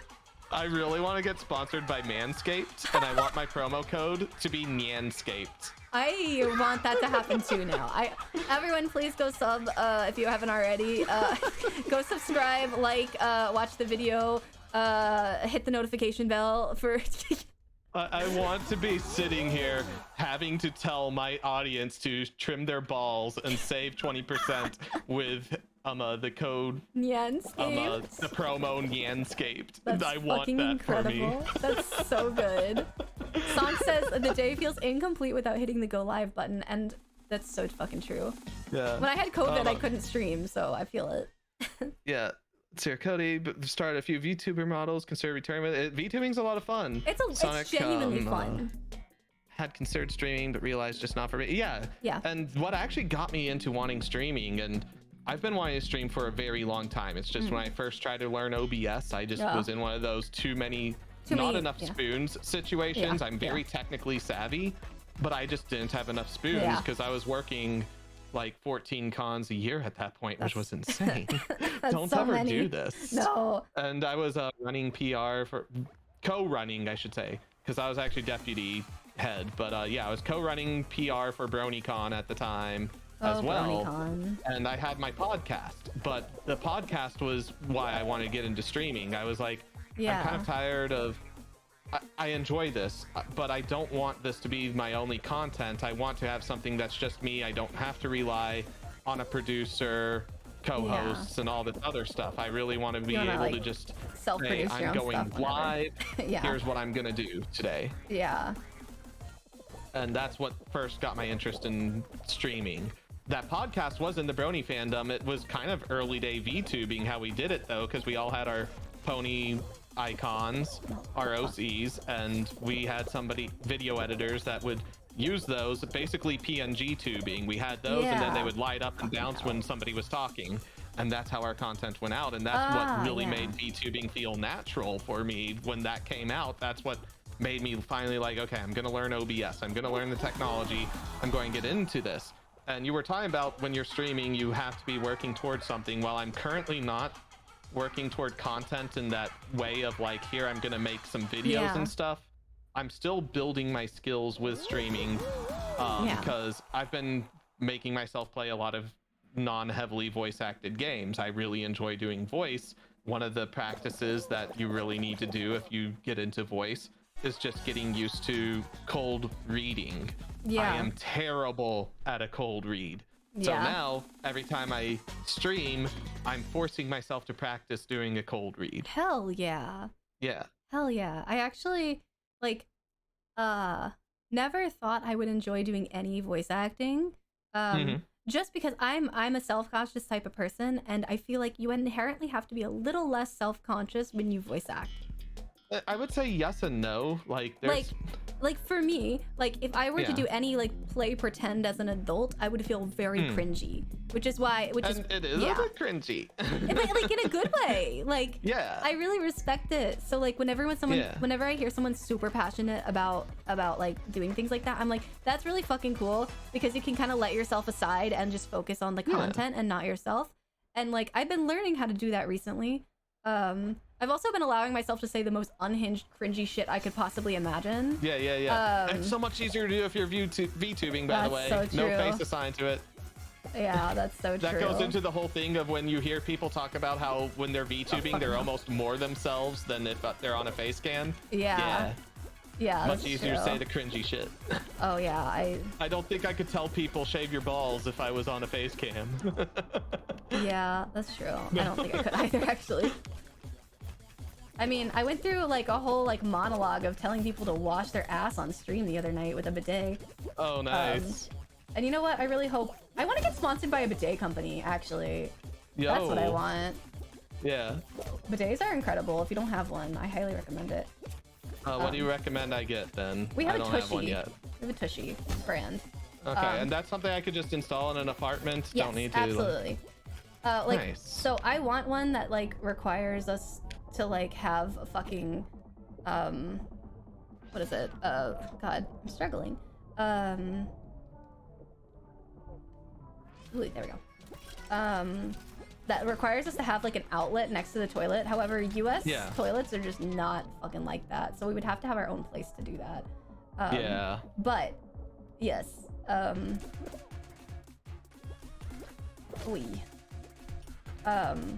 I highly recommend it. It's fucking incredible. You will, once you learn how to use it and you use it more often, you'll be like, you'll hate anytime you go out of town and don't have your bidet. Like, it becomes a fucking lifestyle. Yeah. Like... Hey guys, thanks for tuning in for Fall Guys. We are talking about the importance of washing your asshole. Yeah, wash your asshole. If you don't wash your asshole, you're not allowed on this stream. Yeah, you gotta wash your asshole. Like, you really do. Yeah. We are pro asshole washing. Yeah. Yeah, like manscape your balls and then wash your asshole. There we go. Yeah. I saw the travel bidet. I've seen a cold only. Yeah, Nyanscape. Use code Nyanscape. God, I want that sponsorship so bad. I want it for you so bad. Flat toilet seat. Yeah. I've seen a cold only. Yeah. So the bidet that you can install is a cold only bidet, because that's like, you don't normally have hot water output near your toilet. That's just right. Like, which so like I've heard that takes some adjusting to with cold water, but it's actually divine once you're used to it. It's incredible. Yeah. It's incredible. I can say, this is TMI, but I can say with full certainty I have not had itchy butt in years. Oh, nice. Yeah. You never get itchy butt because you're always fucking washing your asshole at every waking moment. And also, if you like have a particularly spicy poo and your butthole is on fire, no longer worry about that because you've got some cold ass water. See, and I love spicy food. See, a bidet would save your life. I know exactly the kind of poo you're talking about. Yeah, mowing water, exactly. Oh, just run forward. What am I doing? I fucked up so hard there. Yeah, this one... I'm not very confident in my own abilities here. Yeah, that's fine. You're doing better than me. I'm dragging you down. I'm sorry. Oh no, no. We'll see actually what happens here.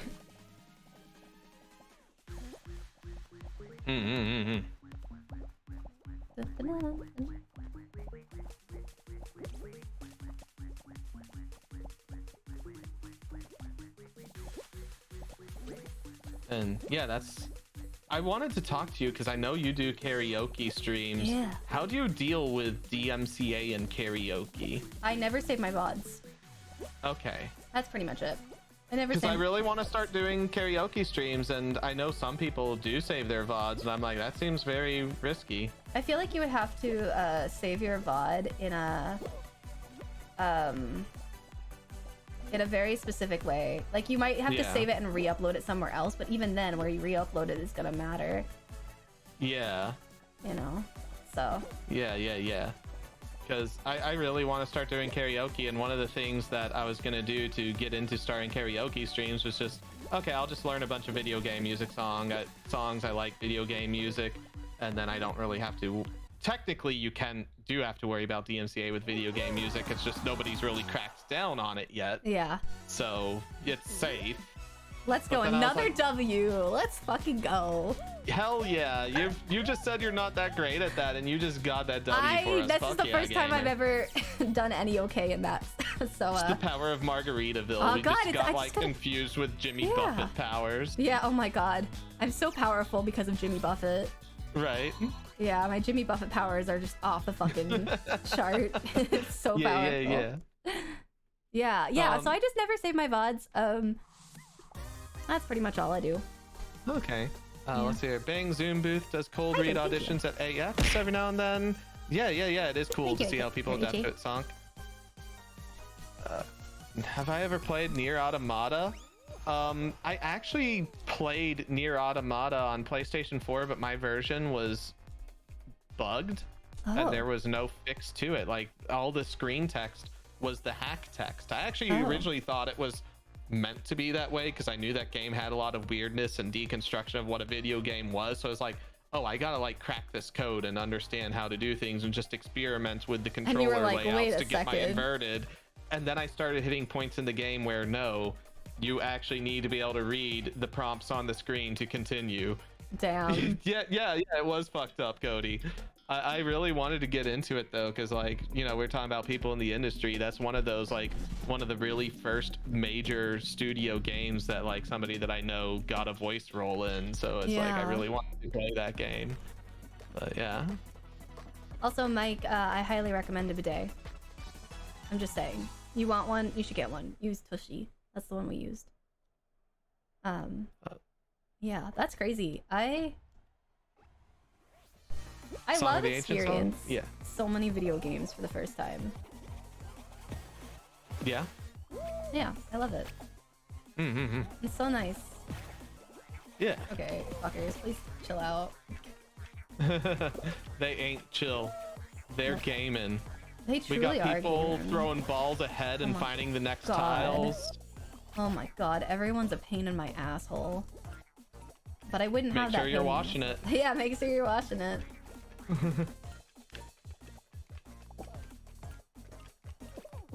I'll be the first to go on this one, but now you be the first to go next. Yeah, that's how that works. It's this way. There we go. There we go. Yeah. Sorry, no coupon code. Yeah, we don't have a coupon code to Tushy, unfortunately. I'm so sorry. Alas. Yeah, Cody, go ahead and send that over. Yeah. But yeah, like, I stopped trying to learn these video game songs because it's like, I really want to sing what I know. I don't want to just learn this stuff. Yeah. So I really just need to buckle down, do a non-VOD karaoke, do some Kansas and Journey and shit, you know? Yeah, exactly.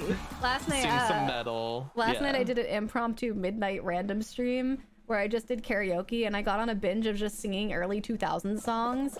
And oh hell yeah! So I turned on. I was like on like the Sing King YouTube thing, and I was like, what if I tried to sing My Immortal by Evanescence? I don't know when the last time I even listened to that song was. I was like, guys, this is going to be a fucking masterpiece of bad sounds on your ears. I don't know what the fuck. I sang almost the entire song from, like, with certainty. I was very surprised. Nice. So now I know that I have a secret power of singing My Immortal. Yeah. Yeah. Let's be real though. After this like stream, the first time I do a karaoke, it's probably gonna be all Jimmy Buffett songs. Oh my I'm just god, gonna yeah, punk I did people. sing. Yeah, I did sing Margaritaville. I did absolutely sing Margaritaville. Nice. Good. Yeah. Well, how could I not? The fact Right. that on Friday, that's all I listened to on my car. I'm gonna be like Catboy metal vocalist, karaoke, and then just all Jimmy Buffett. Oh my god, right? Now you have the dad shirt. Yeah. You sent me this PNG. Hell yeah, I've got the dad shirt for it. I was like, I made that so fucking quick too. Yeah. Fuck. You did. I remember like you texted me while I was like sitting on my bidet-less toilet like, Yeah. we need Hawaiian shirts. And I'm like, yeah. It's like, I will make them, don't worry. Thanks, Yeah. Amazon, for your images. Don't sue me. Please, thank you. You didn't have to list the source. Yeah, I did. But now everyone can go buy the same shirts that we're wearing. There we go. They are available, Amazon.com. Yeah, there you go. Free advertising for Amazon in exchange for a PNG. Yeah. What if Amazon started selling PNGs?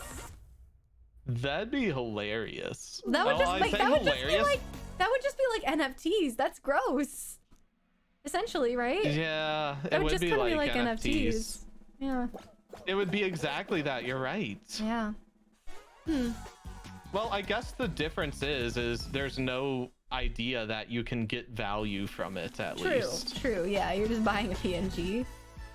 Yeah. Please buy a I mean, PNG of my that's dog. not too different from those sites. Like the backgrounds that I use are from one of those sites that has yeah, a lot that's of true. streaming assets. That's where true. it's like, oh, I'm just paying for a media license to use this asset that an artist has made massively available for people. You know, yeah, actually, you're right. I used to work in at a graphic design company, and my favorite part of the day was we got when I would- eliminated, right? Yeah, we did. Okay. My favorite part of the day was going on the websites, the stock photo websites, and seeing what Yeah. weird ass fucking stock photos I could find. Like one time I was looking up Christmas stock photos, and like one of them was like this guy and like his wife in front of a Christmas tree, and then like they were opening, he opened a box and he was excited, and inside the Yeah. box was just some badly photoshopped needles, and I was like, what the no. fuck is this? There's some really but like I guess you need things like that for certain situations. I really don't know which situation, but like I don't know, like there's certain... a whole ass mood somewhere that needs that. Yeah, like there's always like stock photos are so varied because it's a necessity, you know? Like that's the Yeah. crazy part about stock photos. So that was my Yeah. favorite part of the day, was going and looking at wild ass fucking stock photos. And that's where, especially if it's not NFT, if it was like Amazon Yeah. selling PNGs, I Yeah. wouldn't say it's like PNGs because you're That's paying for the license to use Yeah. it in the context That's like a of I stock want to photo. make money. Yeah, a stock photo or a Yeah. stock PNG. Yeah. Yeah, that's yeah.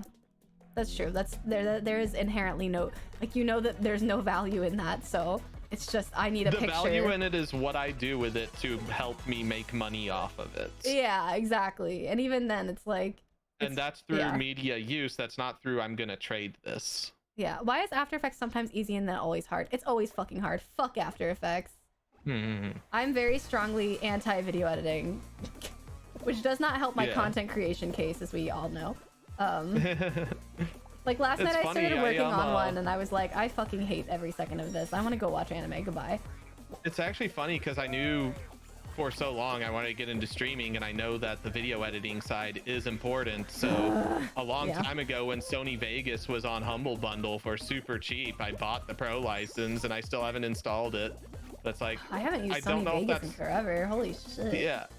And it's one of those things where it's like, I know that's probably not the best, but it is professional and like something I could learn. And now I've got a pro license, so at least I have something. Yeah, I have the full Adobe suite, and That's so expensive. it doesn't mean that I hate it any less. Yeah. If I didn't need it for Illustrator and Photoshop, I wouldn't have it. Right. And like Illustrator, Photoshop, After Effects, like Premiere, there is a free alternative to Premiere.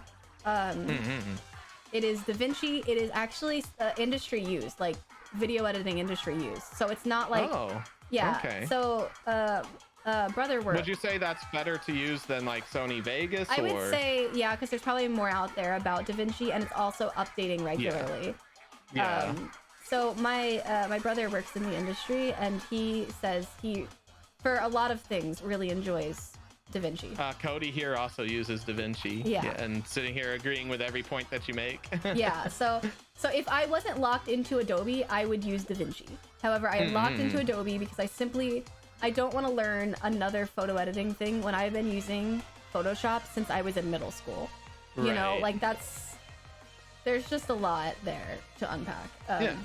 And I refuse to, so. Shit, I'm gonna start trying to learn DaVinci because one of the things I dropped the ball really fast on it, but I want to get back to it.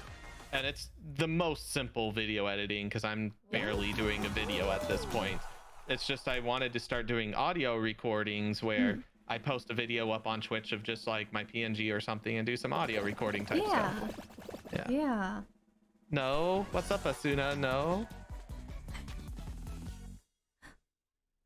No what?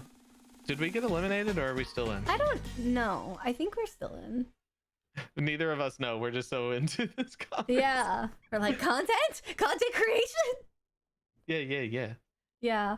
I started a video last night. Okay, so I'm starting a video. Asuna sucks at this game apparently. I do too. That I'm getting carried hard by Switty here. She is. Yay! Please pretend that we're still in. Please let us be still in. I want to play Ski Fall so bad. Anyways. I've never seen this level. Yeah, you just gotta go through the hoops. Jump through the hoops. Okay. So if Are we're we in still it, in, though? I don't know. I really hope so because I really want to play Ski Fall. If we're not in, I'm gonna scream. Not really, but like mentally and emotionally, I'm going to scream. It's fine. You can scream. Okay, I'll scream then. I think we're in. I don't know. Yeah. How the fuck would I know? But yeah, the one of the videos that I'm working on is, have you played Yakuza 0? We are in, yes. Yeah. I'm like a few chapters in. Okay, so you know, have you played the phone line minigame yet? Phone line minigame? No. I don't think so. So, it's a minigame in which, you are, oh, okay, all right, well. Missed that ring? In which you're like, fuck, all right, that's fine, whatever. Sorry, I get distracted. I really like this game. Yeah. Wait. Oh no. Is it letting me continue? Let's go. Somebody just knocked me into that ring, but it eliminated me? Shouldn't have eliminated you. Oh! It's not an elimination. It's just I got points and then that's the end, so I've got to start over. Yeah. Yeah, somebody came up behind me and sucker punched me into that middle ring at the end, and I'm like, thank you. You're like, yes. Oh, we qualified. Let's go. Let's go. Thanks congrats. for the carry, Switty. You're welcome. No problem. I enjoyed it. It was fun. I finally got to play this level. Yeah. But so there's this phone line mini game where you talk to women anonymously on the phone. I think I've unlocked that game actually. It's I just haven't played incredible. It's so fucking fun. I didn't realize that I did that for 25 minutes last stream. Wow. So I have been avoiding the mini games while streaming because I feel like people aren't interested in watching me playing mini games. No, they're good. They're funny. There's one that I did play, the darts, and I spent like an hour playing darts. Oh, I'm good at the fucking darts. Yeah. Yeah, I didn't. The mini games are like, they're all really funny, actually. Okay. So I need to just start doing them and be like, I don't care if the audience is gonna find this entertaining or not. Let's go. No, because your reactions will be the entertainment. Drag them along. Yeah, your reactions will be the entertainment. I do not play mahjong or shogi because I don't know them, but yeah. It doesn't help. One of the first ones that I did was like the dancing game because I was like, it's so I need hard. Friday night, but I'm so bad at rhythm games. I'm okay. I'm medium at rhythm games. However, that one is really hard because it's kind of hard to see when it's time to press. In my opinion, it's kind of hard. And you would think with me having a music background, I would be good at rhythm games, but I feel like there's more of a percussion ability with that because it's like I understand timing and all that, but I'm having to hit it's different than playing an instrument. Like, yeah, way different. for sure. Yeah. I don't really have much music history aside from being up to you now. I'm so sorry. Oh no, I just fell. We're Well, that's fine. Whatever. eliminated. It's fine. But yeah, I'm trying to edit this 25 minutes. It's like basically quarter of my stream down to the funniest parts. It's difficult. And I was like, so I did part of it, and then I was like, you know what? I'm just gonna save this and do this a different day. There's part of me that just like keeps hoping inflation will come back down, because I feel like I'm finally making enough money at my main job where if like things came down in price, I could just pay a video editor to do this stuff for me. True. You either have to have someone who really wants to video edit for you, or someone who you can pay to video edit for you, or just video edit for yourself, which is the route that I will be taking. Yeah, well, and like I said, I'll be doing some video editing for myself. I want to start off with just doing some voice recordings. I'm gonna look into DaVinci, because I think that'd be a good place the one to thing start. there's one piece of content that I will actively refuse to try and learn, and that is mixing mastering. Oh, I started trying to learn that one day, and out of my fucking wheelhouse, because I don't. So I used to sing in chorus in middle school, and I did like honors chorus. We're eliminated, right? Yeah. I did honors chorus and stuff like that, but I never did I didn't take heavy music theory classes, which is like, if you're doing mixing mastering, you need to know music theory. Yeah, and see, I do know music theory. I fucking suck. So I was like, I'm not gonna open that can of worms, because that's so much more involved than me just learning a program, you know? Yeah. So yeah, that's the one thing that, like, man, if I knew how to do that, maybe I'd be able to make my own vocal covers, but I'm just gonna pay people who are very good at doing it to do that for me, because they deserve the money for their hard work of things that I cannot do. It's a very difficult thing, mixing and mastering, because even the music theory, like, it's such a specific subset of music theory. You're talking waveforms, which you can go through all of music theory and understand the concept of waveforms, but never apply it. That's true. That's very true. The main thing that you just need to understand is what causes consonance and dissonance, and you can just learn that all based on interval in terms of wave theory and music theory. So the whole reason why a first and a fifth sound so similar, and you might not know what I'm talking about here with first and fifth. I vaguely know what you're talking about. Have you ever been singing a song and you're like on a note and you're like, I think I'm on the right note, but then you really focus and you're like, why does this sound kind of like the right note, but I'm actually like a few notes off? Yeah, no, I know what you're talking about. Yeah. Although because I was in chorus. Because the first and fifth waveforms are so similar. Yeah. So I was in chorus, which means that I'm really good at mimicry. Yeah. And blending. So generally, when it comes to singing, I'm able to go off of what I hear. I'm able to get the note based off of what I hear, as opposed to having to really think too hard about it. Right. Which I think that's natural for a lot of people, I think. Especially people who do not know music theory. But I do understand what you're talking about from a first and fifth, like from like a perspective of I did like honors chorus, therefore I did sight reading kind of situation. Yeah. But you know, that still is still you know what a first and a fifth is, but like I said, the reason they sound so similar is the way their waves form. Yeah, that's advanced shit. That's advanced shit. That's beyond my level. Harmonics, I can't do my own vocal harmonies either. I have to have someone help me do them usually. Like, I'm sure if I thought about it more and I knew how to use a piano, I could do it, but I cannot. I do not know how to play the piano. So it makes it much harder to learn about harmonies. If I get into vocal covering, I think I might start learning mixing and mastering. I don't know. I'm not gonna be good at it, but at least I could be something that I can put out. Yeah. Yeah. I just refuse. I flat out refuse. I'm like, if I'm going to learn anything about this process, it's going to be the video editing portion of vocal covers, because that's well within my wheelhouse. Like I could draw. I could learn to draw. It would take me a very long time, but I'm convinced that because I have an idea of aesthetic, I probably could learn how to draw. It would not make it any easier for me to learn how to draw, because drawing is hard. And I do think that I could learn how to mix and master, but drawing and mixing and mastering, between those two, I'd be more inclined to learn how to draw first than to mix and master. Yeah. And even then, I don't want to learn that.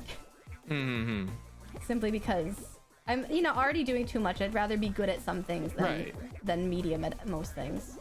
Yeah, exactly. Video editing, the little bit that I'm gonna learn is gonna be so rudimentary. I basically just want to be able to do like clip compilation type stuff, maybe some minor edits. Like it'd be funny to learn how to do the circle and arrow while making the screen go dark and zoom in type of thing. Just those are easy. Those are easy. And that's about the only stuff I want to learn in editing. I don't really want to take that too far. I just want to get to where I can get some actual content out there beyond my streams. Clip editing is really not that hard, especially if you watch clips already. If you watch clips and you know the aesthetic that you want to go for, then hell yeah. Like it's not that bad. Yeah. I think the hardest part that I had that I have editing is finding the sound effects that I want.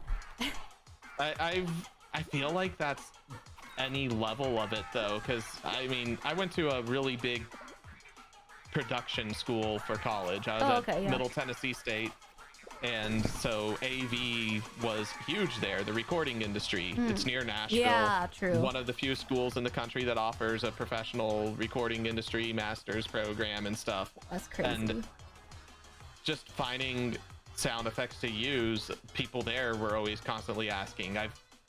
Now, I've worked with a lot of video editors when I was doing like podcasting and stuff. That was always an ask, like, hey, I'm looking for this kind of specific sound effect. Can you help? Here in the VTubing community, I get to know video editors, and that seems to be a common ask, like, hey, sound effects. Yeah, I was looking specifically for the Japanese game show boop boop noise. Yeah. That's very hard to find. I found 2 websites that have free Japanese sound effects.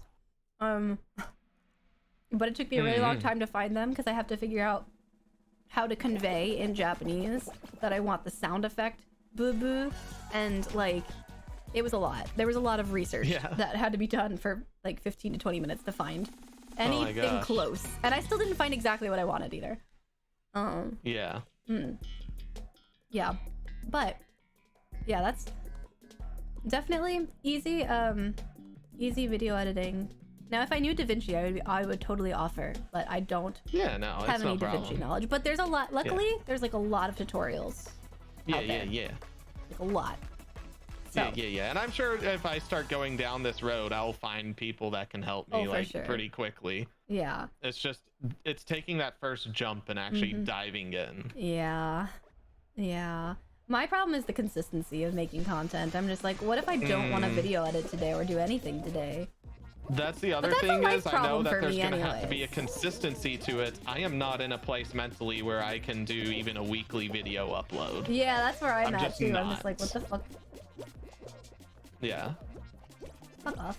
And even then, with the way YouTube algorithm works, weekly is not frequent enough these days. Yeah, even TikTok wants you to do 3 times a day. Yeah. Every day. That's crazy. And like no content creator can put that out. That's just not like, unless you're paying people. It's not possible. Unless you're paying people and already making so much content like every single day. Exactly. Yeah. Oh shoot, I was even thinking like I should try to get into some TikTok, but now I'm like, nah, I don't know, maybe I'll wait. Honestly, TikTok is actually quite easy though to create. So I would say, because it's just a short thing, you know? Yeah. The only thing is just like, depending on how you want to edit your aspect ratio to the TikTok format. And if you do TikTok, you also have the added advantage of being able to upload the same video just without the watermarks to YouTube Shorts. True. So it's basically 2 content for 1, kind of. That's true. And the more you upload it to places, the more people see it. Yep. You know. Yeah. Oh shit, I barely survived that. I was hanging on by a thread. This one is like the easier one, so I'm glad that we got this one. Yeah. Wee. Someone tried to body block me there. Mm-hmm. Fight what them. I need to do is, as I think about this, because when I play Final Fantasy 14, I take a lot of spicy takes on characters. Yeah. I really need to just start some finding in the VODs where I've made like either controversial or just super spicy takes and just make a super cut of like This is your spiciest the takes. StarNyan Xenos salt take. Oh my god, yes, please. Just a like 5-minute video of nothing but me reacting to Xenos on screen or just randomly bringing up parts of the game that I hate with him. That would be perfect. That would be good content. Yeah. Good content. Just every time I shit on Alphino. Perfect. My content currently that I have lined up is Swit talks to women and Swit teaches you how to wash your ass. Those are my fucking content that I have. All right, so talk me through. And I don't know. I know how to wash my ass. Congratulations. Yeah, there's a lot of people who don't though. Isn't that wild? I know. That's why I had to tell people. Yeah, it makes me cringe when I like the conversation comes up and there's always that one person in the room like, oh, I just let the water flow between my cheeks. That gets it clean. I'm like, no, I don't. Wash your fucking ass. That don't clean shit. Nope. Oh, I didn't see the hole there. Oh no. It's okay. I didn't know that we were losing tiles at that point. It's okay. Just have the right camera angle. Literally, LOL.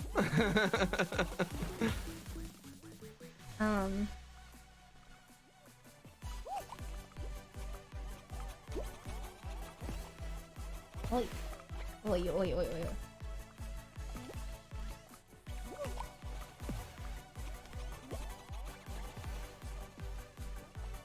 Give me one. Give me one. Yeah. Oh shit. Oh, that didn't work.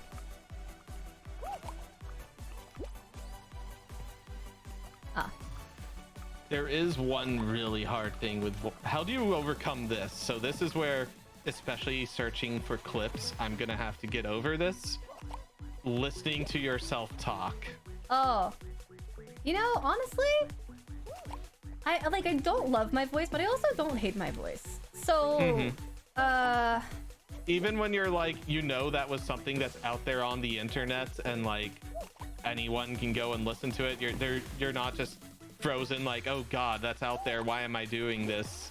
I think about people who I really enjoy watching their content and they're very cringe, and then I feel happy. That's a very good point. Like Snuffy. Yeah, Snuffy. I fucking love Snuffy so much. What he just said, Snuffy's super fucking cringe, everybody. Yeah. Clip it.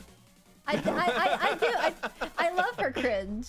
Her cringe. Yeah. Actually, she inspires me daily. Yeah. To be more that's cringe. Good. That's how I felt with like Neanders, because I always felt like I was super cringe, and I know I mess up talking all the damn time. I'll be in the middle of explaining something and then my tongue just suddenly decides to not work, or my brain just shuts off and I forget what I was talking about. And then I'm watching her content and I'm like enjoying whenever that happens. I'm like, wait, maybe this isn't something that people actually hate watching. Yeah, exactly.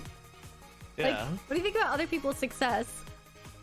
Like, it comes from people's uniqueness, and cringe is actually just the demonization of uniqueness, if you really think about it. It really is. So, yeah, what makes somebody unique? Oh, look, they're friends. Yeah, they're friends. Welcome to the pack. Hi, KWDG. They stopped being friends. Stretch. No, they're enemies now. They're enemies. They hate each other.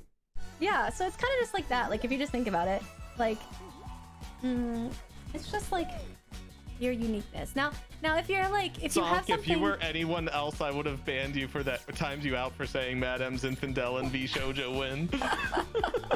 Damn. It's like, I know where you're coming from with making these jokes, so no, you're not getting timed out, but I'm just like, damn, come on. Yeah. I'm a furry too. I'm not exactly a furry, however, hell yeah, go furry, you got this. Hell yeah. Yeah. So I don't know. I think I don't have too much of an issue. But also it brings me a lot of solace knowing that I don't get clipped very often. So the things I say can be put in context the way I edit them. Right. That So helps. rather than giving that control to Cooksey. Yeah, exactly. Also like there's an added benefit about being a very small indie VTuber. And that is whenever you don't feel comfortable maybe by a stream that you did for whatever reason, you have the ability to take that VOD down, you know? Like This is true, and you're not gonna have an army of people like, hey, did you catch do you know, did anyone save that VOD? Where do I find it? Yeah, so like recently I did a stream where And then you don't have the meta of people trying to decide why the VOD went away. Did they get in trouble with Twitch? Oh, did they blah blah blah? Yeah, so like for me, like I had just this like I had this stream where I was talking a lot about politics, which kind of like I will talk about politics, but I talked so much about politics that I kind of got anxious about it, like and had a rough time afterwards. So I just took down the VOD because it wasn't that I was making political takes that were, in my opinion, bad. It was just that like I was talking about politics so much that I got myself anxious, you know? Right. Well, and that is a thing that's easy to get anxious about, like for many reasons. Yeah. So it was just one of those things where I wasn't particularly comfortable with my VOD being out there. Just not because like it's not because I would retract those takes at all. Like that's not it at all. Right. But it was more. It's so easy to, especially when you start taking political takes. It's not even the fear of the opposition, but just when people. I find the most annoying thing with those takes are the people that agree with you just enough and take you out of context to strengthen their slightly different take. Yeah. That's what gets me more than anything. Yeah, exactly. You know? I was like, and also like it's a particularly precarious political time right now. So there's just like a lot of different reasons why I was just not very comfortable. Yeah. And also I'm the kind of person if I talk too much about politics, I do tend to have more anxiety just because like I grew up in It's not a happy topic. Yeah, it's not a happy topic, and I grew up in a very like oppositely political household from me. So I wasn't really able to like make my own opinions, and now my opinions are very like drastically different. Like then like I used to watch my news in German because my parents don't know German. Like I was very specifically, you know, weird about politics. So now I have some takes that I'm like very secure in. But also at the same time it's like you know, there's one of those things where like a lot of people went to therapy for the political reasons in 2020, you know. For different things, and so and I just don't like to do too much with my VTubing because I do view, even though I have my personal stuff pretty heavily tied with my VTuber, I still treat it as a form of escapism. And like I'll talk about serious things if it warrants it, and if I feel my community can benefit from it. However, I don't talk about politics too much, just in the sense that it's like because I get so anxious about politics. You know. Yeah. I feel that. Yeah. I think if I ever had a stream like that where I suddenly opened up, I would have taken that VOD immediately down too. Yeah, I just took it down because it made me so anxious for like a lot of different reasons. So. Yeah. No, I totally hear you. Yeah. So yeah, but it was still a fun stream. Yeah. Still a very fun stream. Yeah. Oh, or sometimes like if I'm tired or if I'm in a low mood, maybe I'll take the VOD down because like it just wasn't, I didn't feel like it was my best content, and I don't want anyone looking back and being like, oh, well that wasn't a fun stream. Yeah. You know? I've been trying not to do that because sometimes people find stuff like that fun and I don't know how or why. So I try not to self-edit in that way. I don't do it too often, but it's like if I'm feeling really upset about it, then I will. Yeah. Like if it's very upsetting to me, but yeah. But also this whole time, Cody's like, I'm recording all these, by the way, uploading them to my clips channel. Please don't take down, ooh woo. I don't mind people clipping me at all, actually. No, I don't mind. I actually want people to clip me. Nobody does. Yeah, that's kind of how I feel. I'm like, I don't really get clipped, but I enjoy when people clip me a lot. So especially when I say something really fucking wild and someone just like clips it. I love that. I love that. I think there's only 2 clips on my channel right now, and they're both ones that I clipped. And it's always funny when I like, raid somebody, and it makes me uncomfortable when they do the whole like playing a clip thing, and I forget one of my clips is from Resident Evil 7 when I knifed the hell out of what's her name? Yeah. The really ugly, gross. It's so gross to get up to her because she's like flashing everything and it's not attractive, and I'm up in there knifing the shit out of her and kill her, and I'm like, because I'm out of ammo, and I'm like, holy shit, we just knifed her to death, let's go. So I like raid somebody and I see that clip and they might be like a family friendly streamer, and I'm just like cringing so hard. Yeah, no, I get that. Yeah, it's like, no, I need more clips to like make that not the only thing that shows up if I raid somebody, that clips whoever they plays a random clip of who stream. That's true. Like rated. Yeah. Okay. All right. Well, that's fine, I suppose. That's fine. This is fine. Everything's fine. Yeah, we're gonna do it. We're fine. Everything's fine. This is fine. Uh-oh. Gonna get the fuck out of there. These cheeseheads are toxic. Yeah, I'm gonna be toxic to them for a bit. Hey man, Do it. Toxic gamer. I'm trying to like team up with this blue guy against them. Trying to like hold them still for this blue guy to go in against them, but he's not. There he goes. Yeah. Oh. Incredible. This guy is like, well, if you're gonna bully me, I'm not gonna do anything. Right? Look at him out.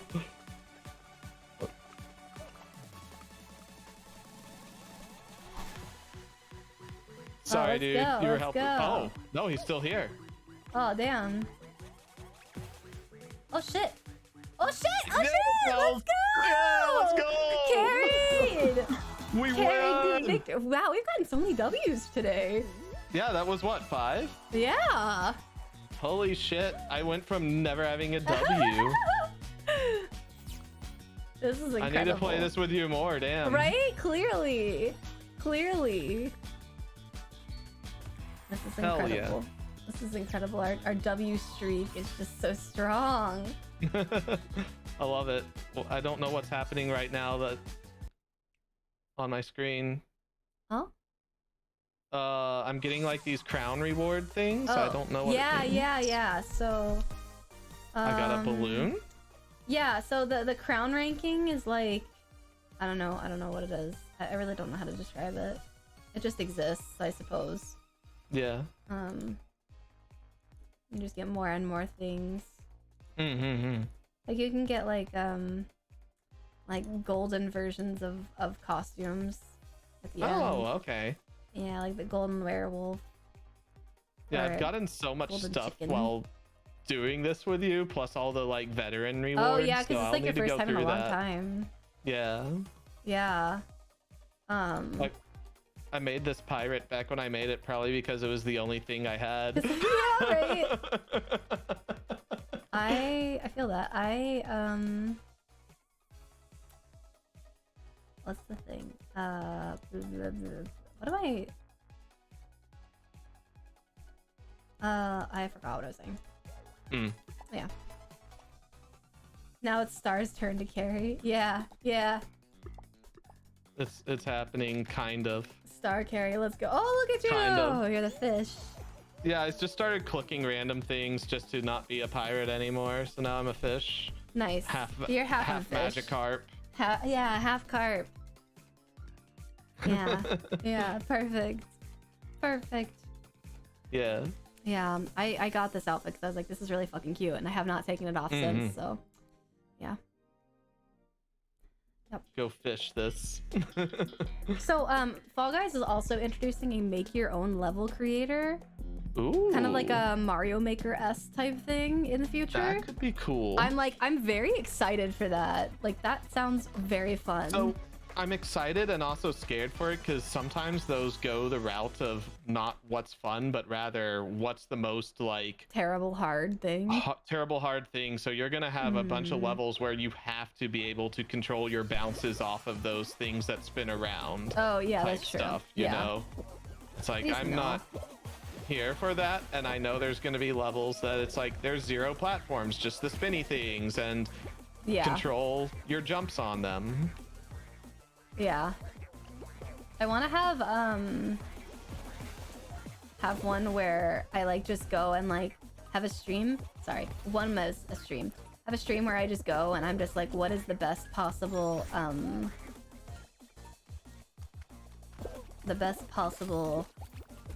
God damn. My words really stopped working there. It's okay. The best possible courses and go through people's submitted courses. Yeah. Yeah, that'd be fun. Yeah. That sounds very fun. Yeah. And then you're gonna get all these nightmare levels. It's true. Please no, please not like this. Please not like this. Just like suddenly Fall Guys Savage. Right?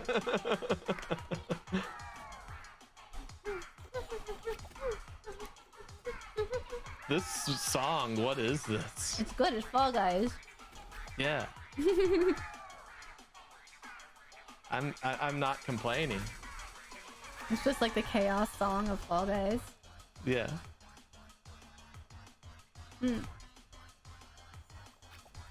I do wish This that there was a poor way guy, to he kind of. can't make I it. know he's trying so hard to. He's gonna go. Oh, come on, guy! Run, run, run! Yeah, One. he He did made it. it. 1 Just second barely. left. Good job.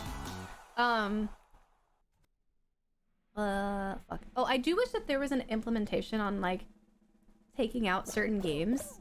Like you could like say like I don't want these, or I prioritize these rounds. I guess it wouldn't make it like that fair though, would it though? Yeah. Yeah, that's But true. I totally get what you're saying, because there's, especially in crab game, there's certain modes I just don't want to do. Well, it's like But- we've gotten certain things so many times. I'd like the other games that I Yeah. know Fall Guys has. You know? Yeah, like I think there's still a map that you said you want to play that I still haven't seen. Yeah. Yeah. Sorry, I'm snacking at the same time. I hope that's not a No, bother. it's fine. It's fine. No, you're gonna have to get closer to the mic when you do that. Let's get some free ASMR. Absolutely not. Now I can do some ASMR, but I cannot do. I cannot even hear. ASMR? No, I cannot hear. Like I cannot listen to anyone eat in real life. Like I have to not actively. I will go absolutely batshit insane if I hear people eat. Yeah. I feel that. Like I'm so anti hearing people eat.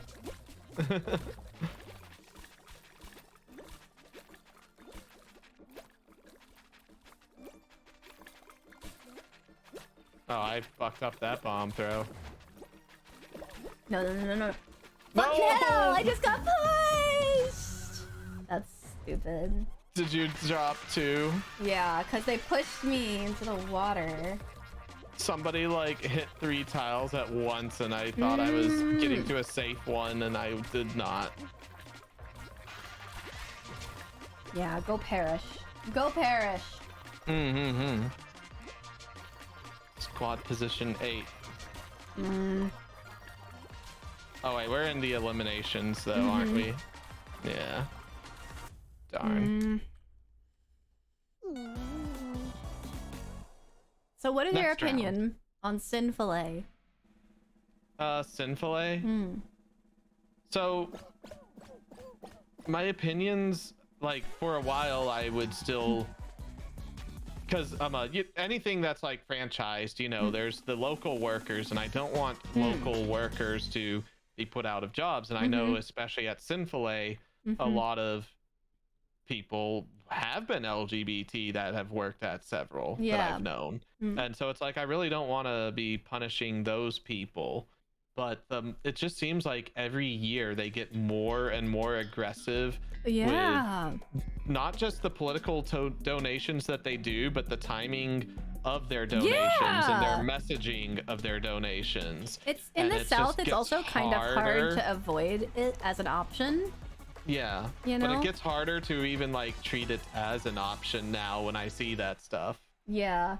And it's like they're really trying hard to just be aggro. Like, why rather can't than they just like yeah. let themselves have good food and then not have?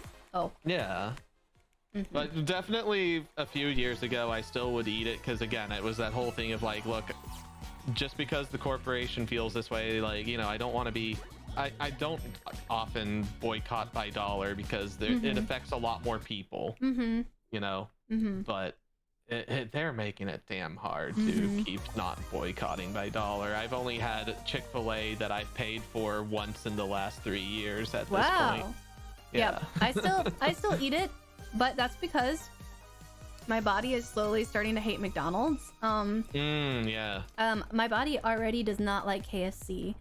I personally don't hate myself enough for Taco Bell. Sorry, Taco Bell lovers. What? No, I'm a Taco Bell lover, and I think that's part of why Sinful-A is easy to avoid. Yeah. Because, oh my god, I love Taco Bell. I also don't like Arby's. So. See, I don't mind Arby's. And Wendy's, I am okay with occasionally. But I like it, Wendy's. Okay, my complaint about Wendy's right now is their drink machines always fucking suck. Like, their drinks always taste weird. You're right, their drinks do, but... Why do they always taste so weird? I hate it. So, yeah. So, not that I should be eating that much fast food anyways, but, you know, sometimes you gotta. Yeah, exactly. Sometimes you gotta eat some food. Yeah. For sure. But, yeah. I also very much... You're also in an area where it's much more convenient to go to one. Yeah. It has not been that convenient for me to get to one. Yeah, I do not have to go out of my way to find one. No, not at all. I have to go to a pretty busy road in town at a very bad placement to get to the Chick-fil-A that's closest to me. And it's like just that drive-through setup alone. I know it's going to be fine once I'm in there, but turning into it from the streets and then turning back onto the street stresses my mind. Yeah, no, so like, that doesn't even sound fucking worth it. No. If it wasn't just so damn convenient. Yeah. Now, granted, where I moved from, we finally got a, what's it called? Canes, Raising Canes. Oh, and it I've had heard a of similar Canes. setup on a similar road thing, but I did it because I like Raising Canes. I've never had Canes, but I've heard about it. They're pretty good. Yeah. They're nothing special, and you know their whole puns is always like they say something and then they're like, you want some chicken, and it's like that's literally their menu. Do you want 2 pieces, 3 pieces, or 4 pieces? I love that. That's it. It's like yeah, all right. Yeah, I love that. They make it Some easy. people hate that. They're like, why is this place so popular? There's like no options. And it's like, you know, sometimes when you want to eat, you deal with so many stresses of decisions, you want to go somewhere where you don't have to make decisions. Yeah. It's just like, okay, your decision is, do you want 3 or 4 fingers? All right, let's go. Yeah. Yeah. It's gonna come with these sides no matter what. Yeah. That's insane. Yeah, I mean, sometimes you don't want to choose. Yeah. Sometimes you don't want to choose. Luckily, the one thing that we do have going for us right now is we do have a Halal Guys in our area. Which is quite good. Halal Guys is delicious. Gotcha. It's like rice Euro bowls, kind of. Very good. Highly recommend. Nice. I love gyros, so Yeah. So it's very, very good. Thinking about chicken over rice. Yeah. It's actually pretty inconvenient for me to go to most fast foods with where I live. I live close to a downtown. And this city, even though like plenty of downtowns have fast food restaurants, this city just doesn't for some reason. So it's like, you know, fast casual is the closest thing I can get. And there are chain places, but they're sit down places. That makes sense, yeah. The closest fast food to me is a Jimmy John's. And we hate Jimmy John. I'm just, ever since I had Jersey Mike's, I just haven't really gone back to Jimmy John's. Yeah, so I'm a filthy Subway hater, but that's because I like their not bread. Yeah. And also I like their vinegar. I know they didn't put that anywhere, but I really like the vinegar on there, so. Yeah. So yeah, I really like to do things where I can just like walk to a place now. That's really nice though. If that was the option, I would just go to the places where I could walk to. That would be So now it's like I'm already having to make the effort to drive, so why go to fast food? Yeah. Unless no, it's for Taco sure. Bell. I will fucking do it for Taco Bell. That is my heart. That is my love. It breaks my heart. You can't see it that way. I fucking hate Taco Bell. No. I'm so sorry. Fuck But Bell. it's Taco Bell. Sorry, I just can't. I can't be bothered. It's okay. But we also have like weird off, not quite Tex-Mex places here that are like Taco Bell but better. Like what? Moe's.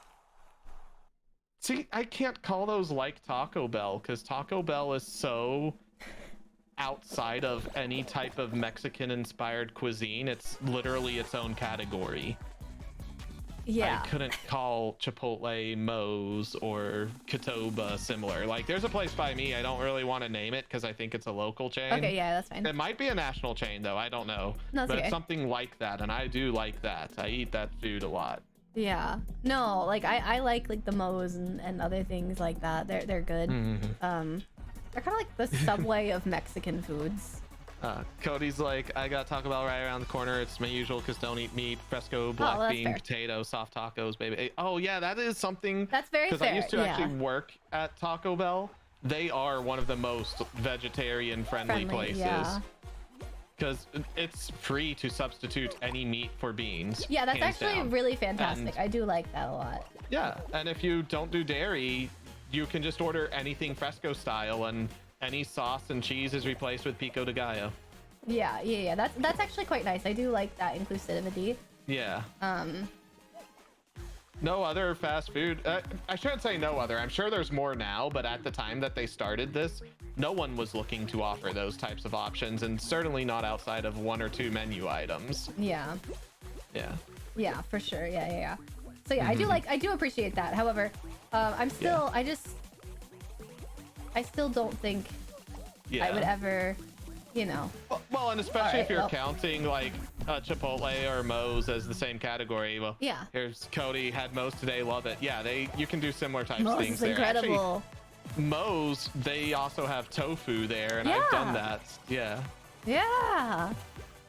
I like going to the halal carts, but but the franchise halal guys seems not as good. Yes, that's true from what I've heard. Is the halal guys cart in New York is much better than the franchise. However, we don't have that much halal food here.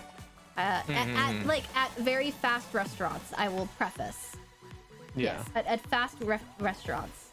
I'm halal actually guys is very fast. surprised the amount of halal places that are here, and that actually is why I got addicted to Grubhub, because so many of them were on there. So I was just like Grubhubbing all the time, like, okay, let's try this place is like Europlate and all this other stuff.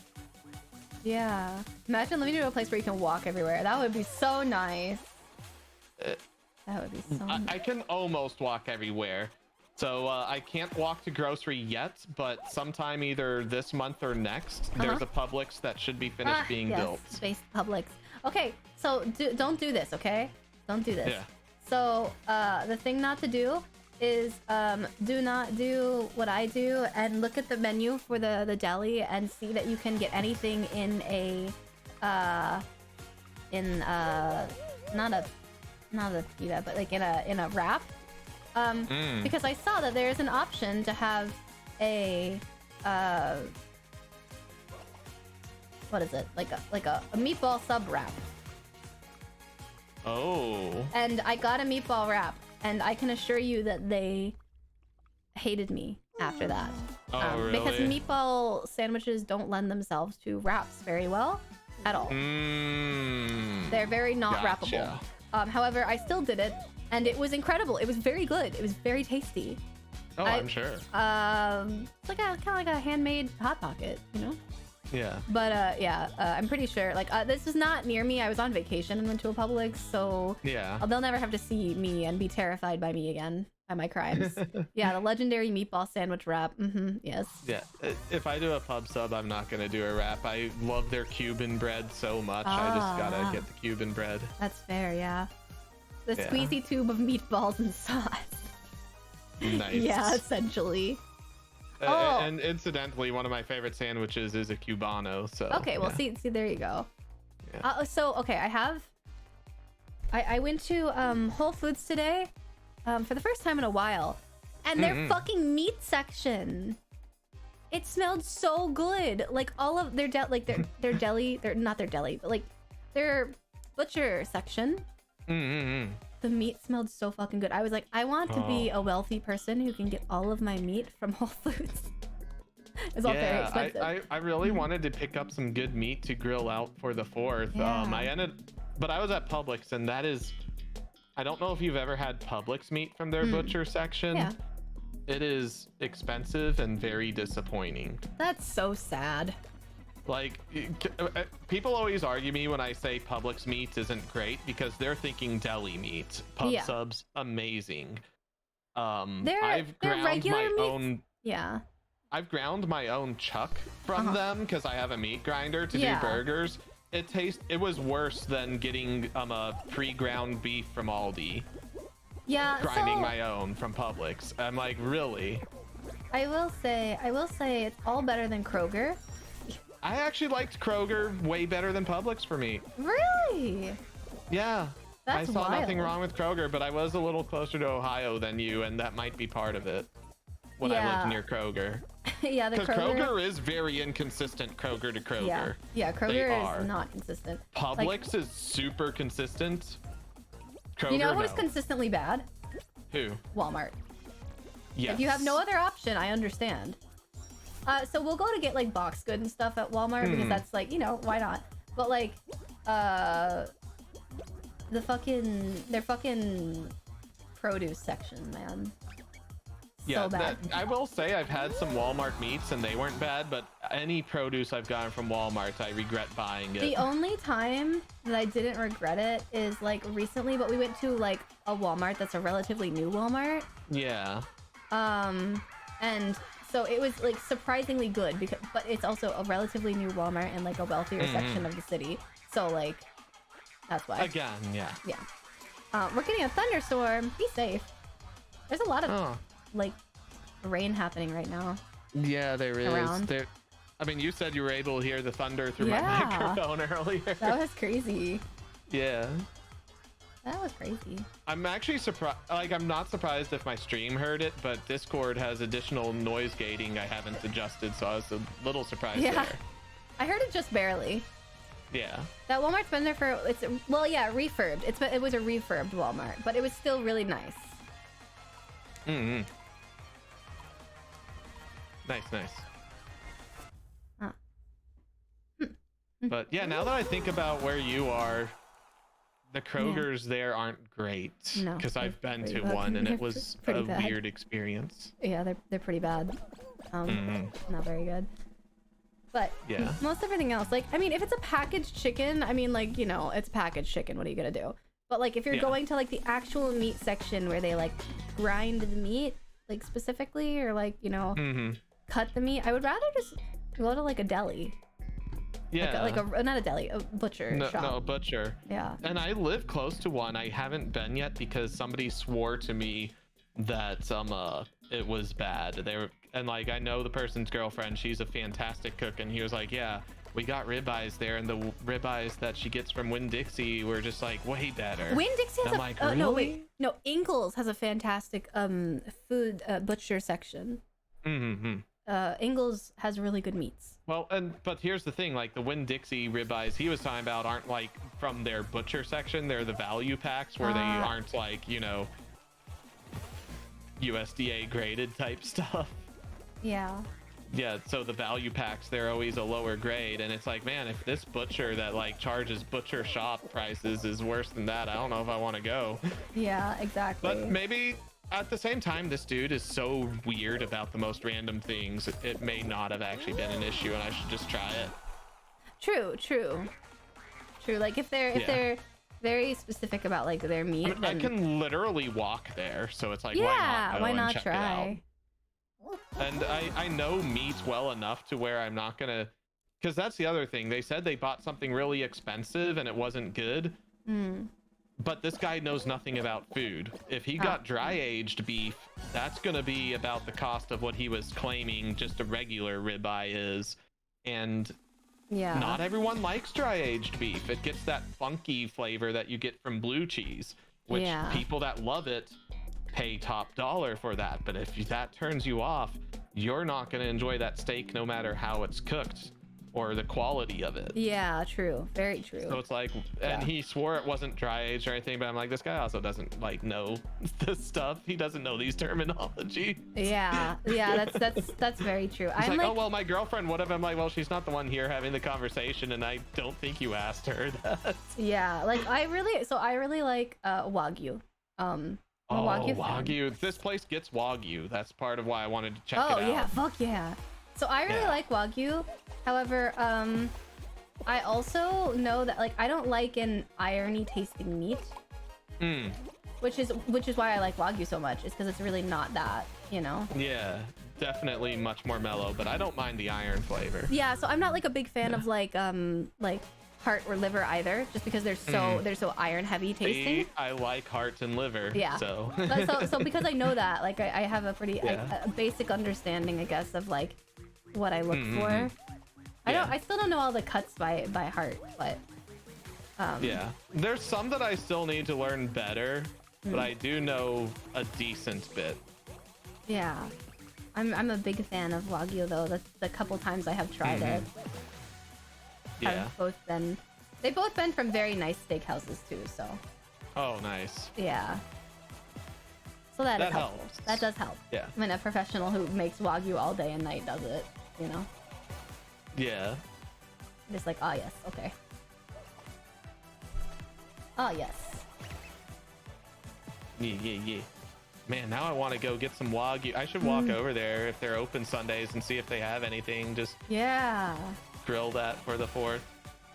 Because I got like 4 pre-made burger patties that weren't Publix branded because I knew I wouldn't like the Publix meat, just to make sure I had something to grill on Monday if I don't go to a store. Yeah, exactly. Like, I need something. I gotta grill. Yeah. Gotta get my dad mode out. Yeah, exactly. Dad grill mode. Yeah. I don't know when we're grilling, but I know that we're grilling this weekend. We got beef hot dog and we got hamburger and turkey burgers too. Oh, nice. I do like a turkey burger. I'm off. That was so close though. I know. So wow. I know. I failed. It's okay. It's okay. You were so close to the end. I know. So close. All right. Shall we do one more round? Yeah, let's do one more. Do one more round. Hell Unless we go out in like the very, very first. Oh yeah, like, then no, that early, doesn't count. That doesn't count at all. Yeah. I just realized how long we've been streaming and I haven't eaten since like 1:30 p.m. I barely got to eat too because I was like, oh man, I'm excited to do stream, and so then I forgot to eat my food. And so now I've been kind of snacking on it, but I'm like, man, I could go for like a lot of food. Right. I've been I was playing Yakuza on Thursday, and I was like, damn. Like I kept going to buy the chashu ramen in game, and I was like, man, I could use some ramen right now. Yeah. That's what I want. Some ramen. Maybe sometime this weekend. I don't know. There's some ramen places in town that I really want to go. I didn't want to do Uber Eats or anything for that because I don't like putting it back together myself. I want it in the bowl, just there, fresh. Yeah. It's not bad when you assemble it yourself. No, I'm the same way. I feel like it loses. It's different. It's different. Yeah, it's better than if they just had it all together and shipped it that way for sure. But I'd rather just go out and get ramen. Yeah. That's how I'm the same way. I want my ramen fresh. Yeah. So if I'm ordering something, I'll get like some sort of donburi or something instead. But I'm also a chronic like beef eater. So beef eater. I love beef, but beef eater Jin, no. Beef eater. I used to not mind beef eater gin, but I had a very bad night one time, and it was actually caused by Goldschlager, but that's not what I tasted the next morning. So no. I can't do beef eater anymore. I think I just don't like gin. I think I'm not a gin person. I like gin. But yeah. I was like trying to place where the word beef eater came from, so I'm glad that you like automatically knew what I was talking about, because I was like, I've heard the name beef eater before. Immediately. That's like I can't have lemon on chicken or on meat anymore, like citrus flavored meat, because I got sick one time when I had it. Yeah. It was like wild. I got like weirdly sick. Yeah. Well, I don't really like citrus flavored meat anyways. I just seem like I'm always looking for like new recipes, and it's like get your citrus flavored chicken, and I'm like, okay, but what if I don't want? That's such a common thing. I'm like, yeah, what if I don't think that's novel? What if I don't think that's exciting? Yeah, and also I feel like citrus, the role it plays with any kind of meat isn't to taste the citrus. It's to bring acidity to highlight the flavors of the meat.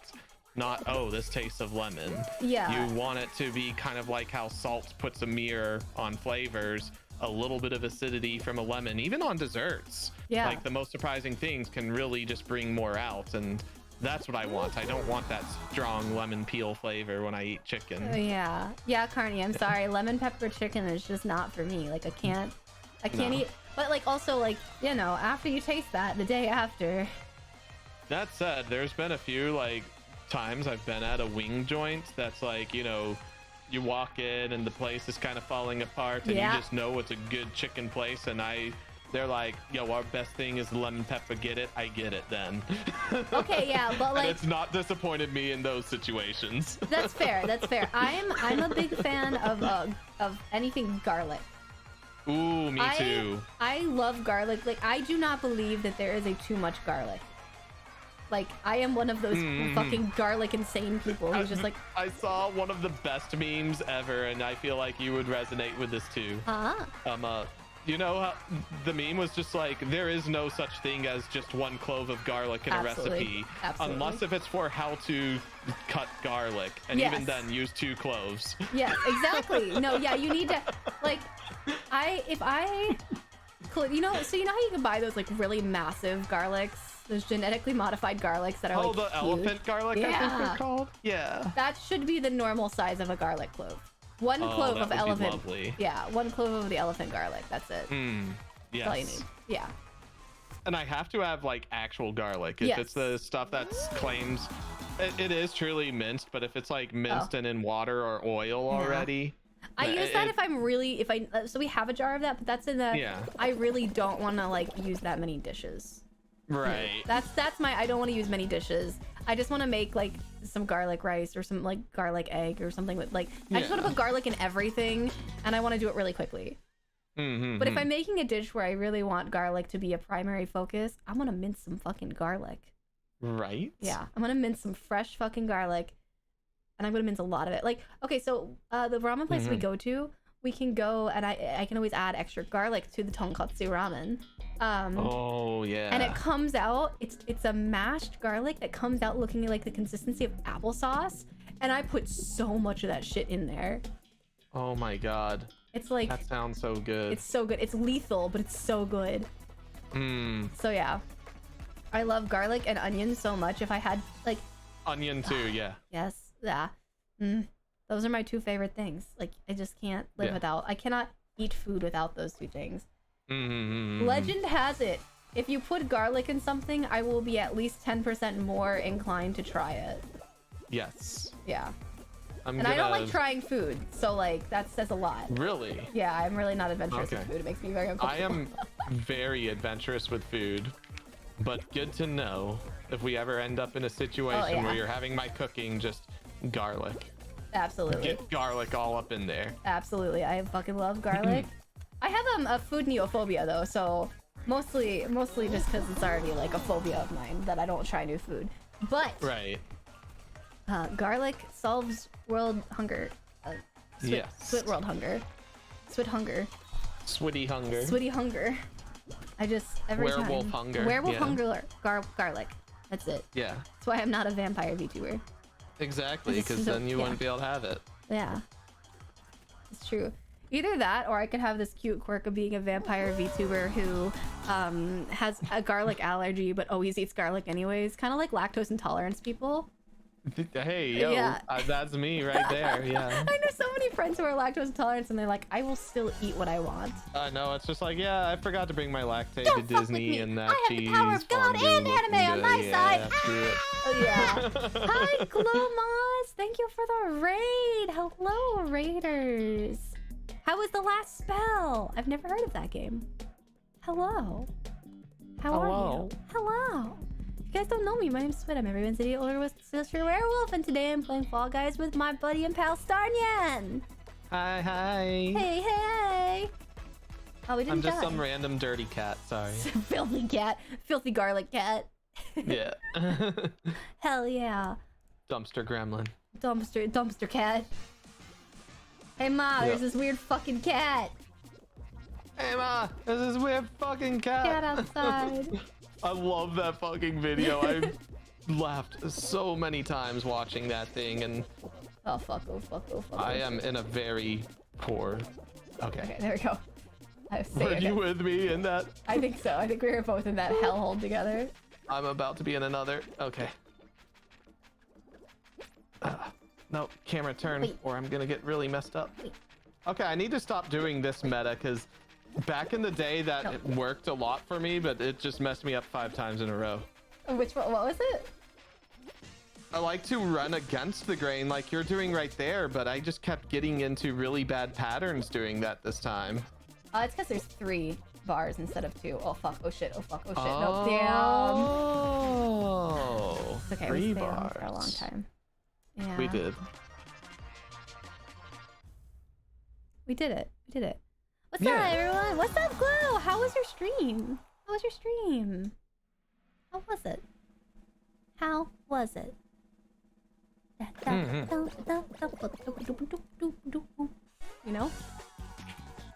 You know? We're doing pretty good. This round. Proud of us. This is good. Which one are we gonna get next? Yes.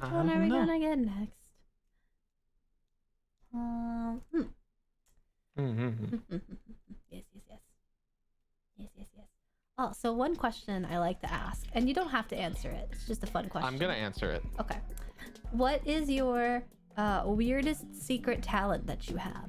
I'm not answering this. No, I'm just kidding.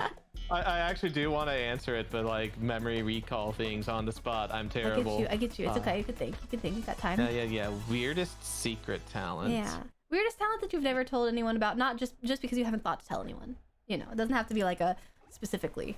Yeah. You know. Gosh, what would qualify for that even? What's yours? I'm struggling. Oh fuck, I got yeeted forward. Holy I'm shit. sitting here like asking, hoping like hearing one person's will help spur something. You're like, I don't actually know mine. Yeah. I just like to ask the question because it's a fun question. It is a fun question, and it's one that's why I really want to answer it. Like, that's a good question. I wish I was good at giving answers. Me too. Oh, that is too far. Yeah, Cody just said it's a hard question. It is kind of hard, Yeah. like, especially because, you know, this is something I ran into when Shit.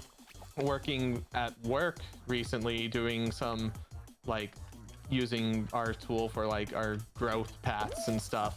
And I was asked just like some of my soft skills, and they're like, yeah, some of the things that you don't even think to talk about yourself. And I'm like, you're asking me to think of something that I don't think to talk about. Shit. Right. How do I answer this now? Like, how do I think of it if I don't think of it? I'm sorry, I'm struggling so hard in this game. Fuck off! Can you fuck right off? I think this is one that's kind of weird. Like, I don't think it's that weird, but Nyanners always talks about it being a weird talent, so I'll just say it's a weird talent. I'm one of the people that can just easily make the that noise. Yeah, I can do that, just no problem. That noise. Yeah, that's a pretty good one. That's a Yeah. pretty good one. And it's definitely classifies under I don't think to tell. It never really comes up in conversation. Yeah. I don't even think I've made that noise in 6 years even, just because it doesn't come up. It just doesn't come up in conversation. Yeah. Yeah, that's a pretty weird talent. I love that. I love that. Yeah, I'm trying to think of mine so I can also answer it, but off the top of my head, Did we just get eliminated? Yeah, we did. We just got yeeted. Yeah, just got yeeted. Just got yeeted.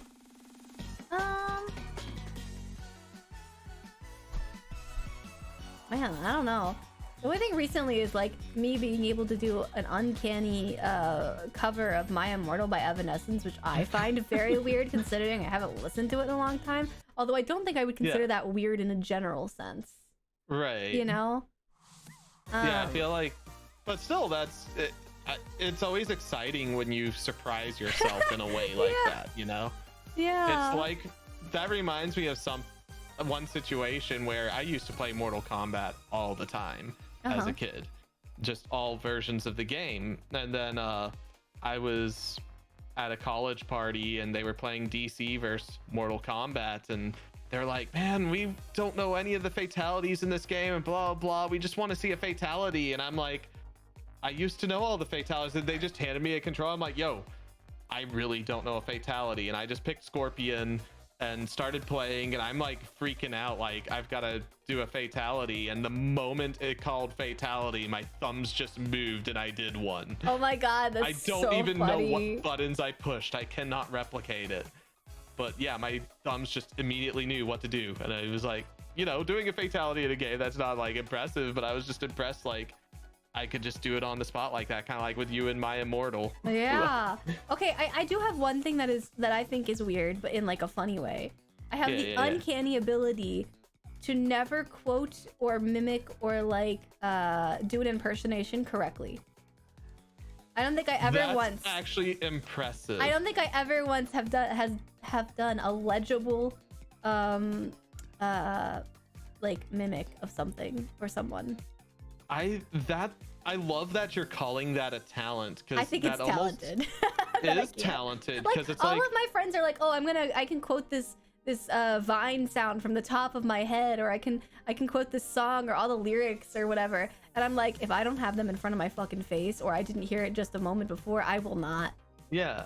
Yeah. Because there's a big difference between even just like being bad at it, because even most people, like, there's at least something they can do. Yeah, no, I have. So I who have no. like zero. Yeah, I have zero recollection ability.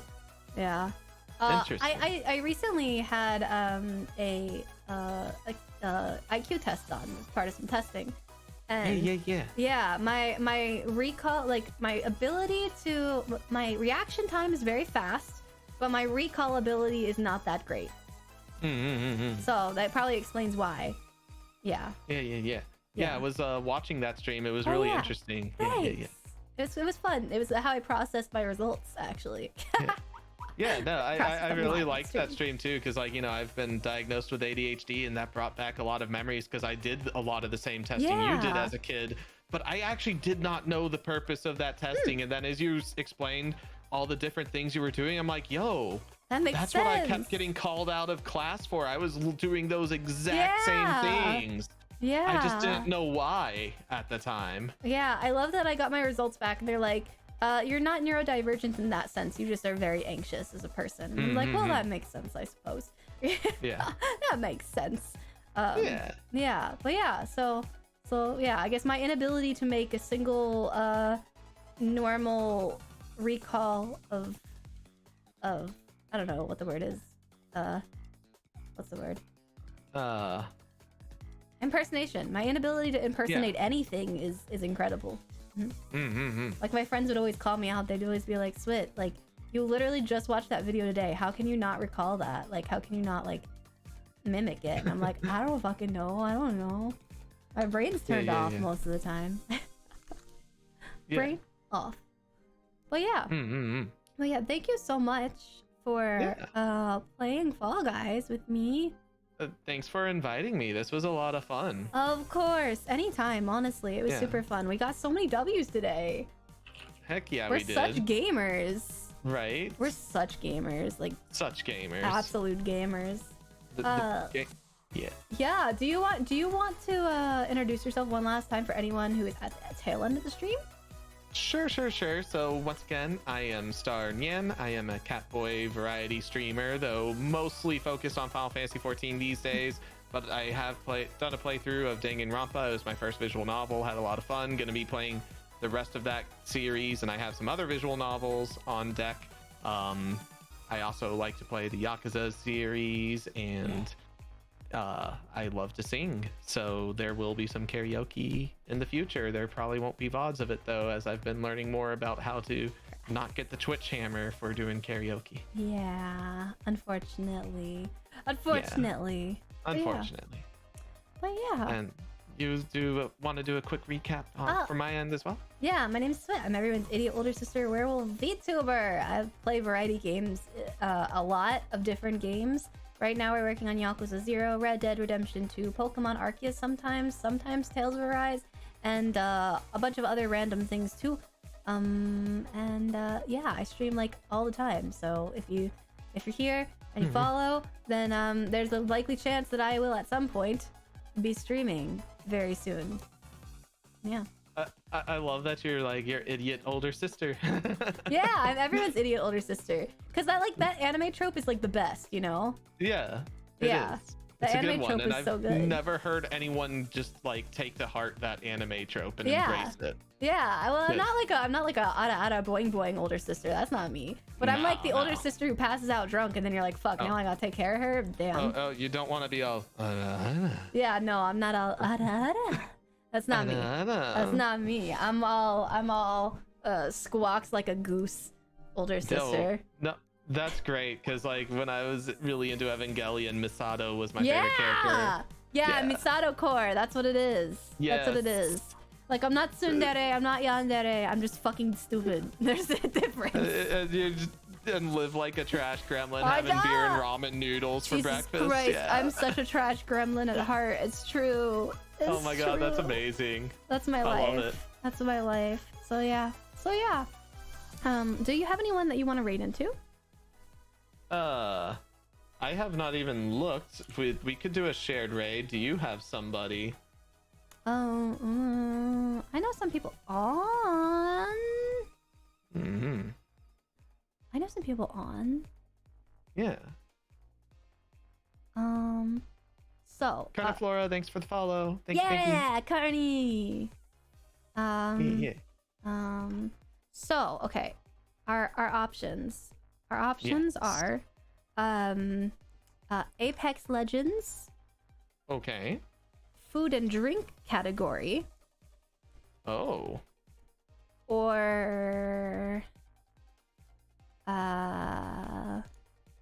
DNF duel.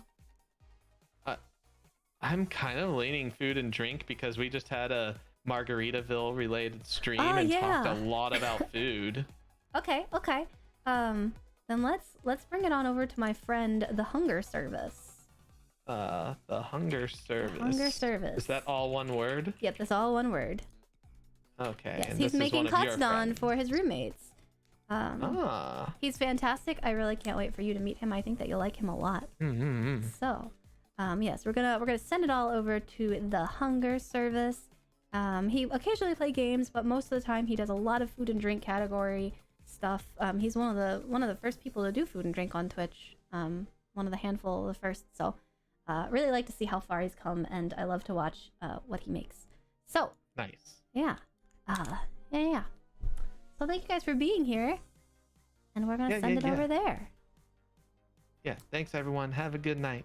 Yeah. I'm gonna start my raid. Yep, I've got mine started already, and I just hit my stream ending screen. Nice. There we go. All right. See you guys later. And ending screen.